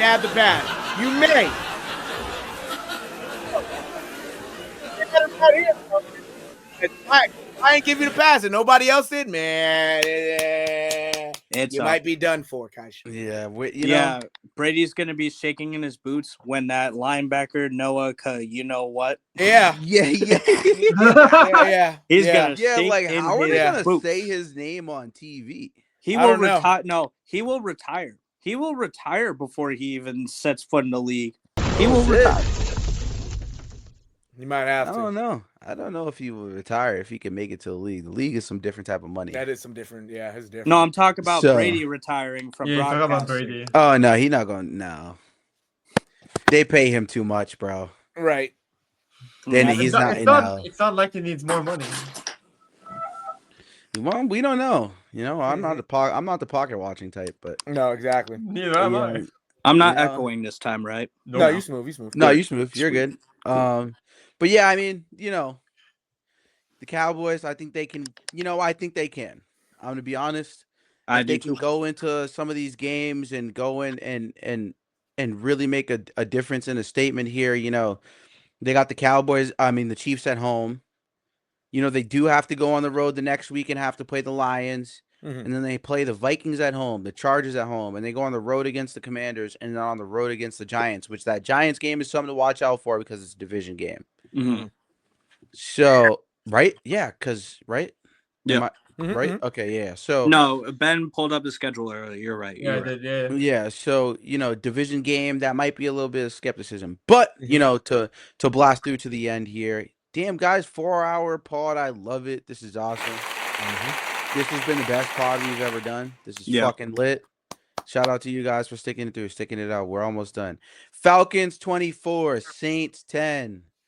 I mean, honestly, I don't know how much there is to say about this game too much. Yeah, there's not. But I will pose one question. Obviously, we'll just get right into it. Honestly, fuck the stats. I really couldn't care less about the stats, but I'll show them to you guys real quick just to fly through a tiny bit. Obviously, the Falcons beat the Saints today. What I really wanted to talk about, dude, was this motherfucker, Tyler Shook. Honestly, he didn't have too bad of a game, bro. Yeah. He really didn't. And this is a guy I have shit on like 24/7 since college. And he had an incomplete fucking pass on the run in fucking the NFL Combine when there's no defenders. So that to me was like wild. But 30 for 43, throwing 70%, 243 passing yards and an interception, 5 sacks. It's not really a result of him enough to a point because the offensive line for the Saints sucks balls. But, a decent enough game where he obviously wasn't the problem. No rushing whatsoever from this team. Absolutely none. Not even 100 yards combined from 5 different people. That's concerning. Chris Olave, 13 targets, 70 yards, 9 receptions. Played great. Juwan Johnson, 6 receptions, 46 yards on 7 targets. Devon Vele, 7 targets, 3 receptions, 37 yards. Like, it's just like, this team sucks. It is what it is. There's not much you can really say about the Saints. The Falcons, on the other hand, 24-point day. Kirk Cousins, 1 turnover, 3 sacks, 106.97 quarterback rating with almost a 70% completion percentage and 16 for 23 on 199. Bijan, 14 for 70 in the rush game. Not too shabby. 2 for 37 in the pass game. So obviously, as you can see, another 100+ rushing receiving yard game for Bijan Robinson. Darnell Mooney, 3 receptions for 74 yards. His longest was a 49-yard touchdown. Like I said, can't really do much other than run long. He's fast. It is what it is, but his route running ability is minimal. Had a touchdown, 5 yards after a catch. So, with this game being in hand, this is more of a question to ask you guys. That's probably a better question. What can the Saints and the Falcons do to improve this offseason? That's interesting, actually. Falcons QB. There you go. You think so? I mean, hold on, Ben. Talk to us, because that's actually interesting. My mind didn't even go there at all. But with how much Phoenix has been injured since college, high school, whatever, you can't just trust him at this one. It's just knee injury after knee injury after injury. It's just way too much. You have to, not move. Move on is a big word, but you have to get another guy behind him it can be better than Kirk Cousins. Cousins not bad, but he's not what he used to be. Exactly. So AC or Achilles tear, right? Or was it ACL? No, for Cousins it was Achilles. Yep. As a quarterback, that'll never make you the same. Yeah. No bullshit. This is what I would do is probably the Falcons look for a QB. I like that, dude. I actually love that take. I mean, that's good because also, like, no bullshit. Like, when you mentioned the whole, like, Penix and the situation, it's like, dude, both him and Cousins basically been going through the same injuries. Like, in career-wise, they've just gone through the same shit at this point. But yeah, like, Ben, who would you think would be the quarterback for the Falcons that you think they should move on? I do not have any names. That's what I was saying. And I saw the whole thing. I think I saw a tweet about it, but I don't have any names. It's just I'm not gonna just say name because it could go basically anywhere. Okay. Yeah, honestly, I don't hate that. I don't hate that. Now naturally, you could get a veteran. You could. But you could also draft a quarterback. If you do, naturally you don't have your first round pick this year. You gave it to the Rams, and now that's looking bad. It's looking really bad. I would have to say, now thinking about it, if you're looking at something in like the third or fourth round, maybe, because I know you probably want to address some other stuff in the second round. You could. I mean, I'm trying to think. One guy I would say you could probably try to take like a flyer on in the draft because of his legs. I think I know who you're about to mention. You could, if you want to go after the guy at Florida State. Oh, that's not the name I was thinking of. I'm hip. I knew you was thinking somebody else, but I know Amari's gonna laugh. Imagine if they go after a guy like Thomas Castellanos in the late round. Somebody like that. I don't know. Oh no. It's just to go after. It's just to go after. You don't have to necessarily play him right now. You're probably gonna have to play another. You might as well get somebody in free agency for Michael Penix in order to actually start him. But like, if they want to add depth in the later rounds, you could go after a guy like that. What about Kyler Murray? Yeah, I thought about Kyler Murray. Yeah, I got Murray. Yeah, probably. Yeah, I did. There's two names I'll throw in here. Kyler Murray should be at the top of their list. Yeah, like real shit. Like Kyler Murray and Bijan, and then you put them in the mix, and you got like Michael Pitts and like Drake London, and like I don't know, like adding a guy like Kyler Murray into the mix is not a bad option if you're the Atlanta Falcons at all. It's just you put him with Bijan, two extremely fast runners, and it's almost like a Hurts and a Barkley situation. Yep. Two guys who are short and struggle to pass the ball enough to a point where they need an elite guy. And if you really think about it, the four best running backs is Barkley, Bijan, Gibbs, Cook, Taylor. Like, honestly, Jonathan Taylor is probably... I'd rather have Saquon Barkley. That's just me. I think Saquon Barkley's the best. I don't take this season with I take the season with a grain of salt. I don't take it for the shaker. So, I think Barkley's still the best. I think Jonathan Taylor is 1B. Like, that's a preference thing, but I think Saquon's a better pass catcher than Jonathan Taylor. So, and he can do everything Jonathan Taylor does between the tackles and outside the tackles. So I'm not necessarily going to sit here and say that Bijan is not better than Jahmyr Gibbs or James Cook. He can be. Right. He's probably just not on enough of a good team. That's just the truth. And like, I think that you put him with a guy like Kyler Murray, who the weight can be taken off enough to a point. No James Conner this year. Marvin Harrison didn't figure it out till like week 4 or 5. Trey McBride is the only target, and your tight end can't be your only fucking target. I don't care what team you're on. Your tight end can't be your best receiver, dude. Yeah. Never really happened for us on the Chiefs. So even though as much as we glorified Travis Kelce and he's a top 3, he's probably the best receiving tight end in history other than Tony Gonzalez. It gets to a situation with the Cardinals where you ask yourself, is Kyler Murray worth, the Falcons, and can they take a guy like AJ Terrell off their hands, or like, you know what I mean? Like a corner, which is a need for them. Yeah. Or you take a guy like, I don't know, you trade Bijan and you get in return James Conner and a pick. or a couple, what would that hurt, especially if you're the Falcons, knowing that you're on the outside looking in and you could be the best team in this division weapons-wise with a banged-up Buccaneers aging team. Evans is aging. Godwin is aging. Mayfield is aging.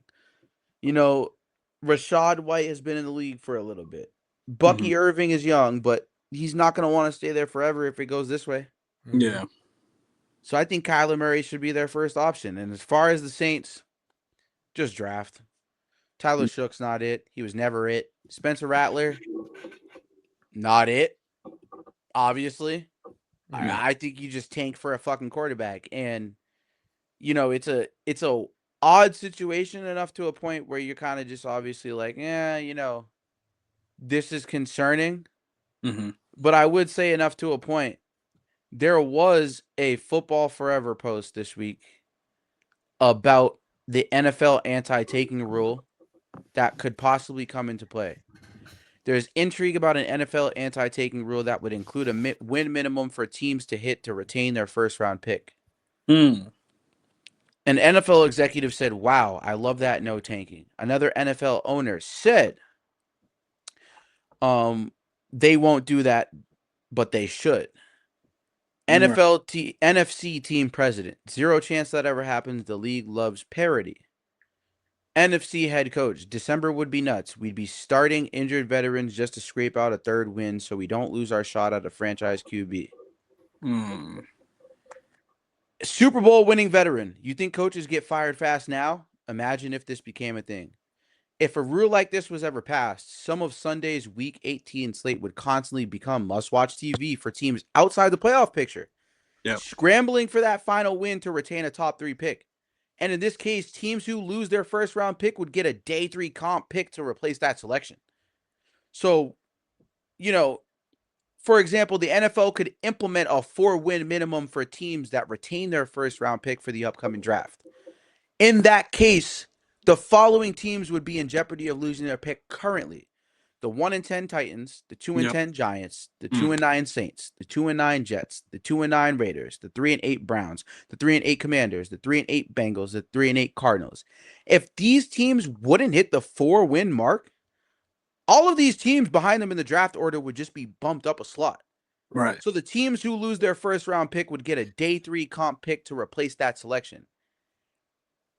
I doubt it would ever happen, but it's a fun idea to discuss that has already clearly been discussed around the league. Yeah. And to pose that question, obviously, to this question, you know, returning for that, would you be in favor of this anti-tanking rule, or do you think this could negatively affect teams? I mean, I think it could negatively affect teams, but however, I think maybe the tweak they need to make in this rule, maybe just do a second-round pick instead of a day 3 pick.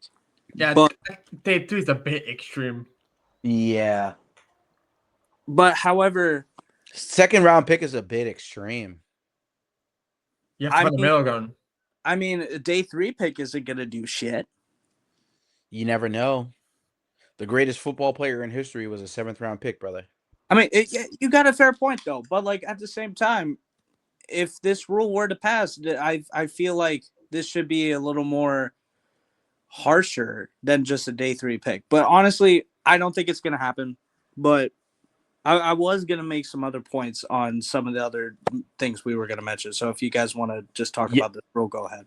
No. Go ahead. That's why for your points, like implement the rule and how it pertains to the rule, you know? Well, for the rule, like, here's the thing, right? You have a bunch, now thinking of it, right? You have a lot of the NIL money with college now, right? Mm-hmm. So a lot of the time, at least years ago, you would have one and done quarterbacks. Nowadays, that isn't really happening that much. Mm-hmm. Like, there was a name I was going to mention about maybe the Falcons. Because they changed the rule, yeah. Yeah. There was one name I had out there, like NERO had. He was like, oh, throw in, Castellanos. I was thinking Pavia. I know it's funny, but whatever. But think of it this way. Like, now you're going to have to value quarterbacks that have been in college a lot longer. Right. So, it's quite interesting, this rule being talked about, because, these quarterbacks that have been in, college that long, and it actually, the day 3 thing makes more sense, because a lot more of these quarterbacks that have been in college longer usually go day 3. So it's quite that's quite an interesting, because like your Pavias, your Castellanos will probably go on day 3. Like we saw last year, we had Shao go day 3. We had well, actually, I think it went a little higher, but you had Shedeur go later. You had him go later. Like last year's quarterback class, a lot of fucking quarterbacks went in day 3. So if you're implementing this day 3 rule into it, that is gonna hurt. That will hurt teams that were tanking, couldn't get that 4th win, gets 3 wins, and then other teams that shouldn't have been in the spot they are in the first round due to these other teams. Yeah. Instead of, what's his name? Like, as we mentioned, like, fool's gold is going to be those teams that don't get 4 wins, bro. Well, if I'm going to be honest with you, if any of you watch college football, I know NERO does. I know, Ben, you obviously watch the least. So, I'm not expecting you to chime in too much at this point, at least. But there's 3 guys who no one would expect to be on their board because of the big names that are there. Mm-hmm. And obviously the big names are Cade Klubnik, Carson Beck, Drew Aller, right? Yeah. And you guys know I love Drew Aller, dude. He reminds me so much of fucking Josh Allen, dude. Yeah. Like I love his potential. But the guys I'm really looking at, the top 3, in this order. Real shit. Lenora Sellers is 1 for me right now. Yes, it is. I agree with that take hard. Yeah. Lenora Sellers is a guy. I don't even mean to sound like Chris Collins. Now here's the guy. Yeah. Here's the guy. But no, for real, like Lenora Sellers is a guy that I think with the game he played against my Texas A&M Aggies recently. Yeah. Gave us a fucking heart attack, bro. Yeah. We won that game by the skin of our teeth, but he's got the size, bro. He's 242 and 6'3". And he can run. And he's got a fucking arm, dog. And I just think Lenora Sellers should be the number 1 guy. If people are looking for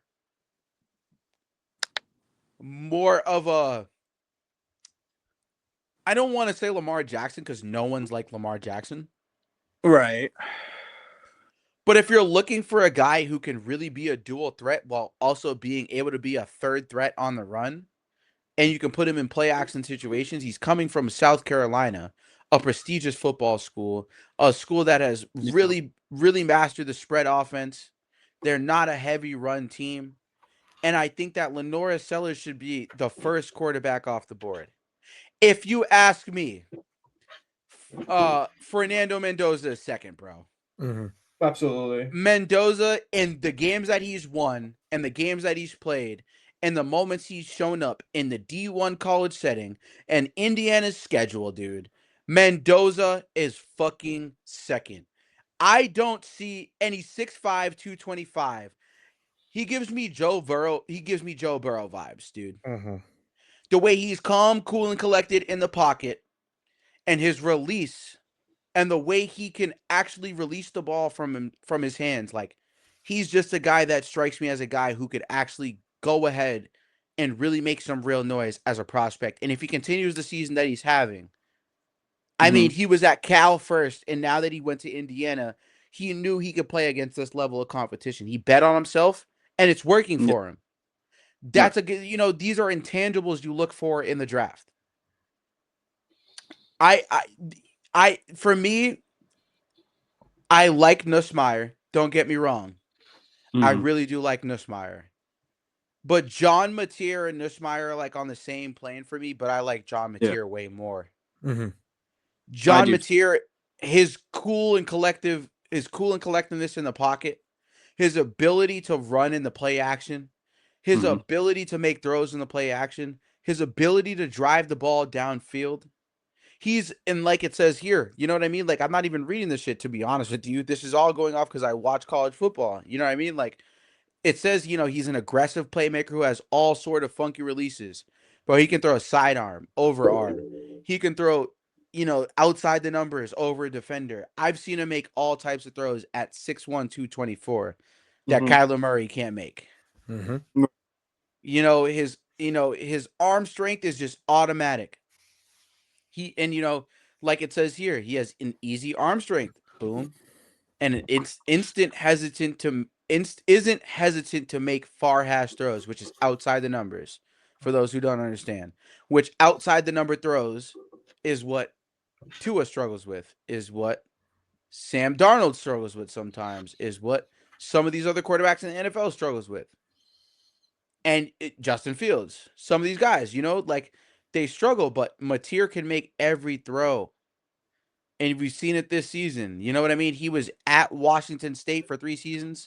If you guys watch Washington State at all, you guys were to see that he had the potential. He really just needed to go to a team that could unlock it. And Oklahoma has unlocked his potential. And he's been an effective runner, absolutely. He's almost at 1,000 yards last season. Yeah. You know what I mean? Like, it's not a guy who's slew-footed. And Garrett Nussmeier, don't get me wrong. I mean, dog, Nussmeier, he can make every throw in the book. Yeah. He's just not a runner. That's why I would put him 4th. Yeah. He's just not a runner. It is what it is. You know what I mean? If you guys know the Saints offensive coordinator, that's Doug Nussmeier. So he could very well go to his father's team. Yeah. He very well could.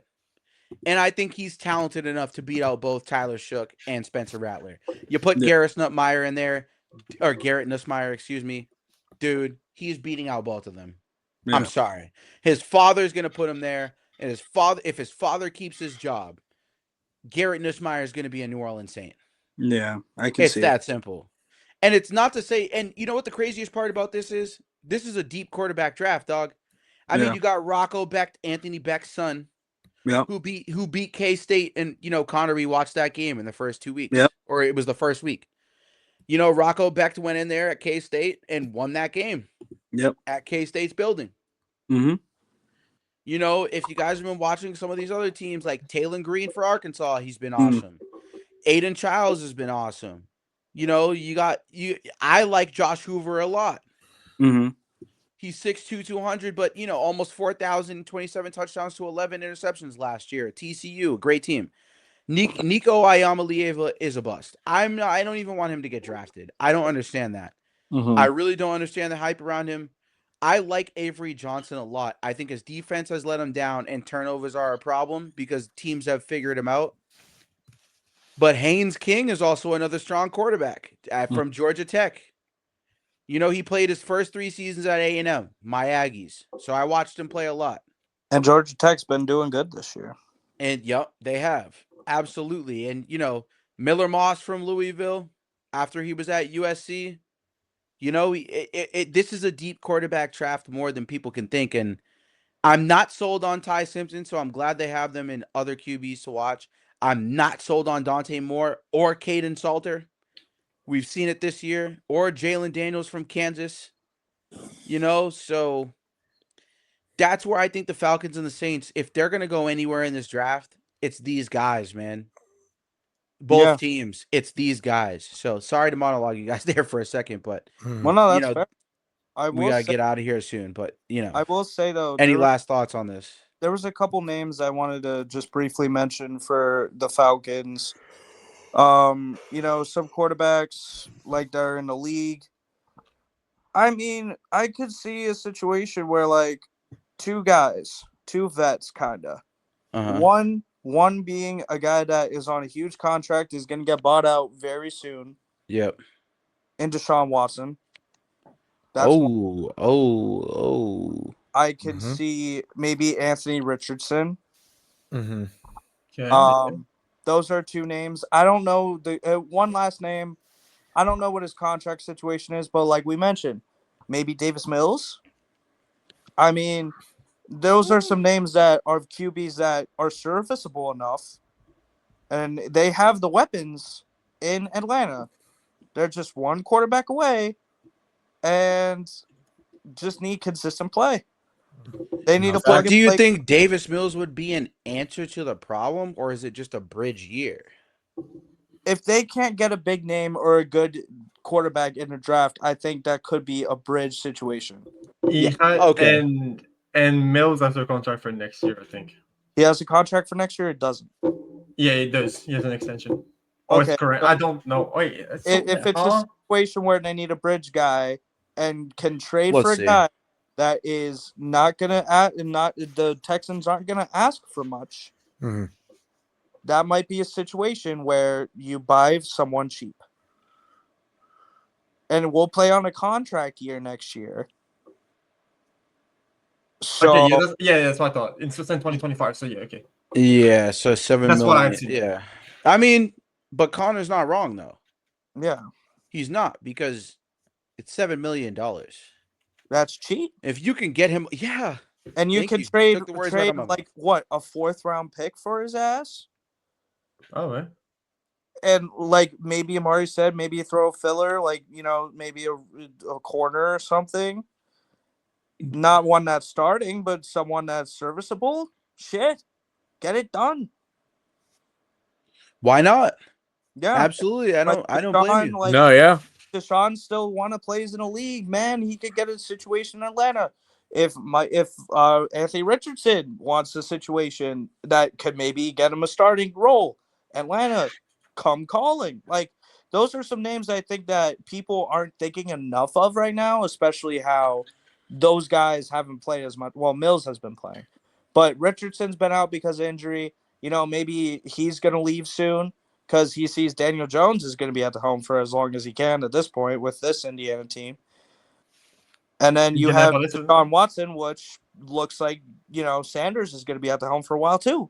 So those are two guys that might want a starting role somewhere else. Fuck.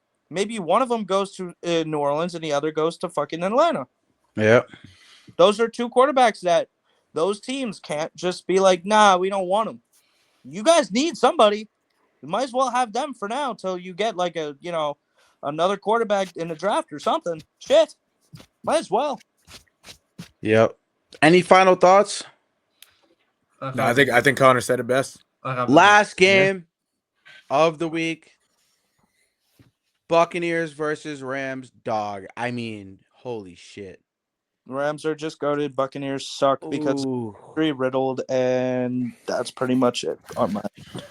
This is obviously a concerning game for one team, not the other. But overall, just to run through the stats real quick for the Rams, because there isn't much to go through for the Buccaneers, to be quite honest with you. Fucking nothing. Ain't shit to go through other than the fact that Baker Mayfield, 2 sacks, 2 interceptions, a touchdown, 9 for 19 and 41 yards. I mean, holy fuck. Very much to say, honestly, after that. I can't lie to you. Key thing also, all that was in the first half. Yep. Thank you. Bridgewater. Yep. Thank you.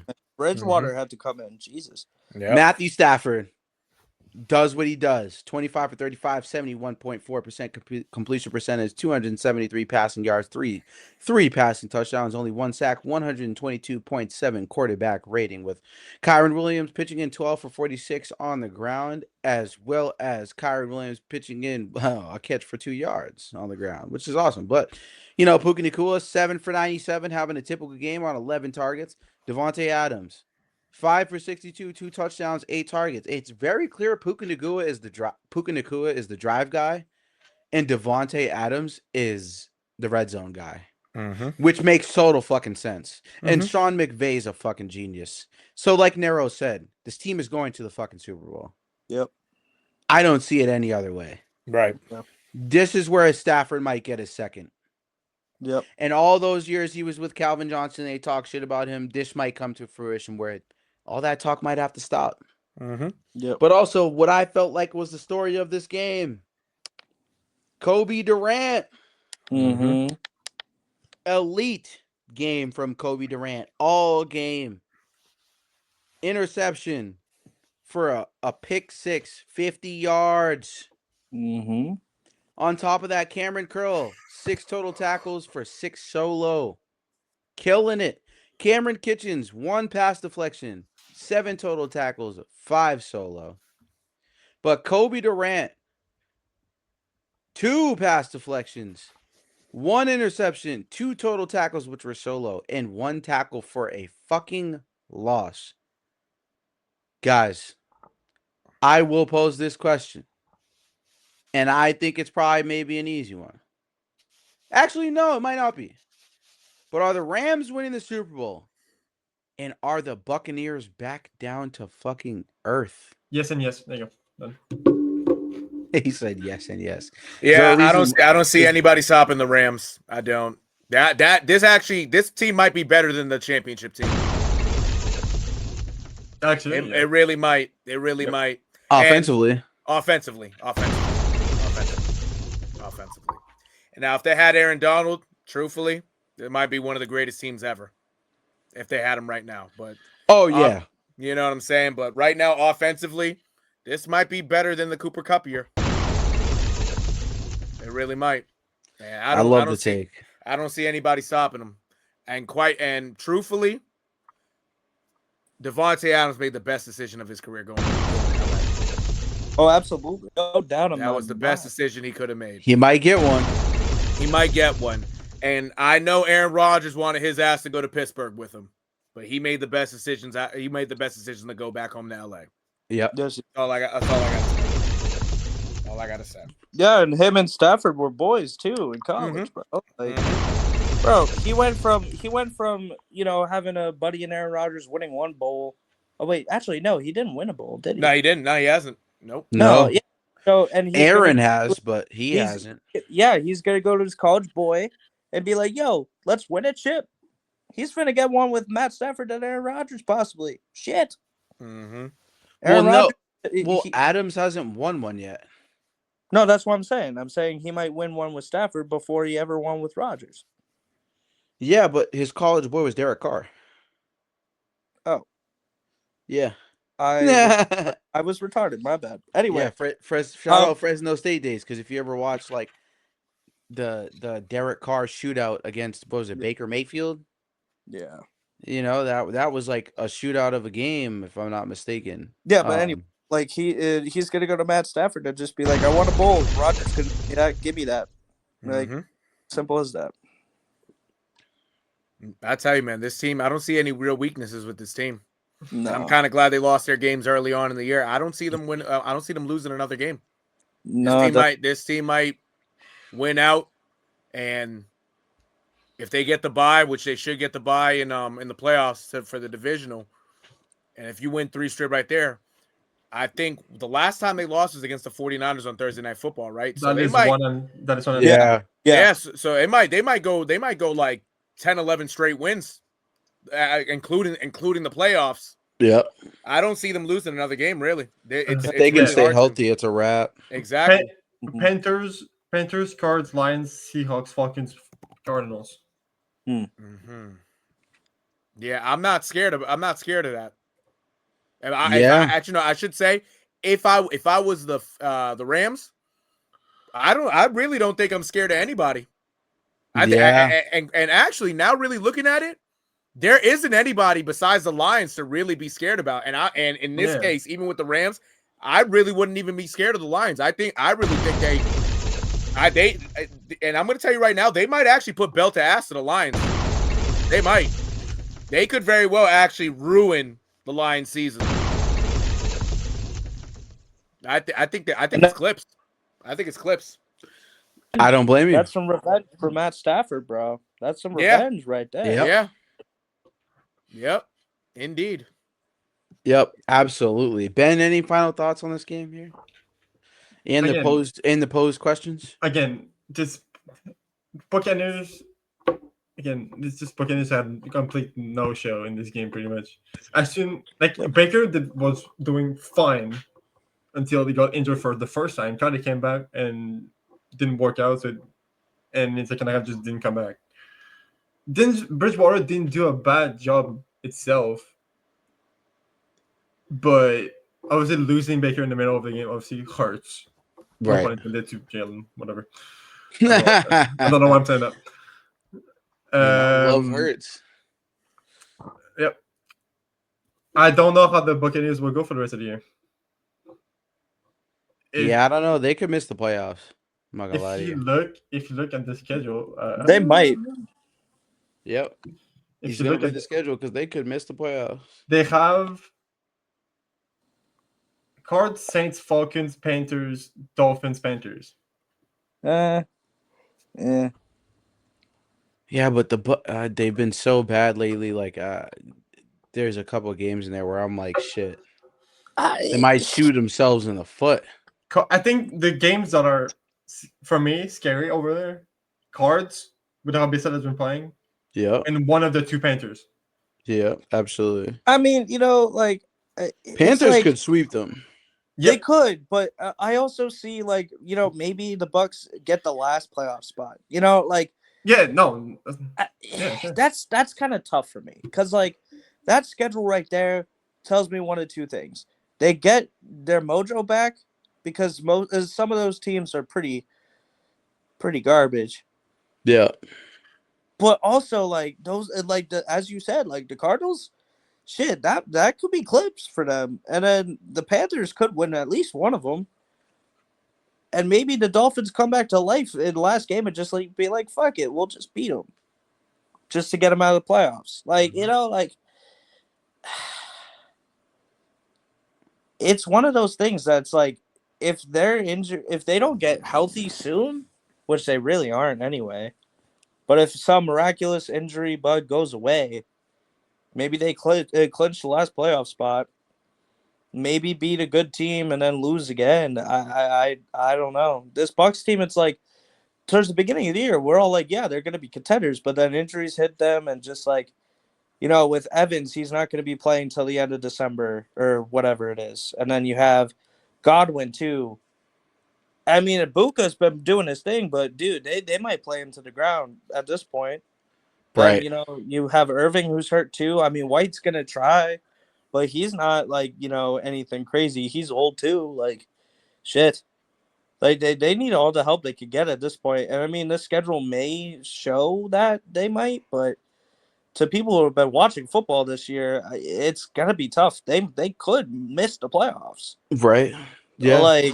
The Panthers haven't been total scrubs. They actually kind of have close to a winning record. Right. Shit, they've been. I think they do. I think they're 6-5. Yeah.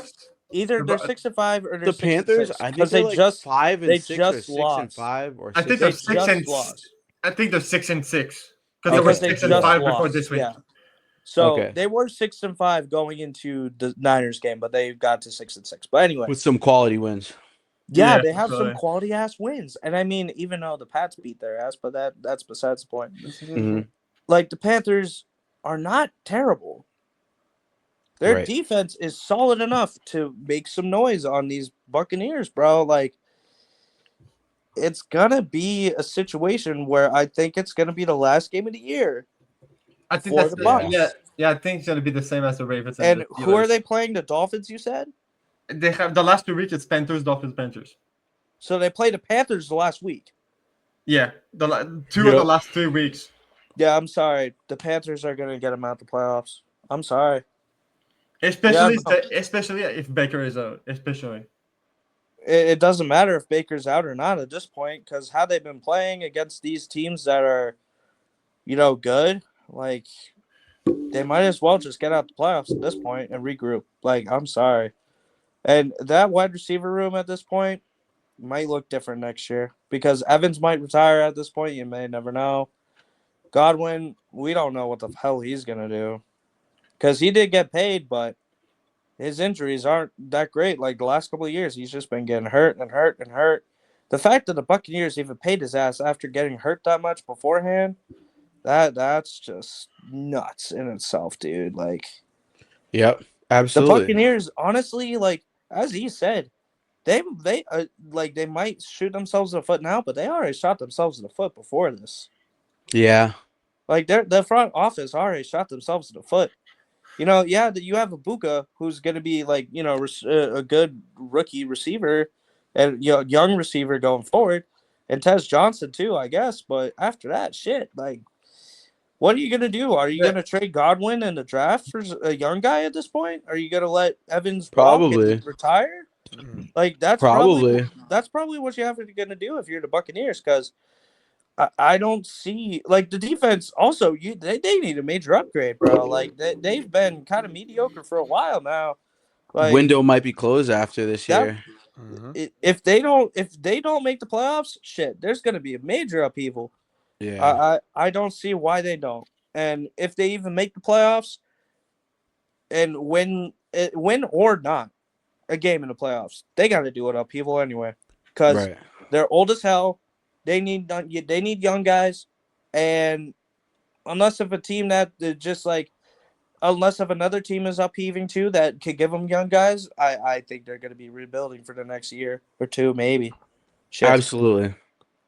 I just like, yeah, Baker's been Baker. Baker's been solid. Yep. But the team around him right now, crumbling. Not it. Injured. Crumbling. They're like Humpty Dumpty fell over the fucking wall. Like, yep. Yeah. But that's all. With that being said, chat, any finding, jeez, English, nigga, what the fuck? Hey. Any final Bay State media closing thoughts for you guys? Anything? I forget what was it. Wasn't there one more game after this? I forget. The Monday night. Oh, that was trash. We're not gonna. Yeah. I can't even lie. Like, I don't even really want to get into that. We can recap that tomorrow when we do the preview. I mean, that's fine, bro. I don't care. Yeah, we can start with that tomorrow and go from there. This pod's been long enough. This is this is the longest pod we've ever fucking done in our lives. And actually, thank God, because low-key, the clips in this pod were amazing. You guys, this is the best podcast we've ever done. And obviously, you know, we'll reconvene and figure out how we can kind of shorten it a little bit. But shout out to Tyler. He's not here with us right now, but shout out to Tyler for joining us for the first time. He killed it. Shout out to Mr. The one and only Nero joining us from What the Hell is Happening Sports. Thank you for joining us as per usual. Yes, sir. And Ben and Connor for picking up the slack for some bitch ass nigga that couldn't show up and decided to quit. Shout out to Connor and Nero for stepping up, taking part of the game now. You know what I'm saying? We are here. We are live. We are having some of the best podcasts and best experiences of our lives right now. And you already know we are here. We are active at the Bay State Media on Instagram, at WTHHS 617 on Instagram. Please go follow both of us and make sure you subscribe. We did some ad campaigns on YouTube. It kind of boosted us a little bit. I love to see it. Right now, we finally reached 100 plus subscribers. Yes, sir. Shout out, you know, yeah, buddy. We're almost in the narrow bracket. You know what I'm saying? We're almost in the what the hell is happening in sports bracket. Yo, you guys need, honestly, real quick, y'all gotta go watch What the Hell is Happening in Sports After Dark. Hopefully, I can make an appearance on one of those, because I'm telling you, that shit had me rolling. Yo, that shit was mad funny, yo. I got a couple people too trying to do some non-sports stuff. So, you know, Bay State Media, we're gonna expand a little bit. Yeah. You know, see some memes, watch some videos, do whatever, do some reactions. Like, we're trying to expand the channel for you guys a little bit. We do have an app coming out. It's coming out soon. The team and I were talking about it. We got the merchandise coming for you guys soon. We got to get Nero his sweatshirt this week. Connor his sweatshirt. Ben is wearing his Bay State Media Montreal Canadian sweatshirt. If you guys look at the back, Bay State Media Montreal, it is here. It is live. It is active. Yeah, stand up and show it. You know what I'm saying? There you go. Bay State Media in the Canadians colors. He's in that dripped outfit. You know what I'm saying? So, you know, we're trying to make sure we get you guys involved. Thank you guys for tuning in. If you guys tuned in this far, this is amazing. And you know what I'm saying? Keep tuning in. Keep making sure you're here. And we love you guys. And peace. And you know the slogan. Let's get Negative. Yes, sir. No. Hey, a lot of work put into this moment. A lot of work. Remember one thing today. You're not alone. You got 10 dudes around you that are going to lay it on the line for you. Do the same for them. Dominate on 3, 1, 2, 3. Let's go. Driving out of space, I'm crossing in the skirts. You know that I don't play. I'ma take you on a date. Yeah, I'm the 40 guys, so never switching. Ready to go. I know this from the heart, cause you know that I'm a star. And it's all came from the heart. You were here when it was hard. I told her what I'm. Hey, gotta love this, man. Get to go out there and play some football, man. Have some fun, play for each other. Or each other for the man next to you. Hey, 60 minutes, play for one another. Hey, man, this is a hell of an opportunity. What you willing to lay on the line? Ask yourself that. Finish, grind, take a deep breath, and have some fun. Okay?